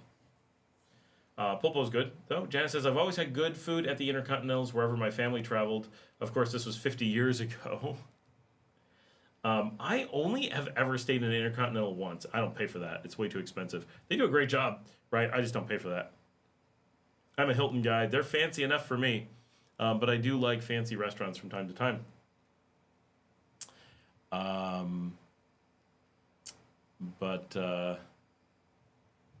Why does no one have a picture of the menu? That's just crazy.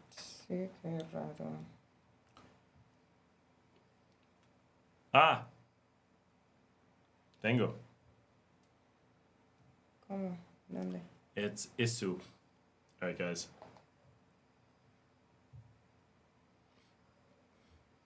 It doesn't let you see the top. Well, that's crazy annoying. Here we go. All right, this gives you an idea. There we go. Carpaccio de polpo. So this is probably a really good place to get polpo as well. Carpaccio de polpo, $9. Tartar de atún, $12. Really, these are not that terrible prices, but they are high for sure. Let's see, what's really good? Got ensalada Cesar. Ella tenía una ensalada Cesar. That's very affordable. Now, here we go. This is the thing. Lobster bisque, $8.50. So worth it. That's the thing. Like, I know that is an expensive soup. So good. Here you can see some more normal prices. Salmon, $28. Here's Lobster on the grill, $39. Corvina, $27. There's another type of $36 for the lobster. Shrimp, $31, but with a beurre blanc sauce. What else we got? The double ribeye for $52. Tomahawk, $52. So this is very much in line with the prices out at the beach for high-end dining. So this really isn't bad as far as really expensive would go. So really, you're right. Primitivo probably is more expensive than this. It's verdad. It's verdad. So yeah, that is I don't know how recent that is, but looks like that might be the current prices. So there you go. She looks very bored here on the video.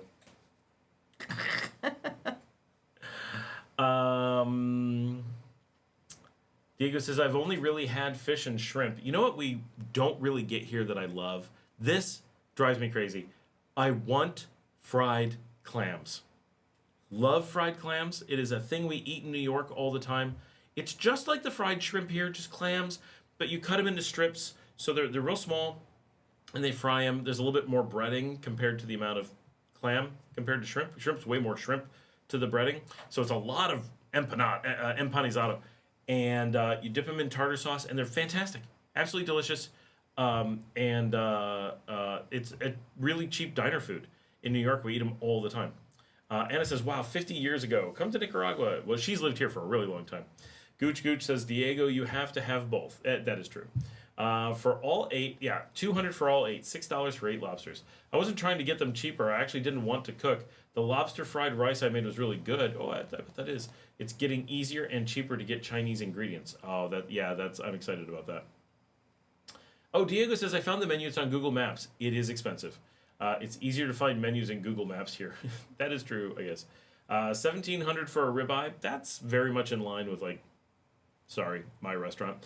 I know. I think we're actually more expensive than steak and lobster for steak and less for lobster. Diego says, pro tip. Whenever I want to find a menu in the country, I go to Google Maps. 8 out of 10 times it's there. Well, that's cool. That's the official one, I think, that we brought up, like the one that they actually give you in the restaurant.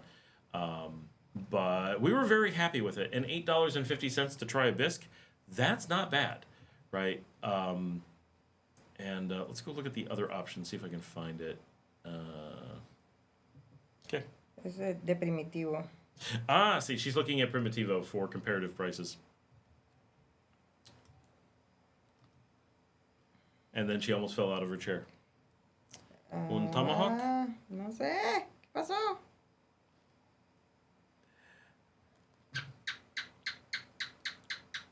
Menú todo para $10. Espérate. But that's an executive menu. It doesn't count. Espérate. No sé qué. All right, we are going to... Oh, Artisan Pasta doesn't give a menu either, so we can't compare Artisan Pasta, but they also have... If you can look it up, look up the lobster pricing at that place. Quizás es igual. Yeah? Para tomahawk? Espérate. Esto es vinos, esto no. Espérate. Esta es... I'm going to look at the menu for the market. Oh, excuse me. Sorry. Carnes. Mm-hmm. $20, 29, 35. Pienso que es menos. No. Oh, okay. Primitivo, $69 for a tomahawk. That is the most expensive I've seen. 69. Yeah. None of it is as expensive as some of the places down south. But for like real Nicaragua, that may be the most. All right, we're gonna check out the market here, and I've not eaten here, but it looks nice. But I have not looked at the menu to know if I would want to eat here. So we're gonna check it out. Ooh, wait, vegano. Okay, perfect. Breakfast. Ooh, this might be more than the other places. Look at that, $16 for an American breakfast. Desayuno en el mercado. ¿Dónde es eso? El Mercado en Intercontinental. Ah. Enseña. Holy cow. Saludable, $15? Ya no es saludable. Continental, No hay carne, no hay huevos. 12.5. What? Un típico. 16. Okay, guys. $16. A true typical Nicaraguan breakfast. Diego, what do you think? $2? Maybe $3. I'm sure this one's very good. But is it better than street food? I don't know. Wow. Okay, we don't need to look at these. Oh, okay, it's a nice picture. Dice a la carte. 2 huevos, $7. Gallo pinto, $7. No es mejor. No. No es bueno. That's not a good looking gallo pinto. They don't know what they're doing. Okay, how is. Okay, wait. Gallo pinto, $7. Okay? ¿Cuánto es gallo pinto en la calle? 40 20 pesos. centos. Ok, solo gallo pinto. Ajá. 30 córdobas. Para un bolsa. Grande. Okay. Yeah. So about 80 cents for a big bag. I'm thinking under 50 cents for a serving on the street of actually yummy gallo pinto, not whatever this is. This is all messed up. And then somehow Eggs Benedict is $8. This is insane. En los Estados Unidos, huevos benedictos. Okay, first of all, this isn't even, they didn't even get it right in Spanish. It's benedictivos. He comido esto. Sí. Sí. Sí. En el otro restaurante. Yo sé, pero en todo el mundo, huevos benedictivos es la comida más caro para desayuno. Porque la salsa holandesa es súper difícil para cocinar. Y huevos, ¿cómo se dice? Pochados es difícil y solo un chef sabe cómo. O yo, Luciana. So I make eggs with Benedict at home and it's amazing. But this is so weird. Yeah. 15% tax not included. You're right. So these are, but this should be 50 cents. Más IVA. And even in the United States, $3 en los Estados Unidos. And Eggs Benedict en los Estados Unidos, $15. $20. So these prices are wackadoodle. All over the place. All right, appetizers. What do we got?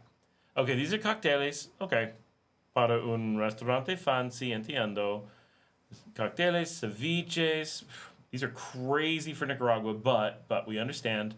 Fancy restaurant. Okay, sopas. De tortilla. Res nicaragüense? ¿Es solo una palabra? Pienso que es dos. Es sopa de res nicaragüense. No sopa de res nicaragüense. Whoever wrote this doesn't even know the words. Like, this is ensaladas o de brie. Okay, ensalada de brie. We'll give them that. But how is the pataya lo mismo de the brie? What the heck? This is insane. Steak del salmón, 16. Okay. So a salmon steak in Leon is $12, maybe $13. So that's not wildly terrible.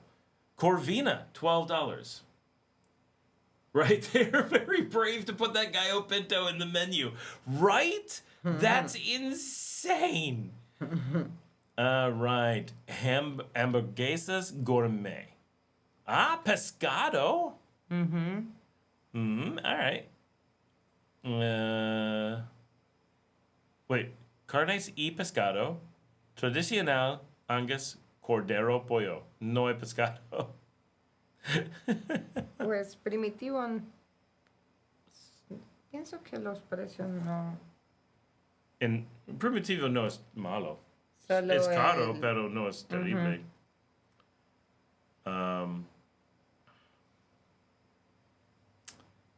Wraps. Atún. Wrap de atún. Okay. I get a wrap de atún at home for $1, so I don't know. Okay, the pizza's not super expensive. That's not terrible. La foto está buena. It's better than the gallo pinto. El gallo pinto es como de un tío malo. ¿Un? Tío malo. All right, let's read. Found the menus, easy to find. Pro tip. Isakor Kasun, hey Scott, good to see you. Good to see you. Are these prices without tax? Yeah, without tax. Another Granger ad. $16 for that. Yeah.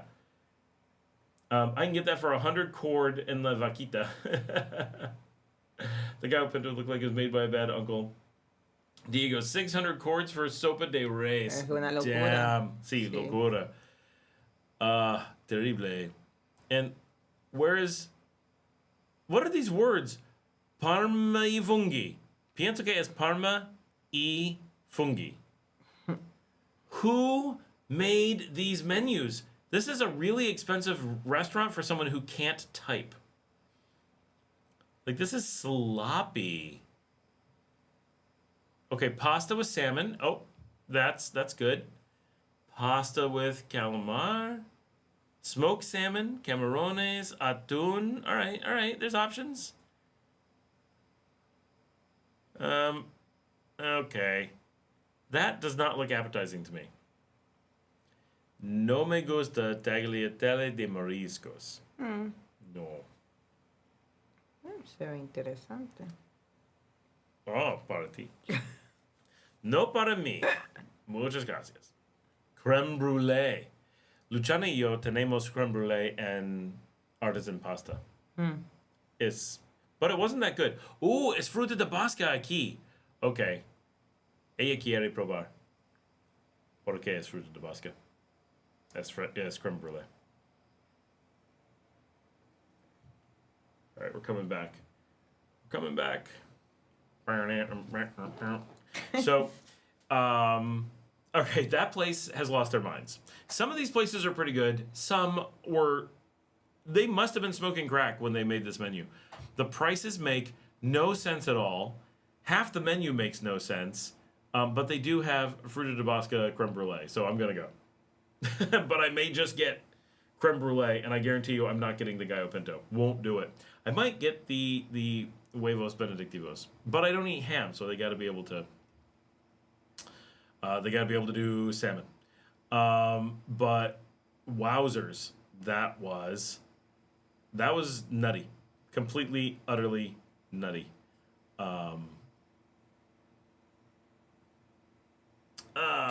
Steve Stone is here. Hey, Steve. Is this a hotel restaurant in Managua or just high-end restaurant there? The one we're looking at is a hotel restaurant. It's one of 4 hotel restaurants in the Intercontinental near Metro Centro. Diego was asking where is a good place to try lobster. That was not the place. But Factory Steak and Lobster across the pool is a really good place for it. And Artisan Pasta next door to it is quite good as well. I'm also checking out the dining at the Crown Plaza. Okay, es de bonita. Un restaurante bonita. ¿Cuál? Es en Crown Plaza. Crown Plaza. Sí, en Plaza Inter. Ah, ok. Sí. Plaza Inter. Sí. ¿Dónde? ¿Dónde? Ya, Hold on. sí, ya. ¿Cómo no? Sí. Yeah. Okay. She's like, the Crown Plaza it's a giant pyramid downtown. Like, how do you miss? I've been in it with her. Like, 'cause her daughter's graduation ceremony was in the Crown Plaza. Okay, we're looking at the dining here. Here, we're just gonna bring this up. I'm gonna read this stuff first. Eric, the gallo pinto in that menu also includes eggs and something else. Okay, that's, I guess, kind of acceptable, except the gallo pinto looks terrible. $11 for pasta, not bad. Frutas de Basca are raspberries, blueberries, and other berries. Yes. That is the standard Italian for, it's just fruits of the forest, obviously. And it is generally raspberries, blackberries, strawberries, and sometimes blueberries. Diego says AI menus. That was not an AI menu. AI would not make those mistakes. Gooch creme brulee is my Achilles heel. I feel you, man. I feel you. I love creme brulee. My daughter, Luciana, who's the foodie, right? So my eldest, Liesl. Adios. Solo estoy hablando para las entradas. Oh, okay. She is off to get tickets to Mamma Mia. Here I go again. My, how can I resist you? Mamma Mia. Okay. I love musicals. For those who don't know, I went to school for music performance. So I love creme brulee. We used to get it all the time when we lived in the U.S. We used to be country club people, and we would just always have creme brulee and get it everywhere. My daughter's actually never had it, and she's a foodie. My eldest, Liesl, is not a foodie and hates most food and eats very little. And my youngest, is borderline chef. She bakes, she cooks, she does all kinds of food. We make homemade mayo together. We make homemade hummus. We make homemade ice cream and froyo. We make, remember the conversation, there's no froyo here. We make our own. I've got some to whip up tonight, in fact. She'll be like, we're going to watch TV tonight, because some nights my daughters and I will watch TV. Like, we're going to watch Supernatural tonight. Sometimes we play video games together. Most nights, probably video games. So she'll be like, cookies.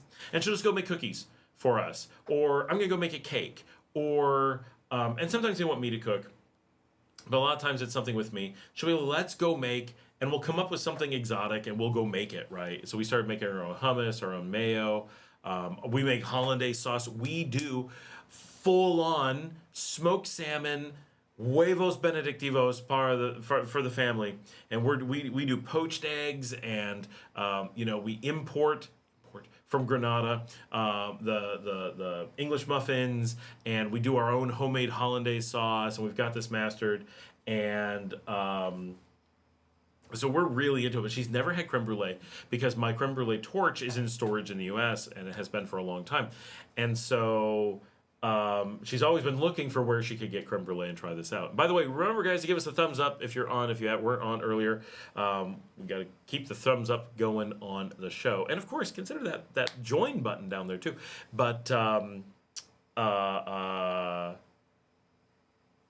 so she's been wanting to try it for a long time, and finally we managed to get out somewhere to get it, and at Artisan Pasta right next to where in the Intercontinental that we were talking about. So that was her first time having creme brulee. It wasn't a stellar creme brulee, but it was a creme brulee, and even a bad creme brulee is still a pretty good creme brulee. But this one is Fruta de Basca, which is my favorite kind of creme brulee. I like a lot of different flavors of creme brulee. I really like a lavender. I really like rose. Rose is probably my favorite. But yeah, so right now I'm just checking out what the Crown Plaza has for dining. This restaurant looks really nice. I like the vibe. Okay, that's whatever, but that seems nice. I've never hung out at the Crown Plaza. This looks like they got some stuff going on. I'm hardcore foodie, right? As if my size doesn't give it away. This is a great example of how little alcohol is. This is a well-stocked bar in Nicaragua. So for the Nicaraguans, for Diego and Anna and those who have not been to American bars, this is not a well-stocked home bar. I have more different types of alcohol than this, and higher-end alcohol than this, in my brother-in-law's bar in Texas. I'm not saying he has more. I have more. I have put, for safekeeping, more alcohol than this in my brother-in-law's bar. And it's still there right now. Right? The amount I would have at home would be almost 10 times this. This is actually the equivalent of what is actually in my bar here. I have everything you can get in Nicaragua in my bar. And it's not even a warm-up to what should be in a bar. So, except I don't have Cointreau for some reason. I really need Cointreau. This is, when we're talking about what bars are like, this is what Nicaraguans think a stocked bar looks like. And anyone else would be like, this is like what you put on a cart to wheel around to just give someone a quick drink to get drunk. Like, it's so wildly different than what the rest of the world thinks of as a stocked bar. And of course, I'm doing all that without the picture being available. This amount of alcohol is all there is. It's so little, so dramatically little alcohol. Diego says the most expensive I've done is summer for special events, I believe, but that's just crazy. Summer I find okay, but the price really is high for not very fancy, right? Like it's priced like it's fancy, and they're nice, but it's not like fancy. Gooch says, I never eat dessert, but I never turn down a creme brulee. I'm not sure I've ever turned down a creme brulee. That is true. Diego says, factory steak would be my aguinaldo dinner. Aguinaldo. Interesting. I've never heard of that dinner referred that way, but I know what you mean. I really need to reduce my food spend. 40% of my salary goes to Petitos Ja. That's a lot, yeah. I am a big Petitos Ja. You know, move to Leon and that'll stop because there's no restaurants to order from. Until soon, Marcela's hot dog restaurant. No, it's not. She's going to be outside the Petitos Ja zone. Mark is here. Hello from Ohio. There's nothing wrong with Ohio except the snow and the rain. Dun, dun, dun, dun. Gooch says, if the wrong person walked into my kitchen, they would think I was a crackhead when they saw my torch. I've had to explain that it was for creme brulee many times. I once set my in-laws' kitchen on fire using with a creme brulee torch disaster. I also have smokers for my cocktails. John Mason says there is an iron that was traditionally used for creme brulee. Oh, I want one of those. That's awesome. Yeah, the iron is very consistent. That would be cool. Okay, we're going to check out this restaurant.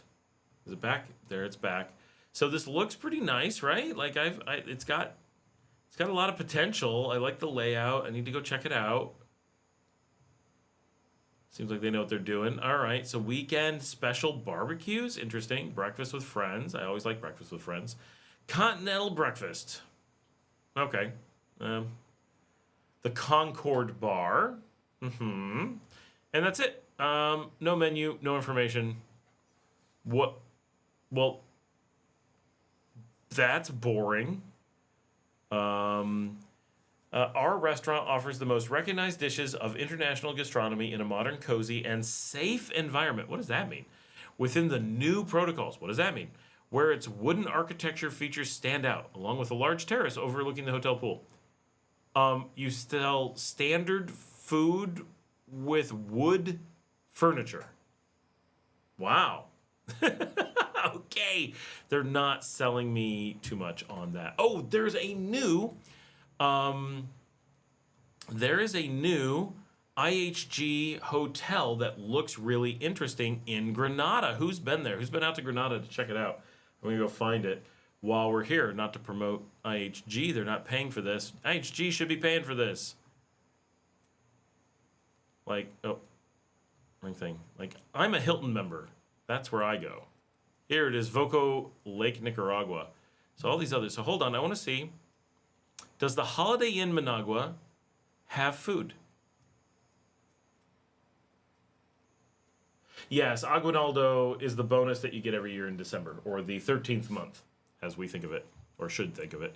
All right, this is the Holiday Inn at Managua Convention Center. What's the convention center really like in there? I've never actually been in the convention center. I've been in the Crown Plaza Convention Center. But, okay, not super fancy, but it looks like they got food. The Amphora restaurant. Ooh, menu. Here we go. Ready, everybody? There we go. Look, prices in Cordoba, and everything is like spelled nice and with a nice font. This is so much fancier than their high-end hotel. All right, and look at these prices. They're high. Okay, yep, they're high. Sopa Azteca. All right, Ensalada Cesar. Hay un restaurante in Holiday Inn Convention Center. El menú es mucho más bonito del en en Intercontinental. ¿Tenemos bolletas? Mi ¿Entradas? amiga va a tratar de conseguir Ajá. mañana, Okay. porque no es en la sala mayor. Ah. Oh. Yo pensé, Sí. ella dice, no es en la sala mayor. Ajá. Entonces, es sala experimental, creo. Dice, Oh, no sé. interesante, pero lo mismo edificio. Sí, Sí, pero ok. esta sala solo son 200 personas. Wow. Ujú. Y si queremos un buen lugar, Ujú. tenemos que estar temprano Ah. para hacer una fila Ujú. y obtener un buen lugar. Ok, ok. Entonces, podemos tener entradas, Sí, pero no las una sillas no buena- es... No, Ok, ok, no entiendo. pagamos por la ubicación de la silla. Okay. So, we're trying to go, we're getting entradas, we're getting tickets to go see Mamma Mia at the National Theater, Rubén Darío, Teatro Nacional. Es en la sala experimental Pilar Aguirre, creo que es abajo. Ah, ok. En realidad es más interesante porque... Es nuevo para vos. Sí. So I've been multiple times to the National Theater, but only in the Grand Salon, the big theater. There is a Teatro Experimental abajo, below, for smaller theaters, for smaller events, and that's where we're going, which makes more sense because I was wondering how they're going to like fill that room. So that's really cool. So we're heading there. We have been to the other theater, the Teatro Gato, en el pasado, para Don Quixote. Sí, recuerdo. Hace mucho tiempo. That was beautiful, beautiful theater at Plaza Natura. That is really cool, really neat. Oh, Buddhist says internet went out. What did I miss? Buddhist, your internet went out here? Because we're at, like, you're next door. ¿Qué? Mario no tiene internet. Hace mucho tiempo, hace 3 horas. Pero él está aquí. ¿Quién? No sé quién es. Oh, mi vecino. Él vive quizás 5 casas. Oh, He's 10 minutos de pie. ¿de verdad? Sí. No sabía. Buddhist says Mario, also known as Buddhist, says the Marriott is opening in December in Leon. Ah, we knew it was coming. It's the Hotel Recollection right now, and it's moving in.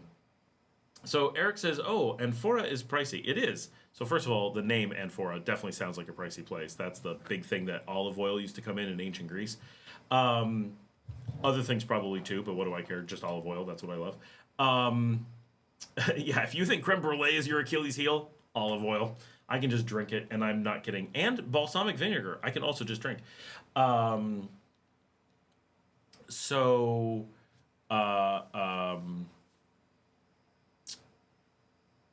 Give my brain a minute here.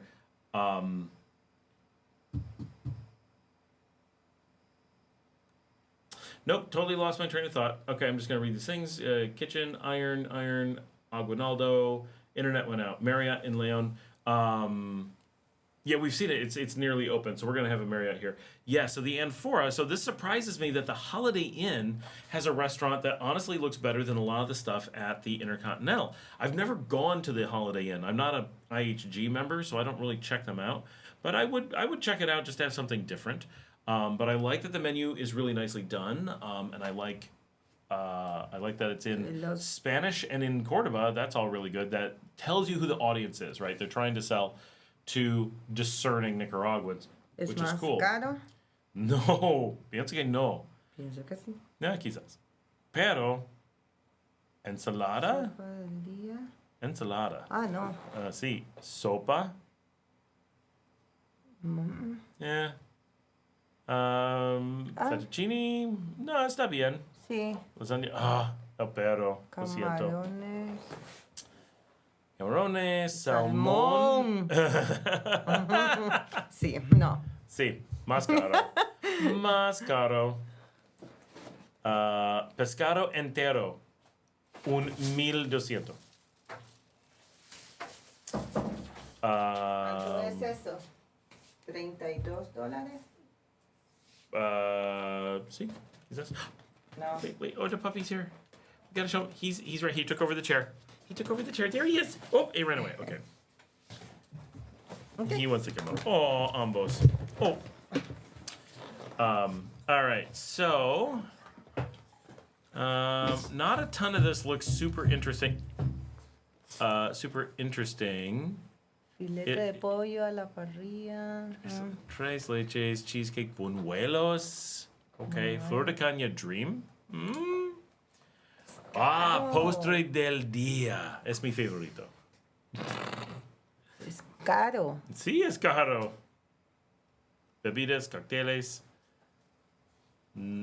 Not a super interesting. Nothing really interesting. There's a few things that are okay. They have crudité. That's nice. Crudité. Solo vegetales sin cocina. Tostón con queso. 6. No, gracias. 6. Yes. Okay, so she's not impressed with the selection here. This is not the winner. Is there another restaurant? Churrasqueria. There's a steakhouse next to the pool, and they do not offer a menu for this one. How does it look? Escucho a la gente decir siempre que primitivo es caro. Sí. No es caro. Estoy viendo esto, no es caro. Primitivo. And then the sunrise bar. All right, nothing super exciting there, but that's not what we were looking for. What we're interested in is this one. Voco. Voco Granada es super nuevo. Ay, ya sé, Sí. porque fui con Hazel hace poco a Granada y lo vi. Ah, sí. Lo vi en la noche. En la calle, sí. sí. All right, so check this place out. I've been seeing pictures. It's Sí. really well Se miraba done. súper bonito. Sí. Es una colección de hoteles boutique de Holiday Inn, de Intercontinental. All right, pictures look good, but menu tells the story. Vino y appetizers a la Gran Sultana. Sultana.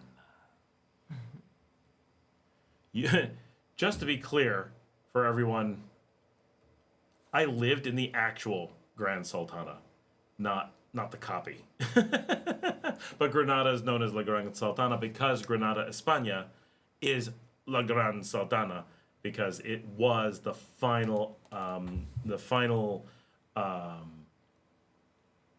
city and the final. My gosh, can't think of the castle, El Castillo de El Sultán de España. And it was in Granada. Entonces el nombre. All right. Wine and appetizers, tierra y fuego. Un bar, pero no hay menú. No hay nada. Okay, but here's the pictures of the restaurant. Doesn't actually look that fancy. Es interesante, pero no es elegante.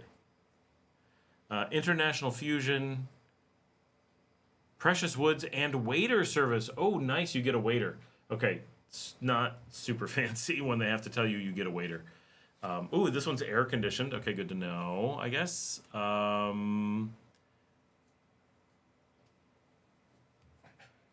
Not a lot of info. It's really... Oh, it freaked out. Oh, no, I have no idea what's a... This thing just lost its mind and started opening a bunch of things when I clicked on that. So we're gonna... I don't even know how to get back. I have no idea what's going on.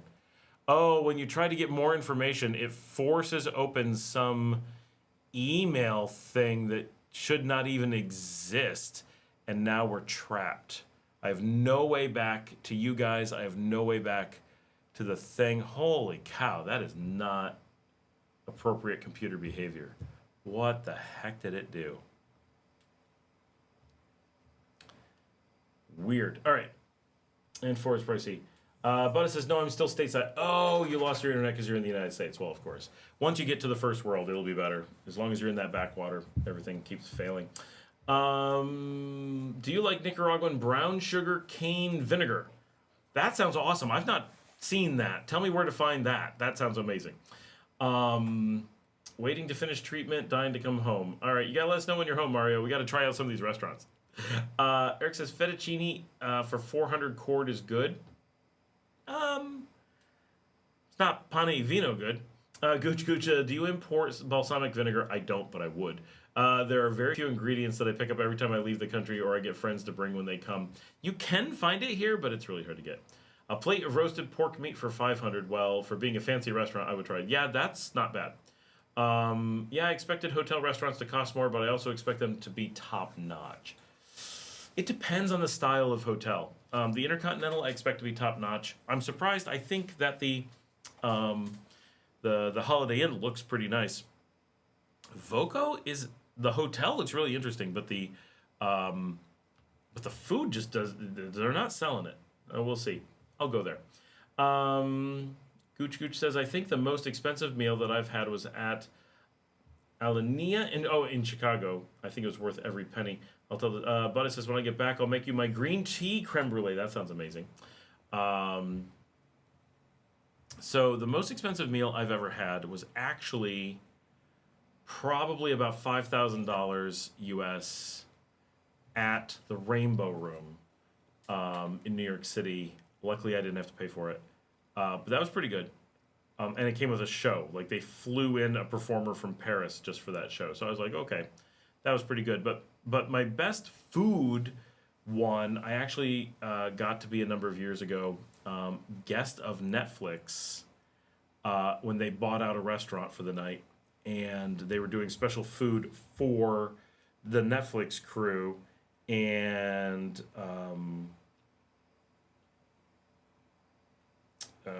so we got to go, and they paid for the table, and we only had to pay for incidental. So there's 3 of us. Is that right? No, there's 4 of us.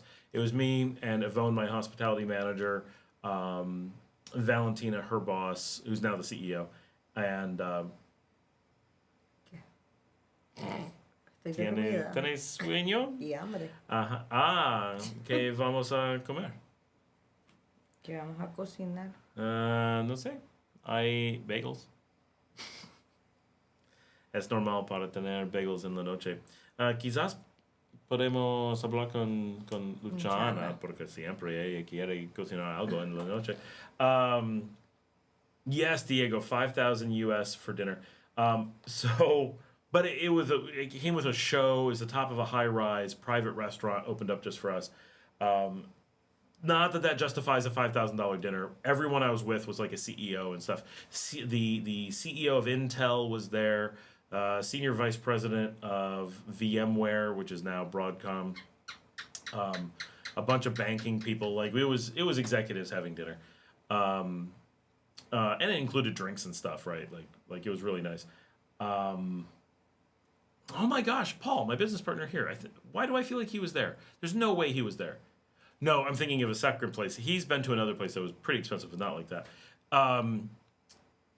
But so I was in Guatemala, and we got to go to Dayaca, and Netflix picked up the tab, and we only had to pay for the table's drinks and any add-ons, any little things we added on. Our incidentals were over $700. Netflix paid thousands of dollars for us to have dinner there. It was unbelievable. Absolutely unbelievable. By far the best meal I've ever had. If you're going to be in Guatemala and have a lot of money to spend, Dayaca is the place to go. Just phenomenal. And it's, we were there the year that they were ranked #1 restaurant in the world, chef under 30 or something like that. And it's hardcore. Here we go. Let's take a quick look. This is Dayaca.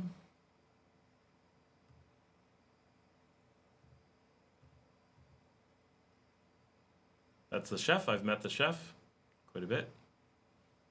Conozco a ella. La chef de Dayaca es de acá. De acá. Comida de acá. De aquí. Let's see the menu. Now this is the stock menu. And who knows whose it is. zoom in a little bit.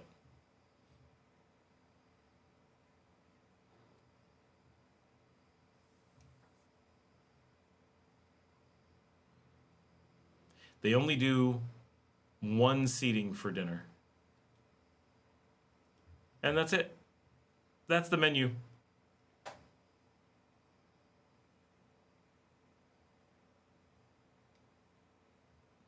They don't tell you what you're going to get. It's like 8-course meal, and you take what you get, and there's no prices. It's just, if you can afford to be there, you don't need to ask. That's pretty much their policy. And it was just amazing. And the chef would come by and talk to you about every course and explain it and stuff. Really, really cool. Sugarcane vinegar is very common in Nicaragua. You find it in local markets and grocery stores. It's one that they use for cabbage and repollo at fritangas or street food. Marcela should know. Oh, interesting. Quiero vinagre de cano. De? Caña. Vinagre de caña. She does not know. She does not cook that much. Which is funny, because she's about to own a restaurant. La dueña de restaurante, pero ella no puede cocinar. Had to use my electric blanket. Oh, had to use my electric blanket like last night. Hey, Leo, how you doing? Steve says, that hotel looks like where we stayed during our honeymoon, and I just checked the map, and it looks like the same location, but it looks like a different place inside. Which one are you thinking of, Steve? I looked at a bunch of different hotels. Maybe it changed ownership and was remodeled. Are you talking about the Voco? That is a brand new, just opened. Obviously, it's an old colonial building in Granada. It is a intercontinental boutique collection. So with Hilton, where I stay, they have the Curio collection. This is the equivalent from IHG. The Voco Lake Nicaragua. It's right on the main square. Diego says, God, please allow me to get that Silicon Valley job. I want Netflix dinner. Just so you know, Diego, I got the Netflix dinner because of my stuff in Nicaragua, not because of my stuff in Silicon Valley. But my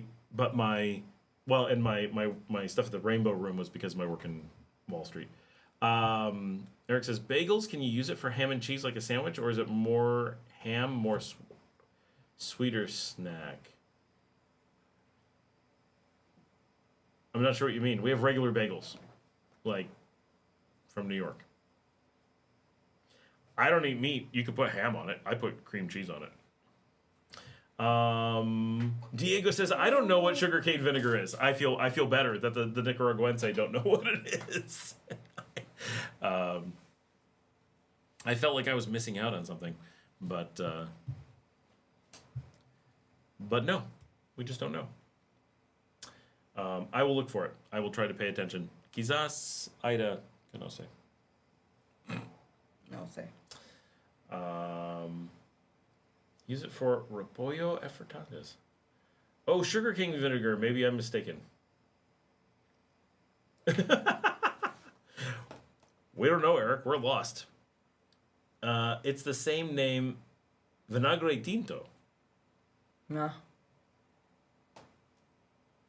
Kevin's here. Hi, almost forgot about the live show. Yeah, it's getting late, Kevin. Come on. Tiffany's here. I think it's hilarious that every time I pop in the chat, I see a conversation about lobster. It's true. It really is. It's a thing. It's become a thing. But Diego wants to know where to get the best lobster. So we really had to dig in and find it. I know what vinagre tinto is. It's the black vinegar. But it's from sugarcane, not from olives? Not from wine? Sorry. Oh, sorry. It's getting late. How long have we been on? Gotta be like 4 hours. Minutes from 5 hours. Not bad. And we got 26 people on. Also not bad. We are hungry here, though. Kevin has a question. Oh, Steve says, yes, the Voco. Still looking at my old pictures to see if I can tell you what it used to be called. I remember it had flags of different countries at the entrance.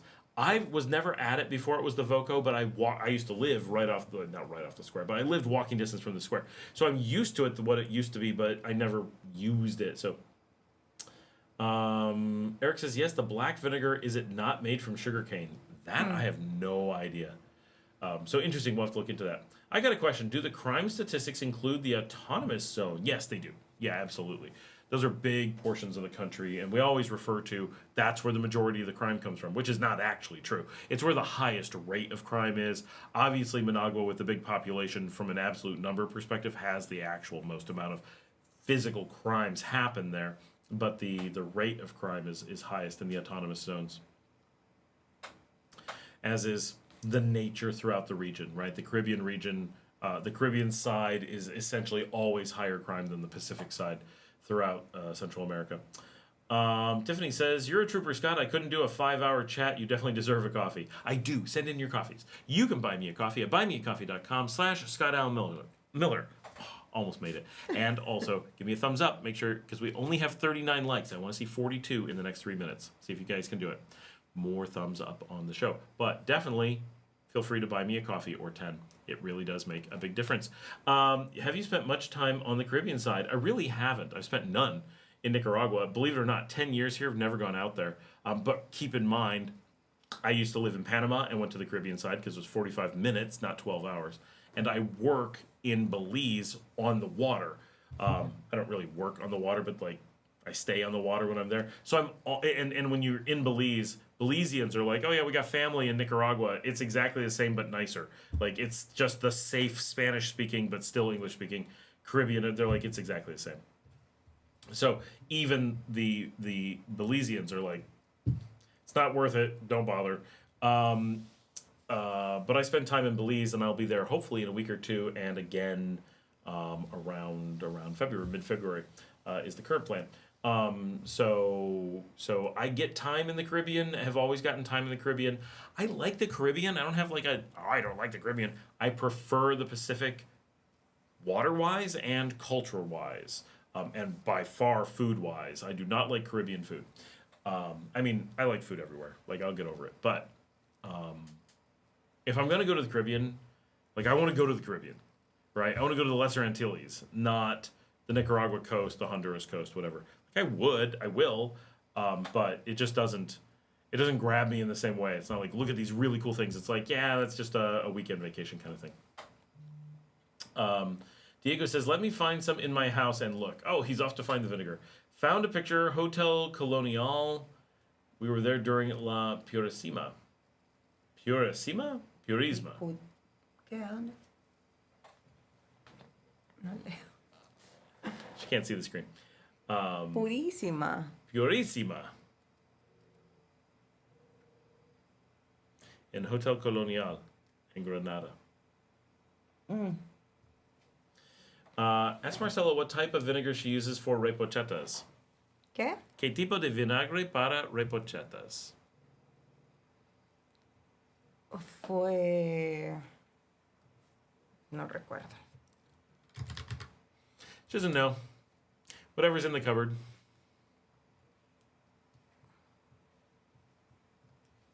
Fue vinagre blanco. Ah, she's using Blanco. So, pienso que lo mismo Hotel Voco es aquí. No.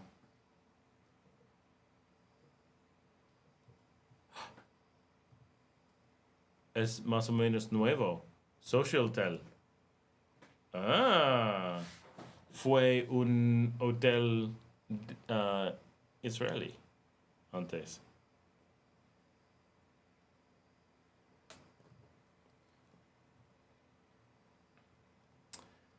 There is a new hotel chain owns the Sultana, the Alhambra building.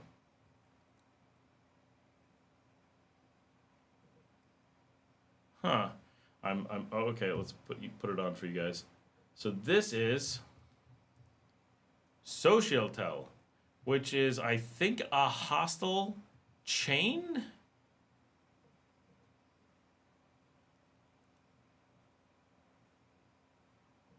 "21 properties and 8 more comings. We're redefining backpacking across Southeast Asia, Central and South America, from sunset to city lights." So that's cool. So this is a place that I really like, the one in Granada. We weren't super thrilled with the service with the previous owners, so I'm definitely interested in checking this out. But I generally am not looking for some big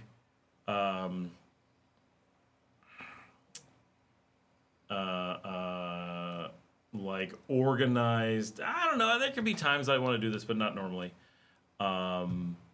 Now this is interesting. It looks like they may have bought a bunch of properties from an Israeli hotel firm that previously owned this and one in Panama, because this one is headquartered in Panama. So interesting. And they just they don't. Our story doesn't really tell a whole lot, but interesting. Okay. I'm trying to find the Voc Hotel. I thought it was right over here, but I'm not seeing it. I like to stay here at the Hotel Plaza Cologne as La Ultima Vez. Foi aí. And we used to eat at the Gran Francia cuando vivimos allí hace 10 años. Fue popular con las niñas para cenar. But where is Los Bocaditos? Está allí. Huh. That's a new group of things there. But I could have sworn it was here.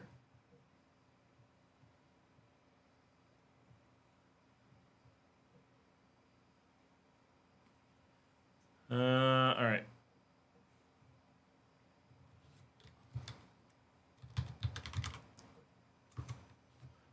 Okay, so it knows where... Oh, I had it right in the middle of the screen. It is not where I thought it was. It's a key. I thought it was on the other side of the street. I was looking up here. Okay. So that is... Ah. So it's a block farther west than I was thinking.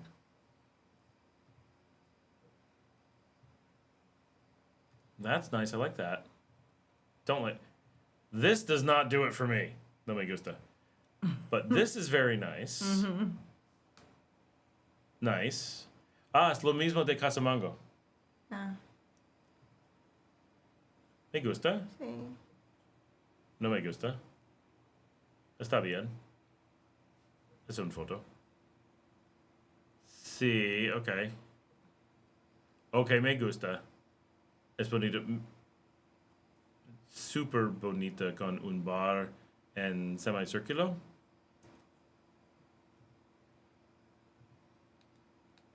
Ah, me gusta.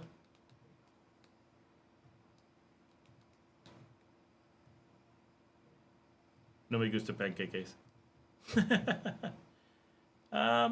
Okay. Me gusta el espacio. Me gusta cuando hay una piscina y dos niveles para ver la área. Uh-huh. Es bonito. Pero pequeño. Quizás las habitaciones no son tan bonitas. Sí. Es dentro de la habitación. Sí, es grande. Uh-huh. Con una sala. Ah, está bien. Oh, that's a nice shower. Uh-huh. Yeah. You don't get a lot of that style shower in Nicaragua. You get a lot with a lot of big space. That's really nice. I like that. Hotel Colonial was there during La Purísima. Oh, yeah, that reminds me of another question. Do you ever go fishing? I do not. Do you have any fishing videos? I do not. As a pescatarian, I was thinking you might. I don't go fishing. I eat fish. If you go fishing, I'll eat your fish. That's fun. I just don't enjoy sitting on a boat staring at things. I'm a very active guy, so fishing doesn't sit well with me. I fished when I was young. My grandfather was a big fisher. I don't know if he's big. My grandfather would fish. I would go fishing with my grandfather to spend time with my grandfather. I found it very boring. Of course, I didn't drink back then. Now I would have some beer with fishing, and it would probably be better. I have some friends who go fishing. Like my business partner goes fishing, and he enjoys it. I love that they bring in tuna or whatever. I love to eat it, but to sit out and I'll go out on boats. I don't have a problem with it. Any of it, none of it is a problem. It's just at the end of the day, I find it painfully boring. That's about it. Diego says, I have none in my house, but Google says it's made from wine. I use it for tortillas de carne. Normal vinagre de tinto, vinagre tinto? De tinto. Would be from wine. That's the normal. But interesting. Tiffany says, I've been seeing so many new videos of Nicaragua here on YouTube. I'm happy it's getting more traction. I literally can't get enough of the videos. I can't wait for more food vlogs. Yeah, someday. Diego says, Tiffany, do you ever come to Nicaragua? We do have the most extensive local gastronomy of Central America. Is that really true? For local gastronomy? That's verdad. I don't know about that. Yep, once, and I didn't want to leave. Sadly, it wasn't fair. It was San Juan del Sur, and I'm doing a longer trip, maybe 2 weeks. Cool. Did you try local foods? Steve says, we'll have to go back to Granada someday. Me too. I never go back, and I used to live there. And she used to live there. We never go back. Tiffany says, yes, I tried a local place near my Airbnb. I tried the gallo pinto as well. Reminds me of little rice and peas in Jamaica. I love it. Rice and peas, that sounds good. I mean, I've had rice and peas. Just in general, it sounds good. Steve says, yep, that's the place we were in. Looks much better now. Diego, I think, is asking Tiffany, did you have nacatamal? Nacatamal. I might go stay in that place just for the shower. I like the pool. I like the stairs. I know you guys can't see it. There's nothing really interesting. I'll switch over if something interesting pops up in the photos.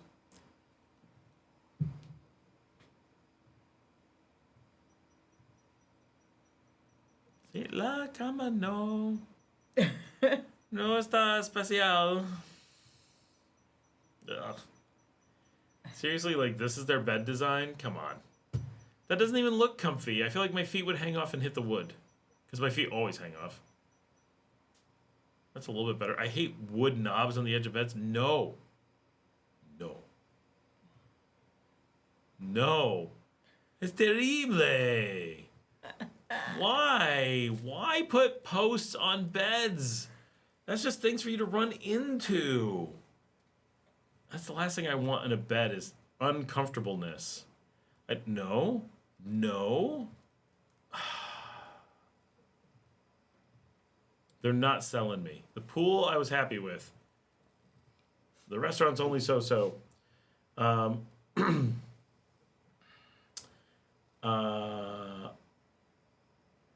Tiffany says, I don't believe what that. Steve says, I love nacatamales. In California, where you live, you can only find them in San Francisco. I'm not a huge fan. I like them better than normal tamales, but I don't like any. I don't like corn masa. I was a true tourist. Next time, I'm doing the true Nicaragua experience. I'm doing the true Nica experiencia.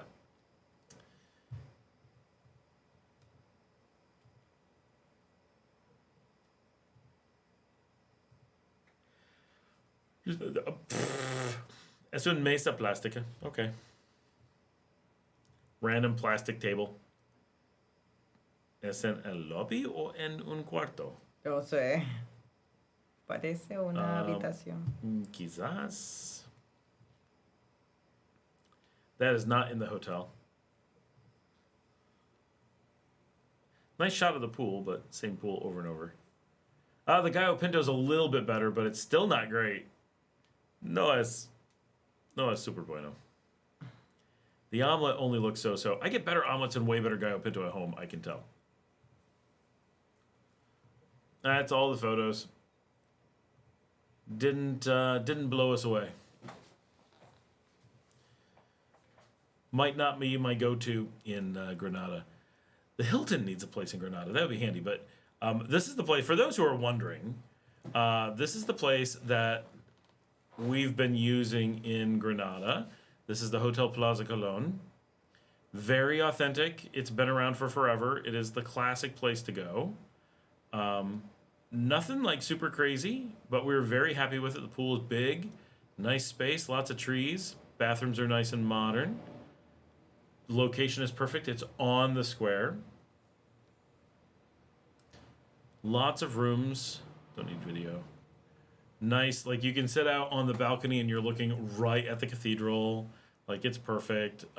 When I used to live here, we were in the lobby all the time because this is where you would rent cars and do all kinds of things.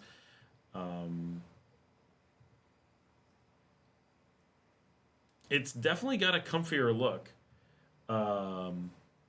Diego says there was a magazine, Taste Atlas, that ranked us as the best in Central America, and us Nicaraguan have been repeating that over and over to annoy Costa Ricans and Hondureños. Interesting. I wonder what they based that on. Oh, that looks nice. I don't remember where that is. Yeah, better than Costa Rica, I can see. Honduras has quite a bit. It's Guatemala is really the big contender. They're partially because they're just bigger. They have so much cuisine. I guess Nicaragua has more Caribbean coast than anyone else, so that adds some. I don't know. I mean, I guess I can't really say that it. I don't think it's true. It's just surprising.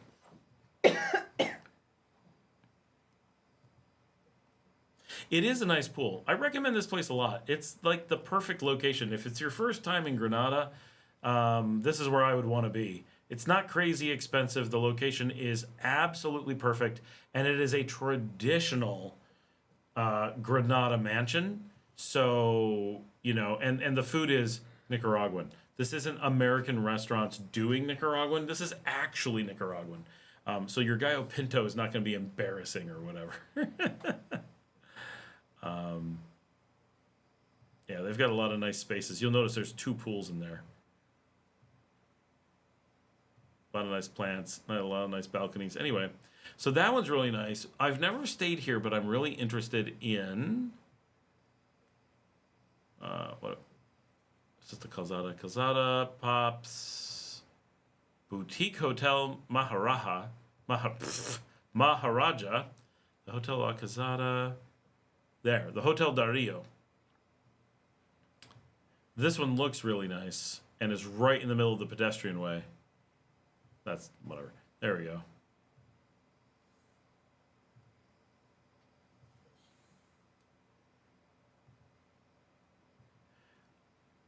That's the view from the balcony. So it's on the other side of the cathedral, and you can see the pedestrian way there. So beautiful. Great views, good restaurant, little pool, nicely done. Much smaller place. La piscina. Es pequeño. Pero es en la mid. Ya sé, la calzada. Sí. Y un fuente.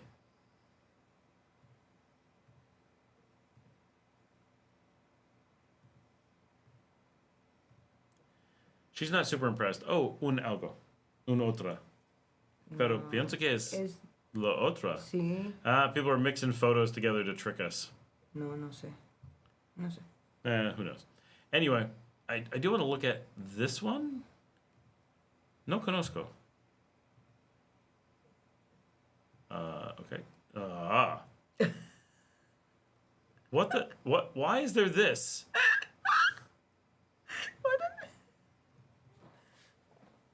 Oh.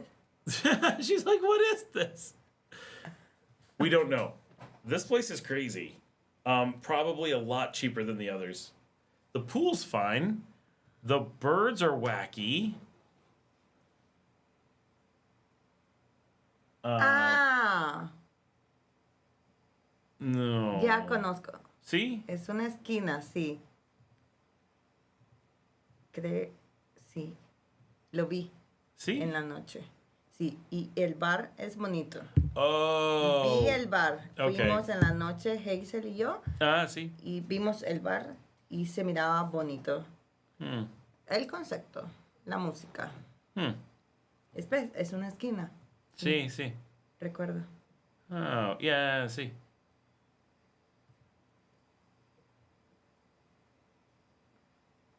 Es bonito aquí. Me gusta esta.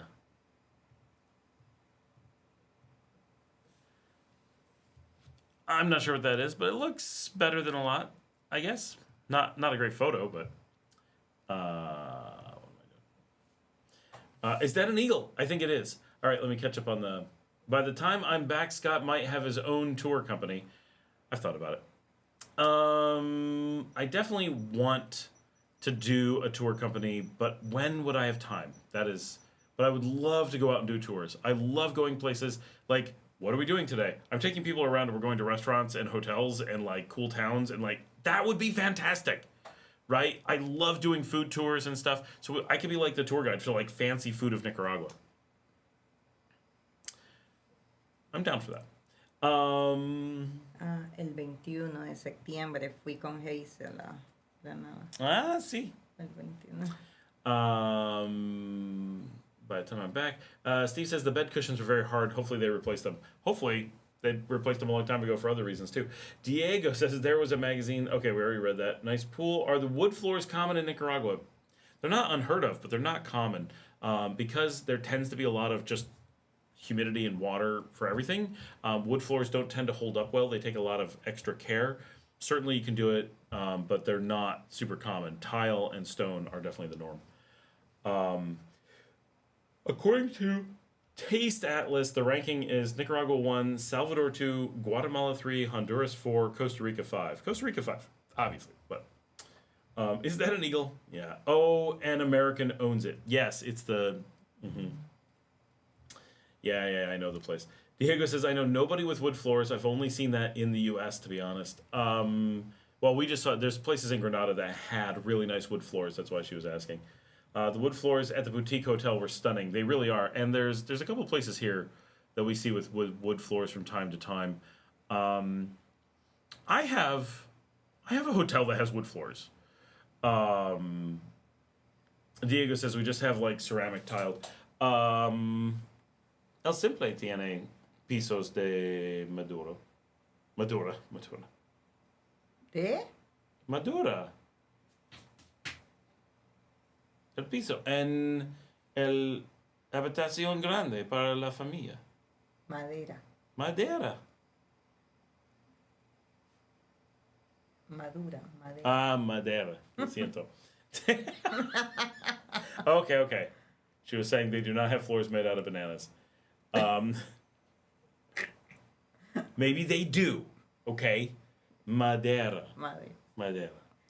Pisos de madera en El Simple. Sí. And pisos de madera and Desperados. Oh, sí. Yeah, both of my hotels have some wood floors. Not all of it. Not ground floor, but second floor stuff, wood floors are relatively common. My house, I don't know aquí. No. We have a lot of wood here, but not for the floors. Diego with an E. Yes. Madera. Maduro. Hay queso para... No me gusta el queso. Pero puedes cocinar buena. She makes the best cheese. Es verdad. Okay. Cocinas mi queso favorito. We buy the queso from the angry lady, La Enojada. That's what we all call her. Everyone's like, where are you getting cheese? We're like, La Enojada. Everyone's like, oh, yeah. ¿Qué? ¿Qué querés? Queso. Solo queso. Voy a pagar. Like, it's crazy. She's so angry, and then you get the best cheese. Like, okay. So it's La Enojada. Valentina estaba, mamá.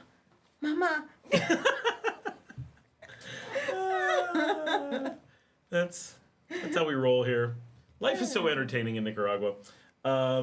Steve says, past my bedtime. Anyway, always enjoy your videos. Have a good night, Steve. Thanks for being on. Tiffany says, that makes sense. Can't have salt water and wood floors. See, that's the thing, is I do have salt water and wood floors. It's probably a bad idea, but I do. ripe wood floors. Thanks, Mario. Thank you. So we have them. Mine are not stunning though. Mine are cheap wood floors. Mine are where they're getting a lot of wear and tear, and they are getting wet and stuff. So it's a little bit different. But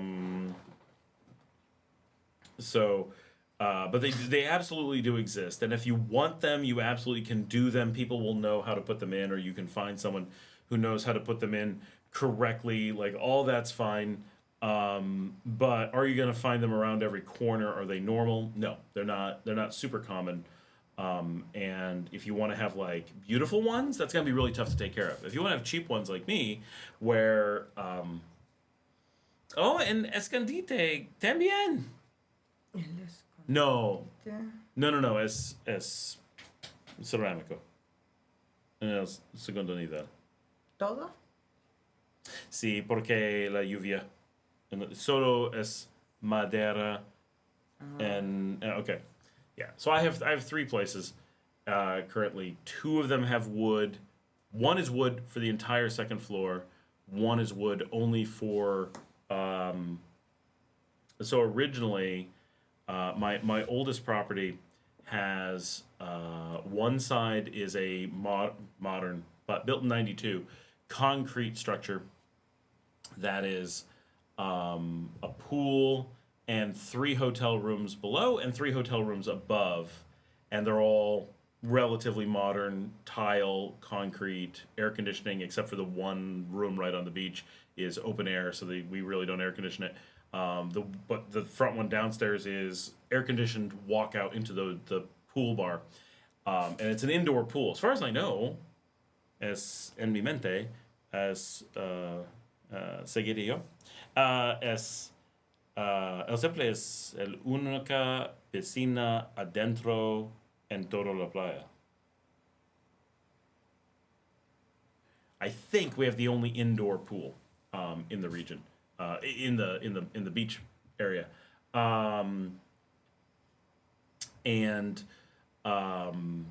so that part is all tile, and then traditionally we had another structure in the back that connected to it. It feels like one thing, but it was very clearly like you come through the building and then boom, there's a new. Obviously, it was added on at some point, and we called it the tree house, and it used to be 3 more rooms that were all wood structure and not air conditioned, really high roofs. The others had like normal roofs. These are really high roofs, and they were double floor with lofts, and they were popular and very inexpensive, but they were also very small. And so when we used to be on the beach a lot more, I would use them from time to time, but I never really loved them because they were just too compact and too much wood. Like the showers were wood, everything was wood, and it was just. So they've actually all been consolidated into the largest, as far as I know, family room on the beach. It sleeps 10 in a single room, has its own ensuite, has its own lockers. So it's kind of like a dorm, but it's not a dorm. It's not a hostel. So it's a giant family room with places to eat. It has a loft. We're putting in a big cargo net so people can lay out over stuff. Like, it's pretty cool. And so that is all wood, because it's all the old wood structure turned into a single room now. It's kind of like having a house. I mean, it sleeps 10, so you kind of get a private house in a hotel that feels completely different than the rest of the hotel. But it still is able to get room service from the restaurant and stuff, and has security and all those things. So it's not like having a house and you're left on to your own devices. You've got the security guard and the check-in, and the room service comes from our other hotel, but they just run it down. Tiffany says, so Granada is the Spanish-style homes. I love seeing the large wooden doors and moody colors. So that's the colonial style. So Granada and Leon and Acatal are the colonial cities. The 3 of us were established in 1525, 1524. Aquí, so Granada and Leon were 1524, and Acatal was 1525. And the 3 of them were the original cities of the region. And Granada officially beat Leon by days or hours, but they're basically exactly the same age. But they're named after their stylistic inspiration. So Granada is styled after Granada, España, in Andalusia, which I lived in Granada, Andalusia. So to me, and I moved almost directly. I lived in Granada, España, and then I did a brief stint living in Panama, and then we moved to Granada, Nicaragua. So there was a time where I pretty much went from Granada to Granada. It was pretty much crazy, and so it feels like Andalusia. It feels like southern Spain, and then León, Nicaragua, is named after León, España, and is a north central Castilian zone. And so the colonial architecture here is Castilian style. And so they're very different, even though they're both colonial Spanish from the exact same time period. And then Ocotal, I don't know what they're doing their own thing up there. Diego says Granada is a city filled with colonial style homes. So all three of us are living museums. The cities can't be changed. So in some ways it's absolutely beautiful. People love it. It's got so much cool going on. But it also cripples the city, that there's so much you can't do, so much limitations because of it. Great to visit, rough to live in. Antigua, Guatemala is similar. Feels a lot like León. Granada, definitely, because of all the tourists, so much of downtown has been turned into this very walkable, very hotels everywhere, restaurants everywhere thing, which is fantastic, but makes living there expensive and feel touristy. León has not had the tourism, and so tons of the downtown houses are still houses, or businesses doing different things, a lot of offices down there. So it lacks the same feel, even though the downtown area is just as big, probably quite a bit bigger than Granada, and even older actual construction, because Granada was burned and had to be reconstructed. It doesn't have that hotels on every corner, restaurants everywhere vibe, which is unfortunate because it would be fantastic. Right, so there's a big difference. When we look at Granada, it's just one fancy hotel after another, and it's not that we don't have any. We've got La Perla, we've got El Convento, we've got Recollection.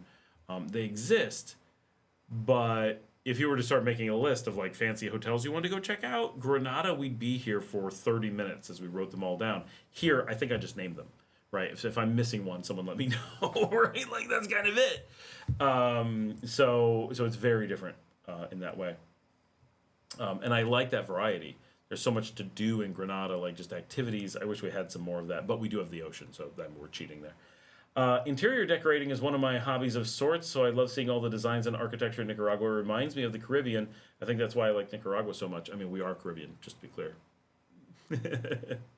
The cargo net is what the Tricasa had. I love it. Seems like a liability, though.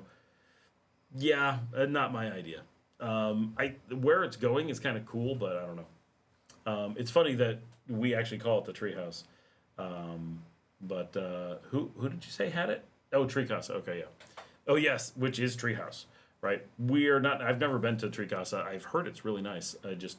I avoid San Juan del Sur. If I was there and had time, I'd love to go there, but not a place I want to spend a lot of time. I just, when I'm there, I want to spend, maybe a weekend. 4 days is fine. There's a lot of restaurants and stuff. I just find that, I spend a couple days walking around, and I like the bay and everything, and I like being able to check out the restaurants, but after a bit, it's like, okay, it's a lot of this. And, I mean, San Juan del Sur is cool. It's got a unique vibe, and it is nice having a break, but it really does fall, for a lot of us, it falls into kind of this category of, it's so much effort because of the distance for a lot of us to go down to San Juan del Sur. By the time I'm going down to San Juan del Sur, I can go to Costa Rica for very little extra effort and do something much more unique. Like going to San Jose is very different, whereas going to San Juan del Sur is only a little different, if that makes sense. And like food variety and quality, San Jose is pretty good. It's kind of a big thing.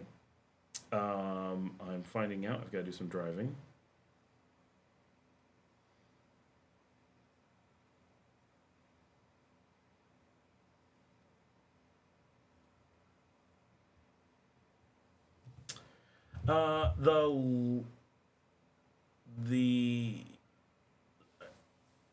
The something time, I went to San Juan. We had an outage in our company, and guess who had to work the entire day? Oh, that sucks. The only time I went to San Juan. Oh, that really sucks. That you. So I was there. I first went to San Juan in 2015. I went in with Alan, who's on the show sometimes, or on the chat sometimes. He and I went in 2019 for 10 days. I don't know, for a week or something. And that was nice. Having a week there, really getting to spend time in San Juan del Sur was really cool, and we really loved it. And then we went to Granada, and it really hit me how much it was Nicaragua that I wanted to come back to. It had nothing to do with San Juan del Sur. It was like, San Juan del Sur is really nice. And then I'm like, you know what? I just have been away from Nicaragua. It's Nicaragua. I want to be in Nicaragua. And then I spent some time there in 2021. And then in, I think, 2022, Brian Watson, who's on quite often, I think he probably went to bed now, but he's often on the chat. He and I went in 2022 and spent a little bit of time there. He really wanted to go. He was in Costa Rica, and they came up, and we met there. And then I was there again. Oh, no. I was there in early 2021 and then late 2021 with Camille, who did my number one episode ever, my episode to Hinotega. And my dog is snuffling in the corner. And then Brian and I went in 2022. I'm not 100% sure I've been back since 2022. I may have avoided it for 3 years. That feels impossible. I'm sure I'm just forgetting having been there.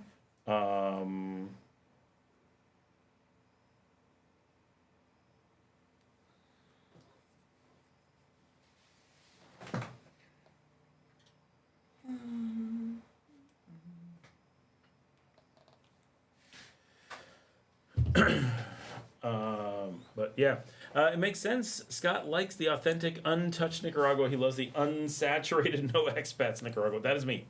That is definitely me. But I still like fancy places, but I like fancy places for Nicas. That's my thing. Marcela is very close to the camera. Porque no veo. El plano de focus está en tu cara. Es en tu cara. Quiero leer. See. I took away her ability to read the thing. Let's see, can I make it bigger? Okay. Mucho mejor para ti. Para tus ojos viejos. Es por la quimio. Let's see.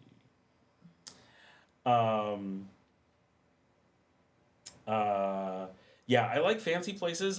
But I like it when it's not for the tourist. I mean, occasionally an expat being there is cool and helps to encourage the business. But so much better when, I want to be in real Nicaraguan neighborhoods and just, wow, this is easier for me to read. Es más fácil para mí porque tengo ojos viejos en realidad.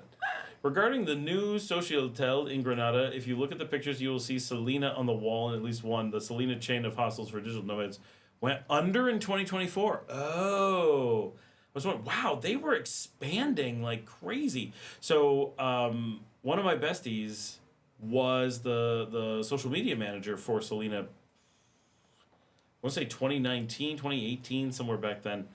And they were just buying and buying and buying and buying. How the heck did they go under? So I assume, based on what I saw, and that's what I was saying, Socio Hotel seemed to have a lot of pieces of the Selena chain. I couldn't remember their name. Salt, like duh. It seems like they bought a number of them all at once, which would make sense that they just got them at a fire sale or something. I didn't realize that they went under last year. When I stayed there in Granada with Brian, same general time period as going to San Juan del Sur with him, in 2022, we stayed at the Selena, at the Alhambra Selena, or Selena Alhambra in Granada. And the facility was beautiful, but Selena didn't have good customer service. They were basically like, our check-in's broken, F you. They weren't quite that bad, but it wasn't good. And I had hired, this was funny, my head of hospitality at the time had been hired from Selena. And so I had called her, and I'm like, hey, I'm at the Alhambra where you used to be the manager, and I can't check in. And she's like, she had to call people and be like, help him check in because your stuff doesn't work. And that, like, if you didn't have connections, Brian and I were standing there, like, you're not going to let us check in because you don't know how it works? they made you use your phone and like do all this weird stuff. We're like, this is terrible. So I'm not surprised they went under, but they seem to be like making money hand over fist is what it felt like. Tiffany says, my Nicaragua travel list is ridiculous. It needs an Excel spreadsheet at this point. Eric says, I remember one time I went from Managua to San Juan del Sur at 1 p.m. I swam in the ocean for 1.5 hours and then got back to Managua at 6 p.m. the same day. You traveled down to swim in the dirty bay. That's fantastic. It was funny, but it was too much road trip within 9 hours. I watched a video of a guy recently. I think he was coming from New York. He decided to do a trip to Cairo, Egypt for a day. He took an overnight flight, slept on the flight, got there, arrived early in the morning, did the pyramids, did like 3 major things, rented a hotel in the late afternoon, napped for 2 hours, ran to the airport, and flew home before midnight. So it was a single day in Egypt. And he flew from New York to do it. And he was like, that was actually kind of fun. Brian says, Selena filed for insolvency mid-2024 and was acquired in August 2024 by Collective Hospitality, leading to a global rebranding of most properties to Social Hotel, a similar nomad-focused concept. I see. Interessante. But that's what it looked like. So that basically the vibe I got was exactly what it was. That completely makes sense. But I bet they've taken steps to improve it. Because that was bad customer service. Like, really stood out as bad customer service. So, Collective Hospitality. We're going to look them up.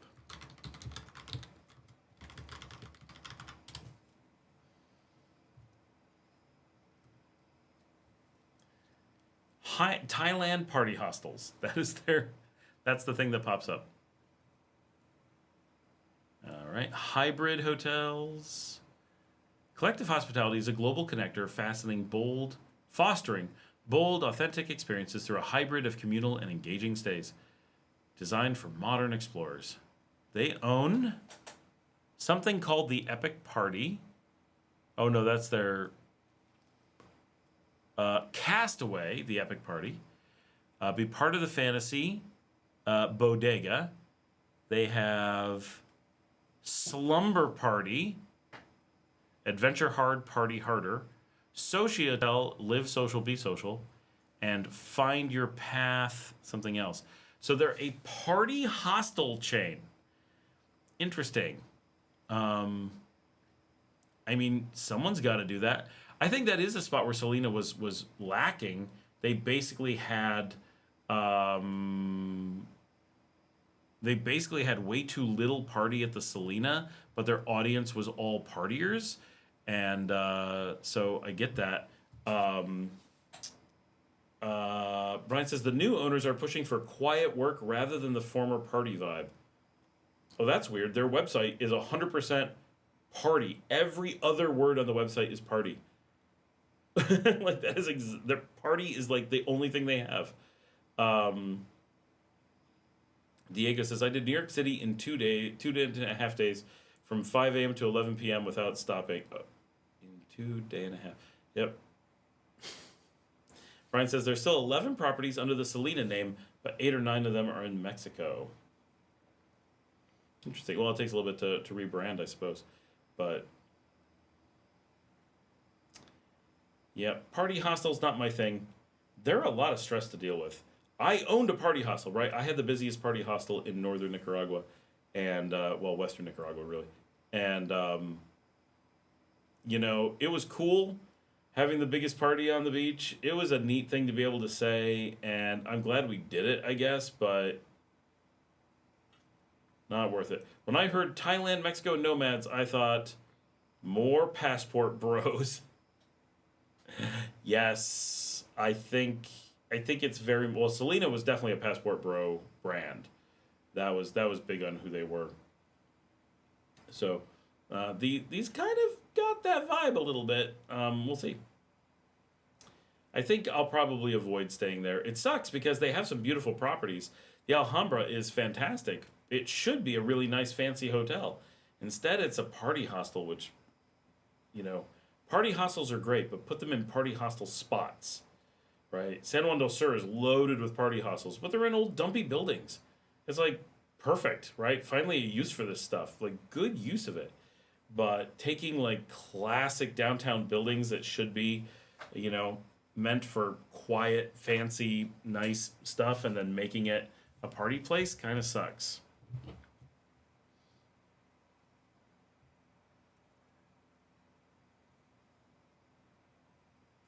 Just checking my messages, making sure all is good.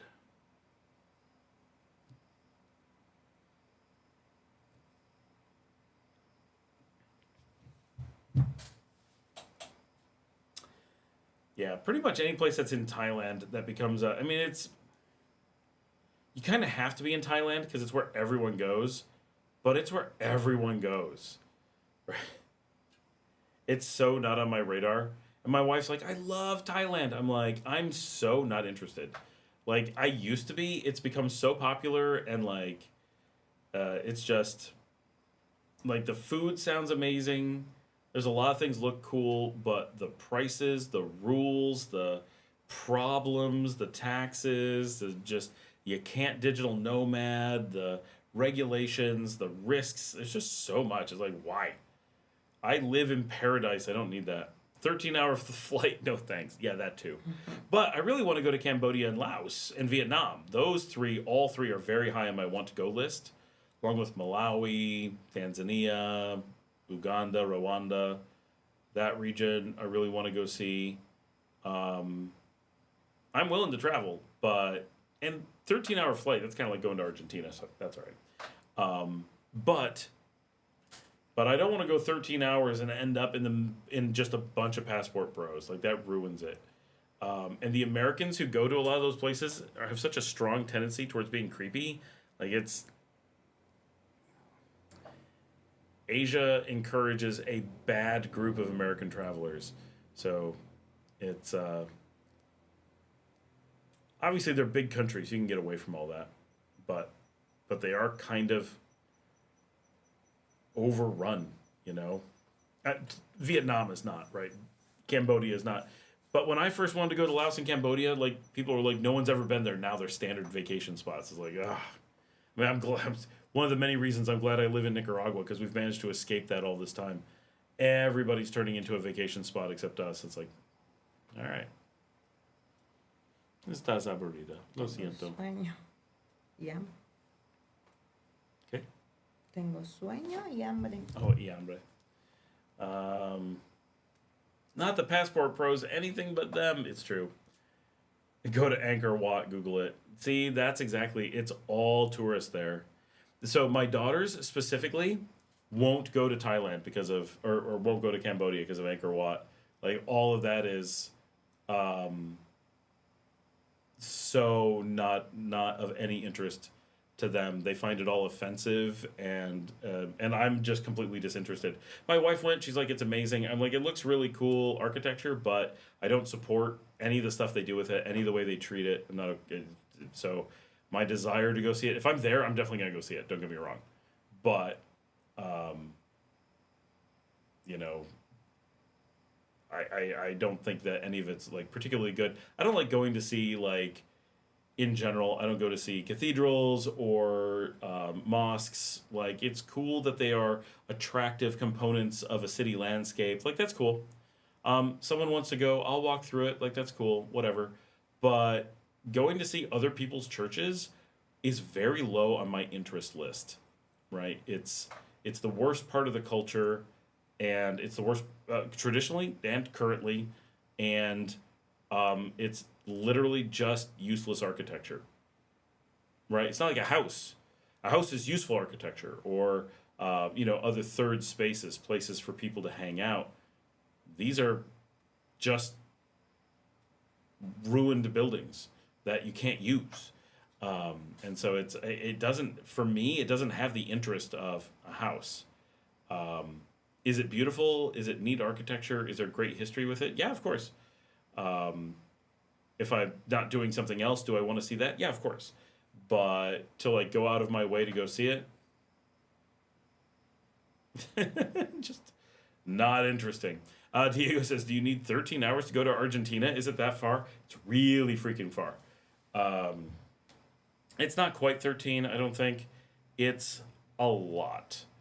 Hey Siri, how long does it take to fly from San Jose to Buenos Aires?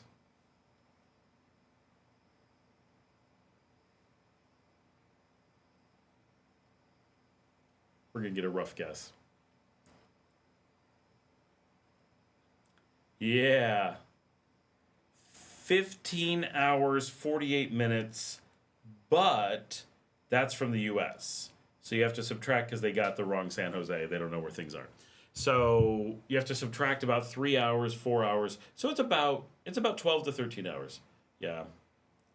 Angkor Wat is not a church, but rather a civilization. I mean, kind of.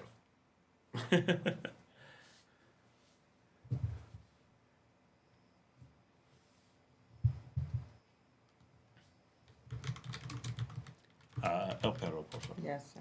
Yes, siempre. So the thing, though, about Angkor Wat, it's kind of, but it's a Buddhist temple complex, right? So it's huge, but it's still a temple complex. So that kind of takes away a lot from, other than just being really cool architecture and neat that they built it and all that. It's still a church. Hi, little dog. You coming up? Now the dog wants out. Hold on.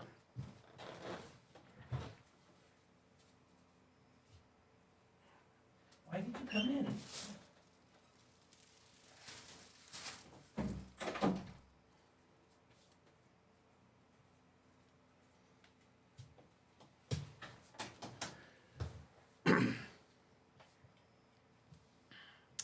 But yeah, Argentina is really freaking far. Like, you really don't realize. And so from here, you also have the problem that you can't fly from Managua to Argentina. You have to fly to San Jose. So while if you were doing a direct flight, which you can't do, if you were able to pull it off, you could probably get there in like 11 hours. But to really do it, you have to go to San Jose, do a layover. So you've got maybe a 1 hour flight to San Jose. Then you're stuck there for several hours. Then you can fly to Lima. And then you have a layover for a couple hours. And then you fly to Buenos Aires. Or you can fly through Panama City and go direct. Or you can go through Bogota and do it that way, Bogota. But no matter what, you have all these layovers. So the real time to get there is like 20, 25 hours from any practical sense. But the actual flight time is more like 11 or 12. Diego says, I think that half of Granada tourism is churches, and that bores me so much. I'm the same. Like, it's like 17 famous churches in Granada. And, walking past, take a picture. I'm a photographer. Like, I'm standing here. Boom, there's a picture. It's cool. Some of them look neat. But I live there. It's like, okay, churches on every corner. Who cares? Right? Like, not interesting at all. None of them have interesting history. What would be interesting history for a church? There really just isn't any. Same thing here in Leon. Like, other than, hey, there's the cathedral that was supposed to be in Lima but isn't. That's amazing. Right? Okay, that's great. But I'm going to move over here so I'm in focus. Yeah, it focuses on this chair. That's what's going on. For those wondering why I'm out of focus so much, is because it's focusing on this chair. I never sit over here. This is like a completely different vibe. This is like a new show. But I agree. All of that stuff that they've focused so much tourism on the churches, it is intensely boring. So it's like, what do you do in Granada? You go see 17 churches. Wow, what do you do in Leon? 17 more churches. Wow. Mm-hmm. And is this part of the culture? No, it's just part of the colonialism. All right, cool. And so,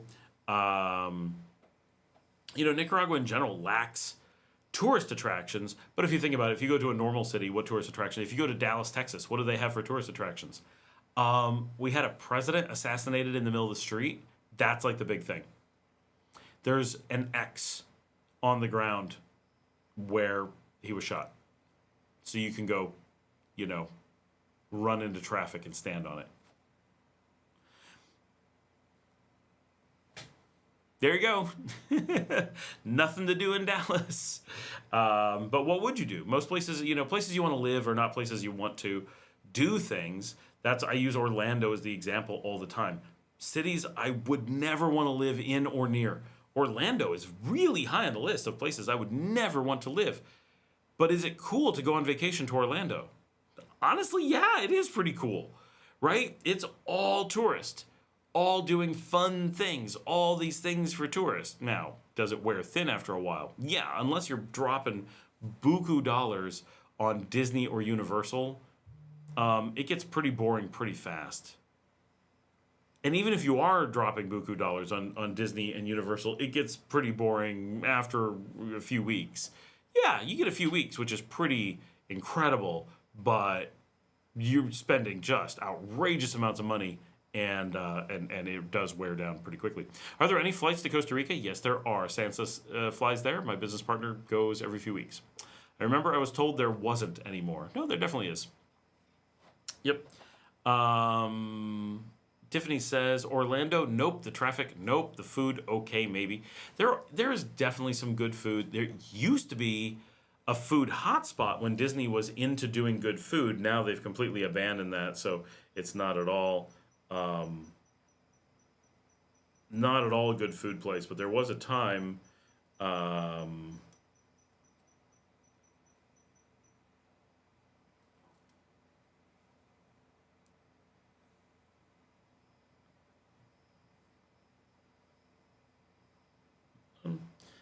coordinate my evening.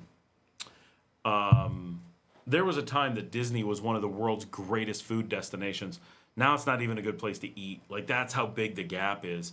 But back in 2005, man, they had their act together. My wife and I tell stories of we used to fly, so we used to have really good jobs and not have kids. And we would, and now we have puppies too. Yes, he's right here. He's right there. We would fly to Disney just to go eat. We would like fly in for the weekend. We wouldn't even bother going into the parks sometimes. We would fly in, stay in baller hotels, and we would book out ahead of time and just have one amazing restaurant after another, 3 meals a day, every day that we were there. So we would land, do lunch, normally something casual for lunch, just in case something went wrong with the flight, and then fancy dinner. That would be like on a Friday night. Normally it'd be like a 3-day weekend. So we do like a fancy Friday night, and then all day Saturday, meal, meal, meal. All day Sunday, meal, meal, meal. Monday, meal, meal, fly home. Right? And that's what we would do. And we would stay in really nice hotels, like, and this is back when they were brand new, the Animal Kingdom Lodge, the Wilderness Lodge, I can't remember what all, but we would stay in the really nice ones. We never stayed in the Grand Floridian. It feels wrong. I feel like I did once, but I'm sure I didn't. I've stayed in the Contemporary, the Caribbean, the Wilderness, I've gone cheap and stayed in a bunch of like the Pop Century and I've stayed in many over the years, but it's hard. We spent a lot of time in the Polynesian, but I've never stayed in it. But anyway, we would stay at like the really nice ones and check out, and this is for Diego, right? Disney used to have every single one of their hotels, which were each one its own resort. Like, they weren't just hotels, they were truly resorts. Each one would have 3 to 5 amazing restaurants. The Animal Kingdom Lodge alone had 4 world-class restaurants. One of them being a copy of what's considered possibly the best restaurant in Africa, right? Full-blown copy of it. Same menu, same building, same everything, including giraffes and stuff. Right, absolutely crazy. And that wasn't even their fanciest one. It was a buffet. And it was so amazing. And we would typically book that one for at least 1 meal per day, every day we would stay. Because we knew on Friday they had one menu, Saturday they had another menu, and Sunday was chef's choice. And it was every menu that they did throughout the week was available if you did it right in that order. And so that was super amazing. The food was just so good. All of that's gone. It's all changed. The venues are still beautiful, but the food is just whatever, right? It's like it's such a totally different experience now. It's very sad that it's like that. Jan says, "Lol, the Polynesian is the only Disney hotel I've stayed in, but in 1978 the food was terrible." Oh, that's too bad. I ate in that one, I want to say around 2008, and it was adequate.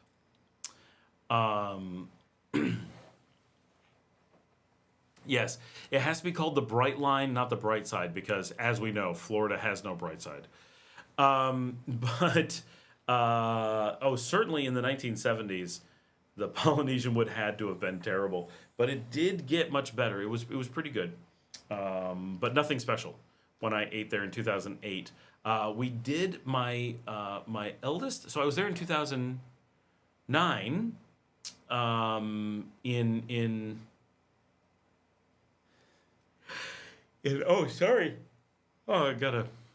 That was unexpected. My eldest's first birthday was celebrated. Thank you, Tiffany. My eldest's first birthday party was at Chef Mickey's at the Contemporary. So that was a big one. And so I know I was there that day. And my youngest, so my kids got some pretty cool birthdays. My youngest celebrated her birthday with a chocolate cake baked by a Kosovian in Kosovo, in Pristina, Kosovo. We went out into the old town on her birthday, met up with a friend of mine that I went to uni with from Kosovo, and she baked a cake for my daughter. It was such a cool experience, right? It's sad that my daughter was 5, right? The chances that she's going to have any memory of that is so unlikely. First of all, we traveled so much that remembering individual things is very hard, which makes me so sad. My kids struggle to remember. One of the greatest trips ever, I've told this story so many times, is doing the all Balkans road trip from Romania, which technically is in the Balkans, leaving Timișoara in southwest Romania, crossing into Serbia, doing Serbia, Bosnia, Croatia, Montenegro, Albania, Kosovo, Macedonia. We skipped Bulgaria on that trip, came back and did it later. We didn't go into Greece because we had lived there and our visa was full, so we didn't want to go there.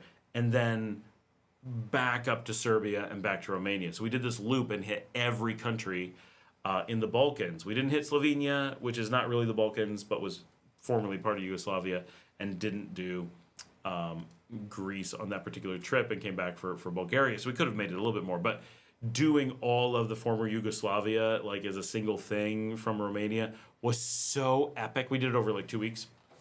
And driving, so we just went from town to town and stayed wherever it was cool. It was amazing. Staying in Sarajevo, staying in the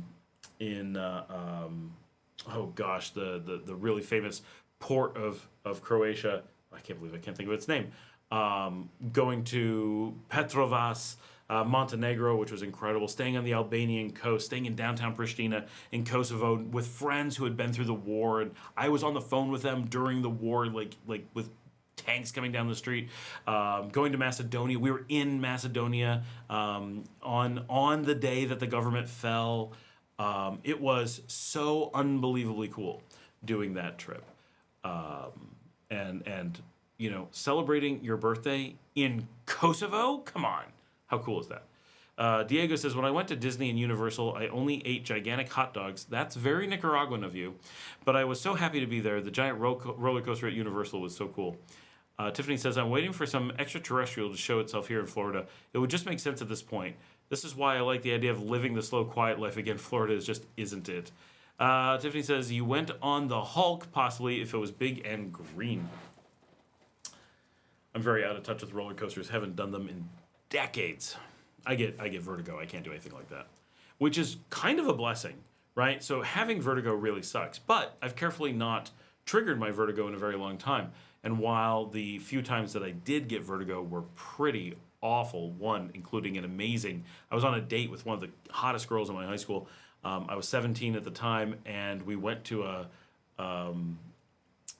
local carnival thing, you know, like the carnivals they have here in Nicaragua, and we did the tilt-a-whirl, and it triggered my vertigo, which I didn't know I had at the time. I blacked out and threw up. Like, it was so awful. And like, of all the situations, I don't know, zip lining doesn't seem like it would bother me. That I'm willing to do. I'll at least give it a try at some point. But there's a lot of things I won't do. Anything that spins me or anything like that, whoa, so bad. The last time that I got vertigo was somewhere around 2006. I bet it was 2005. I kept telling my wife that I didn't want to go on the Twilight Zone Tower of Terror, and she pressured me into it, and promised it had changed, and promised it wouldn't be that bad, and it shattered my phone in my pocket and gave me vertigo that lasted for an unbelievably long time. It was absolutely awful. Diego says, I love that's not what they're called. Amusement parks, that's their name. I love amusement parks in the U.S. Here there aren't any. If there are, sometimes they suck. There was that one that used to be in San Marcos, I think, but I don't know what it was like. There are some amusement parks up in Guatemala. I thought Nika had zip lining. Yeah, it has zip lining everywhere. I remember someone mentioning one. I've done videos of zip lining. So I know there's a big zip line at Cascada La Luna. Is that right? Yeah, at Cascada La Luna. I filmed some of that. And I took Ava and Marilyn zip lining at Catarina. That's the most famous one here, I believe. But there's lots of zip lining because they're not expensive. But so the nice thing about having vertigo is that since then it's stopped me from having to do lots of things that I would later regret if I did them. Now, it does suck. I do wish I could go on roller coasters with my kids because they would like to do that. And I did enjoy roller coasters before I had vertigo. So I remember being, I don't know, 19, 20, and doing a bit of like big wooden roller coasters. I grew up by Six Flags, like close enough that we could go in a drop of a hat in minutes. And the park was lame as could be, but I discovered that I liked roller coasters, and I liked especially wooden roller coasters. I liked the big shaky, they were cool. And I had never done them when I was a kid because my parents just hated them. Discovered them, liked them, and only made it maybe 3 years before I had vertigo. So I actually had the vertigo at 17, but it wasn't so bad that roller coasters did it to me. That was the first that we discovered it, and we didn't know it was vertigo. It just, for some reason, I got sick after going on a tilt-a-whirl. And then Jamie Gregg, that was her name. She was so cute. And then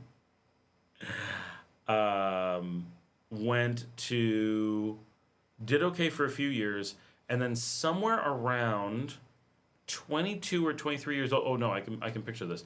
It was before I started my own firm. So I had to be 22. So I started my firm when I was late 22. When I was a young 22, early in 22, I worked in hotels, right? Which is apropos. I have hotels now. So I was working in hotels and had saved up a bunch of hotel points, had like stuff because I worked in hotels. I could call up hotels and be like, hey, I'm coming down and I'm staying for like $10 a night, which even back then was pretty cheap. And so I took two of my buddies. I couldn't drive at the time. And we all loaded into a car and drove to Florida, got off work. It's like, okay, we're going. Pick me up from work. I worked a shift, walked out the door. They already had my bags. I got in the car, laid down in the back seat, and passed out because I had worked the overnight. And we drove to Florida as fast as we could, which is 24 hours from Rochester, New York. And got to Florida, stayed at the hotel that I worked at, the chain that I worked at, and did the absolute cheapest Disney vacation you could imagine. 10 days, 3 22-year-old guys. I think it was two of us were 22, and I think the other guy was 21.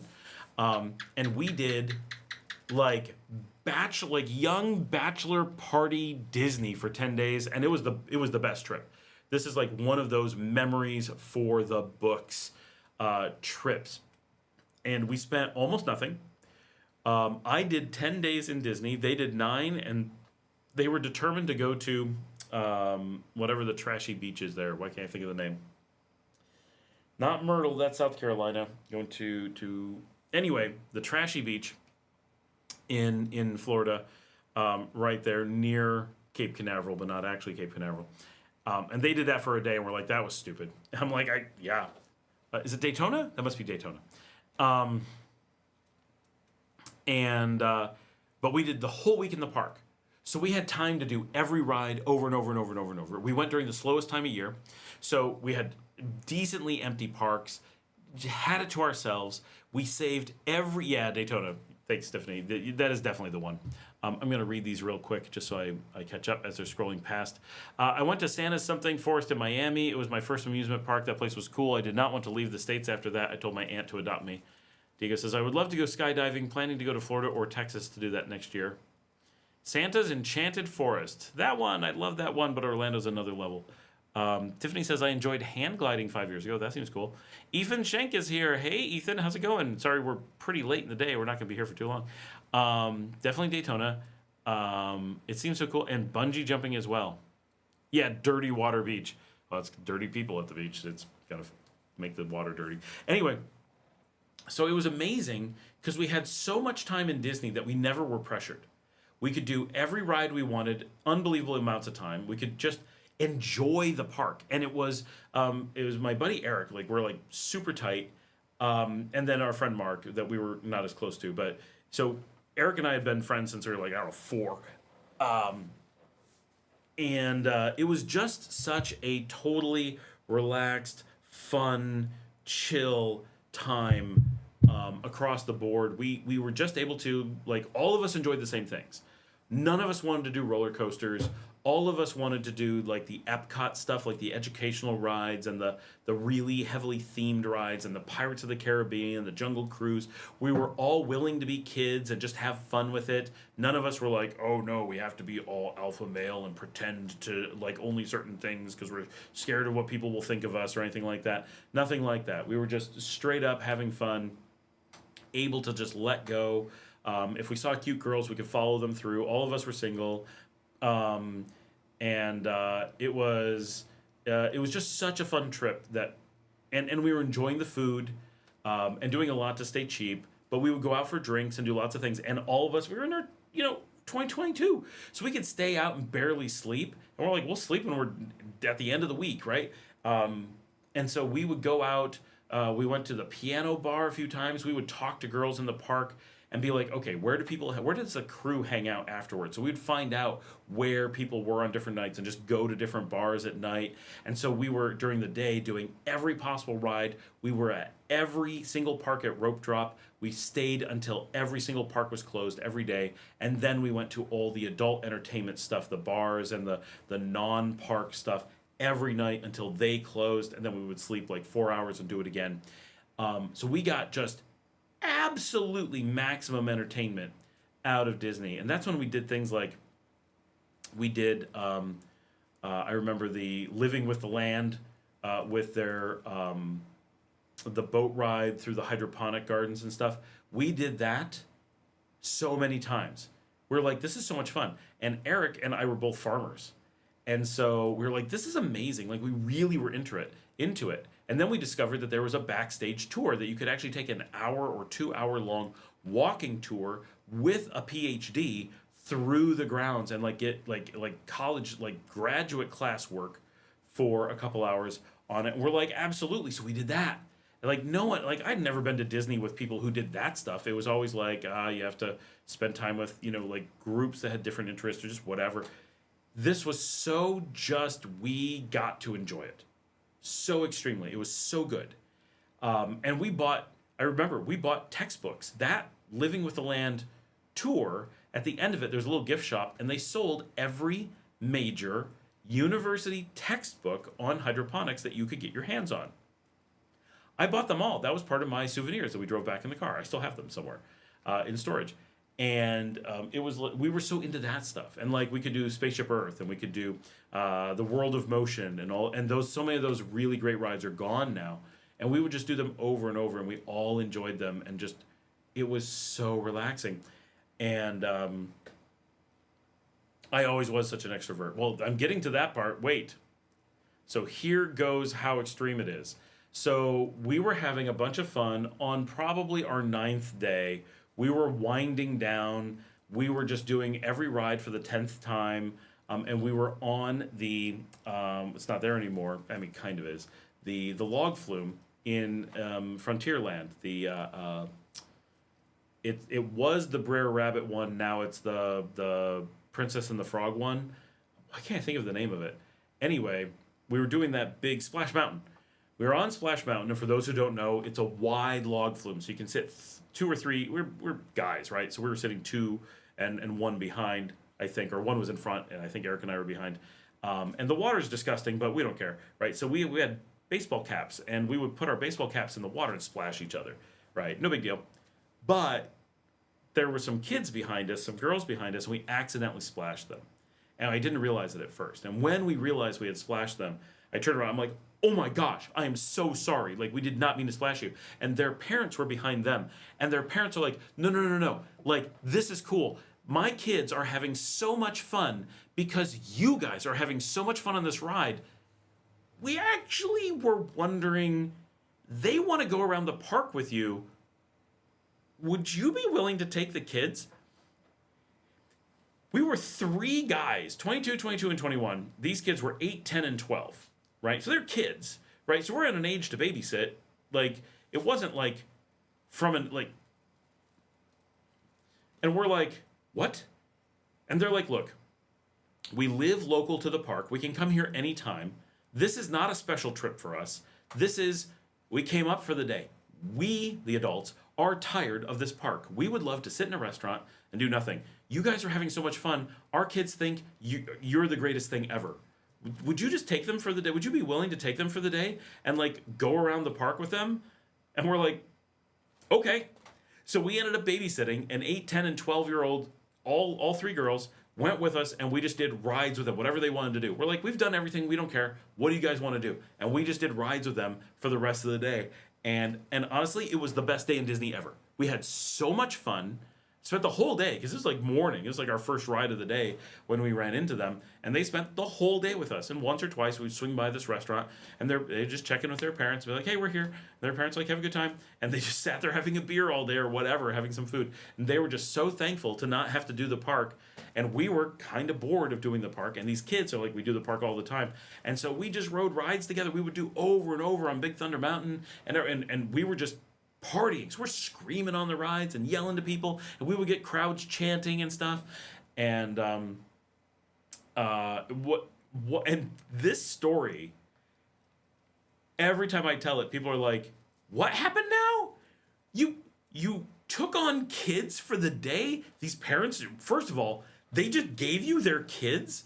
Like, how does someone give you their kids? 1, you just took them. 2, who, like, would like, what? And this is in the pre-cell phone era. No one had phones.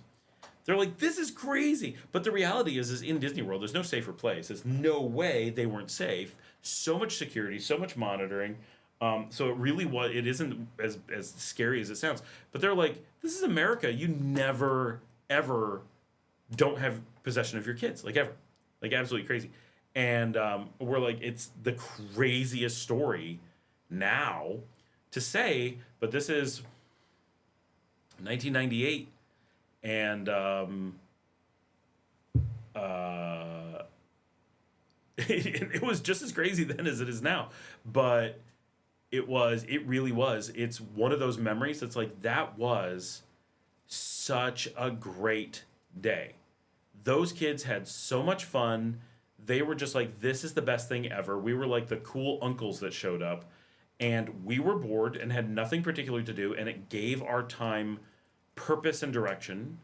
And all of us are very chill and like, okay, we'll watch kids for the day, like, whatever.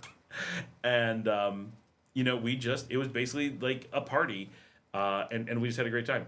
And in all the years of going to Disney, obviously taking my own kids is like super special, but that particular like surprise day of not having to be a parent but getting to be a kid, it really made it like we got to be kids enjoying Disney World, and they got to be kids who didn't have to have parents. They got to have like cool older siblings to take them around or whatever, and it was 3 kids together, so there was just a lot of it's not as crazy as it sounds, but it's way crazier than you would ever believe. And that someone did that. Like, but imagine, not just the scenario, but imagine being a parent and being like, I have a request of you, person I've never spoken to before. You seem like the nicest, funnest people we could possibly imagine. Here's a quacky favor we've got to ask of you. As a parent, no matter how safe it would be for my kids, imagining myself asking someone, hey, would you be willing to be an unpaid babysitter during your vacation? Like, it's so extreme. Would you take your incredibly expensive day at Disney World and instead of doing your own Disney World stuff, would you babysit our kids instead? You can say no. That was so wild. And I forget about it. Like, I can go a year without thinking about that, and then something will trigger. And you can talk about Disney, you can even talk about that trip, and sometimes I forget about it. And then something will bring it up, and I'll be like, oh my gosh, yeah. I wish we had contact with them. I wish I knew where they were now, right? And be like, how did your lives turn out? Like, we have no idea. All I know is they lived in kind of the Tampa area. I know how old they were in 1998, and I know what day they were in Disney World. Like, that's it. Like, if they're ever watching my videos, I guarantee if you're one of the 3 girls who was once pawned off on 3 22-year-old guys in Disney World for the day in the Magic Kingdom, you're the only people that's ever happened to. That was me. So shoot me an email.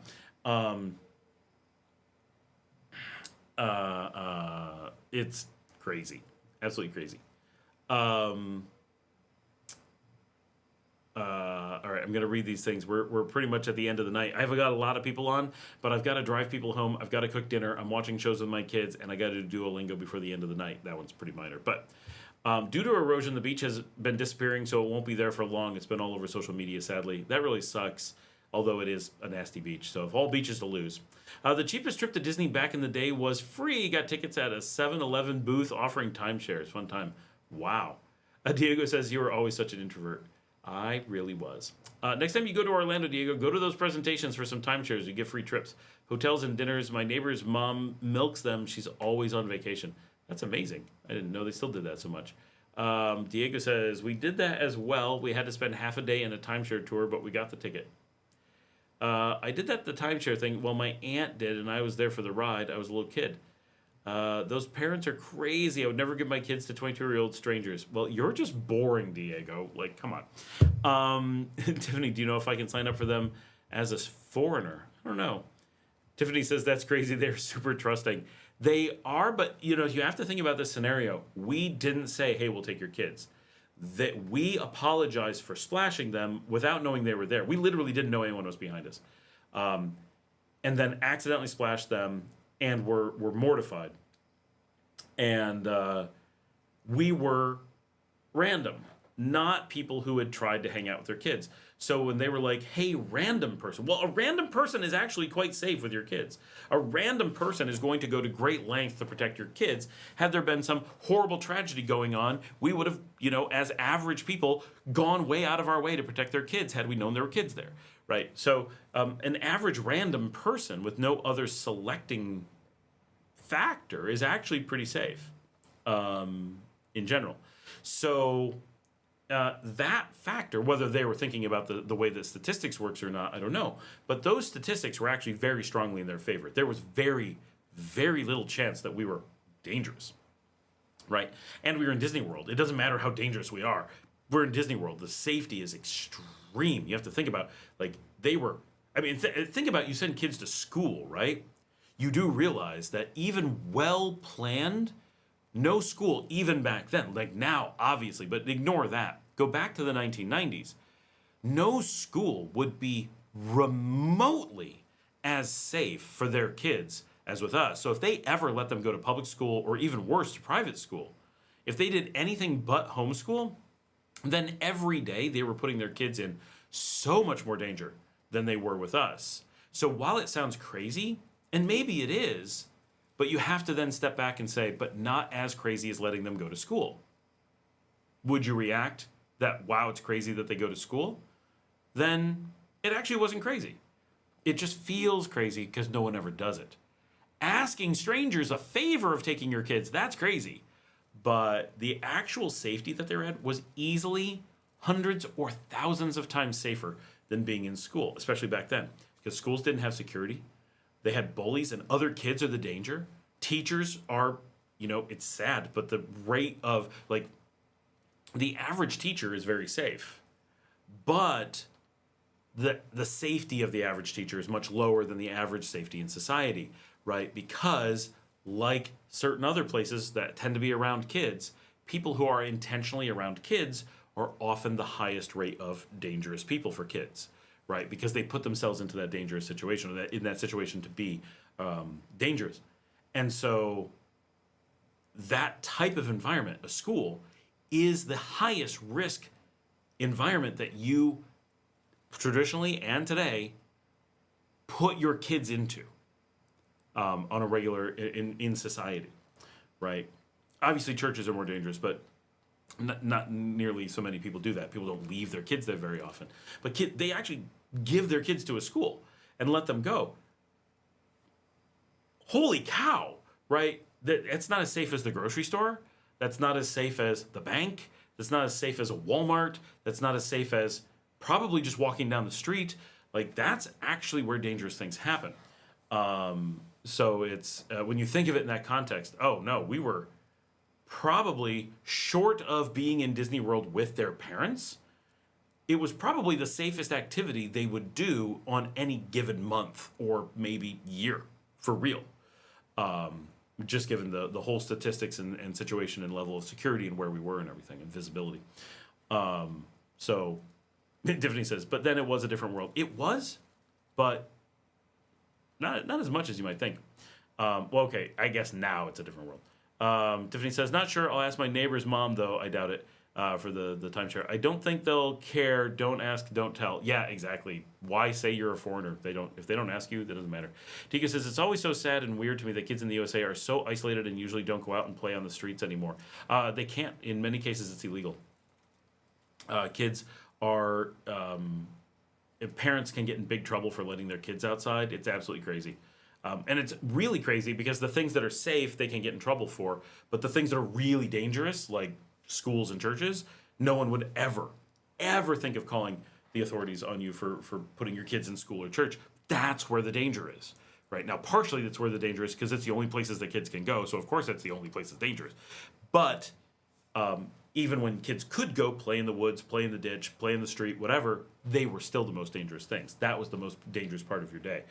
Growing up in New York, all of my danger came from primarily the principal, secondarily the teachers, and tertiary the bullies. But of all the time in my any given day, all of the risks that I was exposed to, all dangerous people, all bad people that I met were involved via the school, not in general society. I never ran into bad people or had a bad interaction at the bank or at the grocery store or at the library. Those were universally nice people. Right? I have no memory of any person in any of those circumstances ever being mean or cruel or dangerous. But I do have memory after memory after memory after memory of every single day at school being scary and violent and mentally painful. And so, Diego, because people will call the government on you and say that you've done something dangerous with your kids, and the government can just take your kids away for it. It's absolutely crazy. And that's not a new thing. It's easy to think that it is, but I like watching classic movies, and I watch with my daughter, who's 16, and we'll watch some really old movies to learn about culture, especially American culture from 100 years ago. And even in the 1930s, they would have, like, if, now, of course, we don't know what happens in real life. We just know that what happens in real life is close enough that movies feel like they can make these certain claims, right? And in movies, in like 1929, 1930, they would do things like have the bad guy in the movie would threaten parents and be like, if your kids join this band instead, like a marching band or something, instead of doing some activity that they wanted them to do, we're going to call the government and have your kids taken away. And in the movie, they did have the kids taken away. Of course, that doesn't mean that in real life that would happen. But it means that that was a big enough, it was close enough that what happened in real life, that was a realistic villain in a movie, right? To make that within the realm of making sense as what a bad guy would do. And that has played out that now, 100 years later, that is a regular fear in America. Parents are terrified that your neighbors won't like your children's activity. Oh, I hear kids playing in the backyard. It's too dangerous. I'm going to call the authorities. Their kids are out on the street. Their kids walk to the store. Their kids did this thing on their own. They're on bicycles. Anybody could grab them. I'm going to call the authorities. They're not in school. They're homeschooling. I'm going to call the authorities, right? Does that always work? No, it doesn't always work. Does it work sometimes? Yes. That's all it takes. It is a credible threat. It's like sometimes your neighbors just kind of point a gun at you and say they're going to shoot you. Do they shoot you most of the time? No. Does it happen enough that it is a real risk that when your neighbor pulls a gun on you that they might shoot you? Absolutely. That is far from a zero thing. And that's why those things are terrifying to Americans, and one of the reasons why Americans who can so often move their kids out of the country to get them safe, because the fear is that the government will just take them away. And I have a friend who had that happen in Canada, that the government just felt her parents were distant enough and they grabbed her and the government trafficked her, right? The government actually had mechanisms to take people from families where they felt there weren't enough people to stand up. They were poorer families. This is Canada, right? And they would take people and sell them, right? And put them in situations to be sold. And they look for isolated people. Diego says, why do the police care? So America is where everyone cares about you, right? They care what you do, what you think, everything. You do not have, coming from a free country like Nicaragua, it's hard to describe how every aspect of your being, your thoughts, your actions, your private moments, your personal entertainment doesn't belong to you. You are a property of the state, and the police are not there on average to protect you. They are there to control you. And so if there's an opportunity to take children and make them property of the state fully, it is often taken, right? Often being an extreme term. It doesn't mean the average kid playing on the street is going to be taken by the authorities. But can they be? Yes. And that fear that they can take your children anytime they want is a really, really powerful tool to make sure that you'll do what they say. Because the alternative is anyone can make a claim and just come up with a reason to take your kids away. And few things are more devastating than having your kids simply taken by the state. And they can do anything they want with them, right? And that threat is right up there with, well, we can just come in your house and stab you, which also is kind of a threat, right? So you tend to obey and you tend to do as you are told and you act the way that they want you to act because they can do what they want. And taking your kids is a very realistic threat. Everyone I know who's had kids lives in that fear that something they do to try to take care of their kids will be classified as not appropriate by someone who sees them or someone who hears about them. You never talk about where you send your kids to school. You never talk about their extracurricular activities. You never expose things about your kids because you never know when someone will quote you and say, I don't agree with that. I want their kids taken away. It doesn't mean it's going to work, but it's a real threat. I got to go. I got 3 minutes to do my Duolingo. Got a lot I got to do. So have a good night, everybody. Thanks so much for joining me. And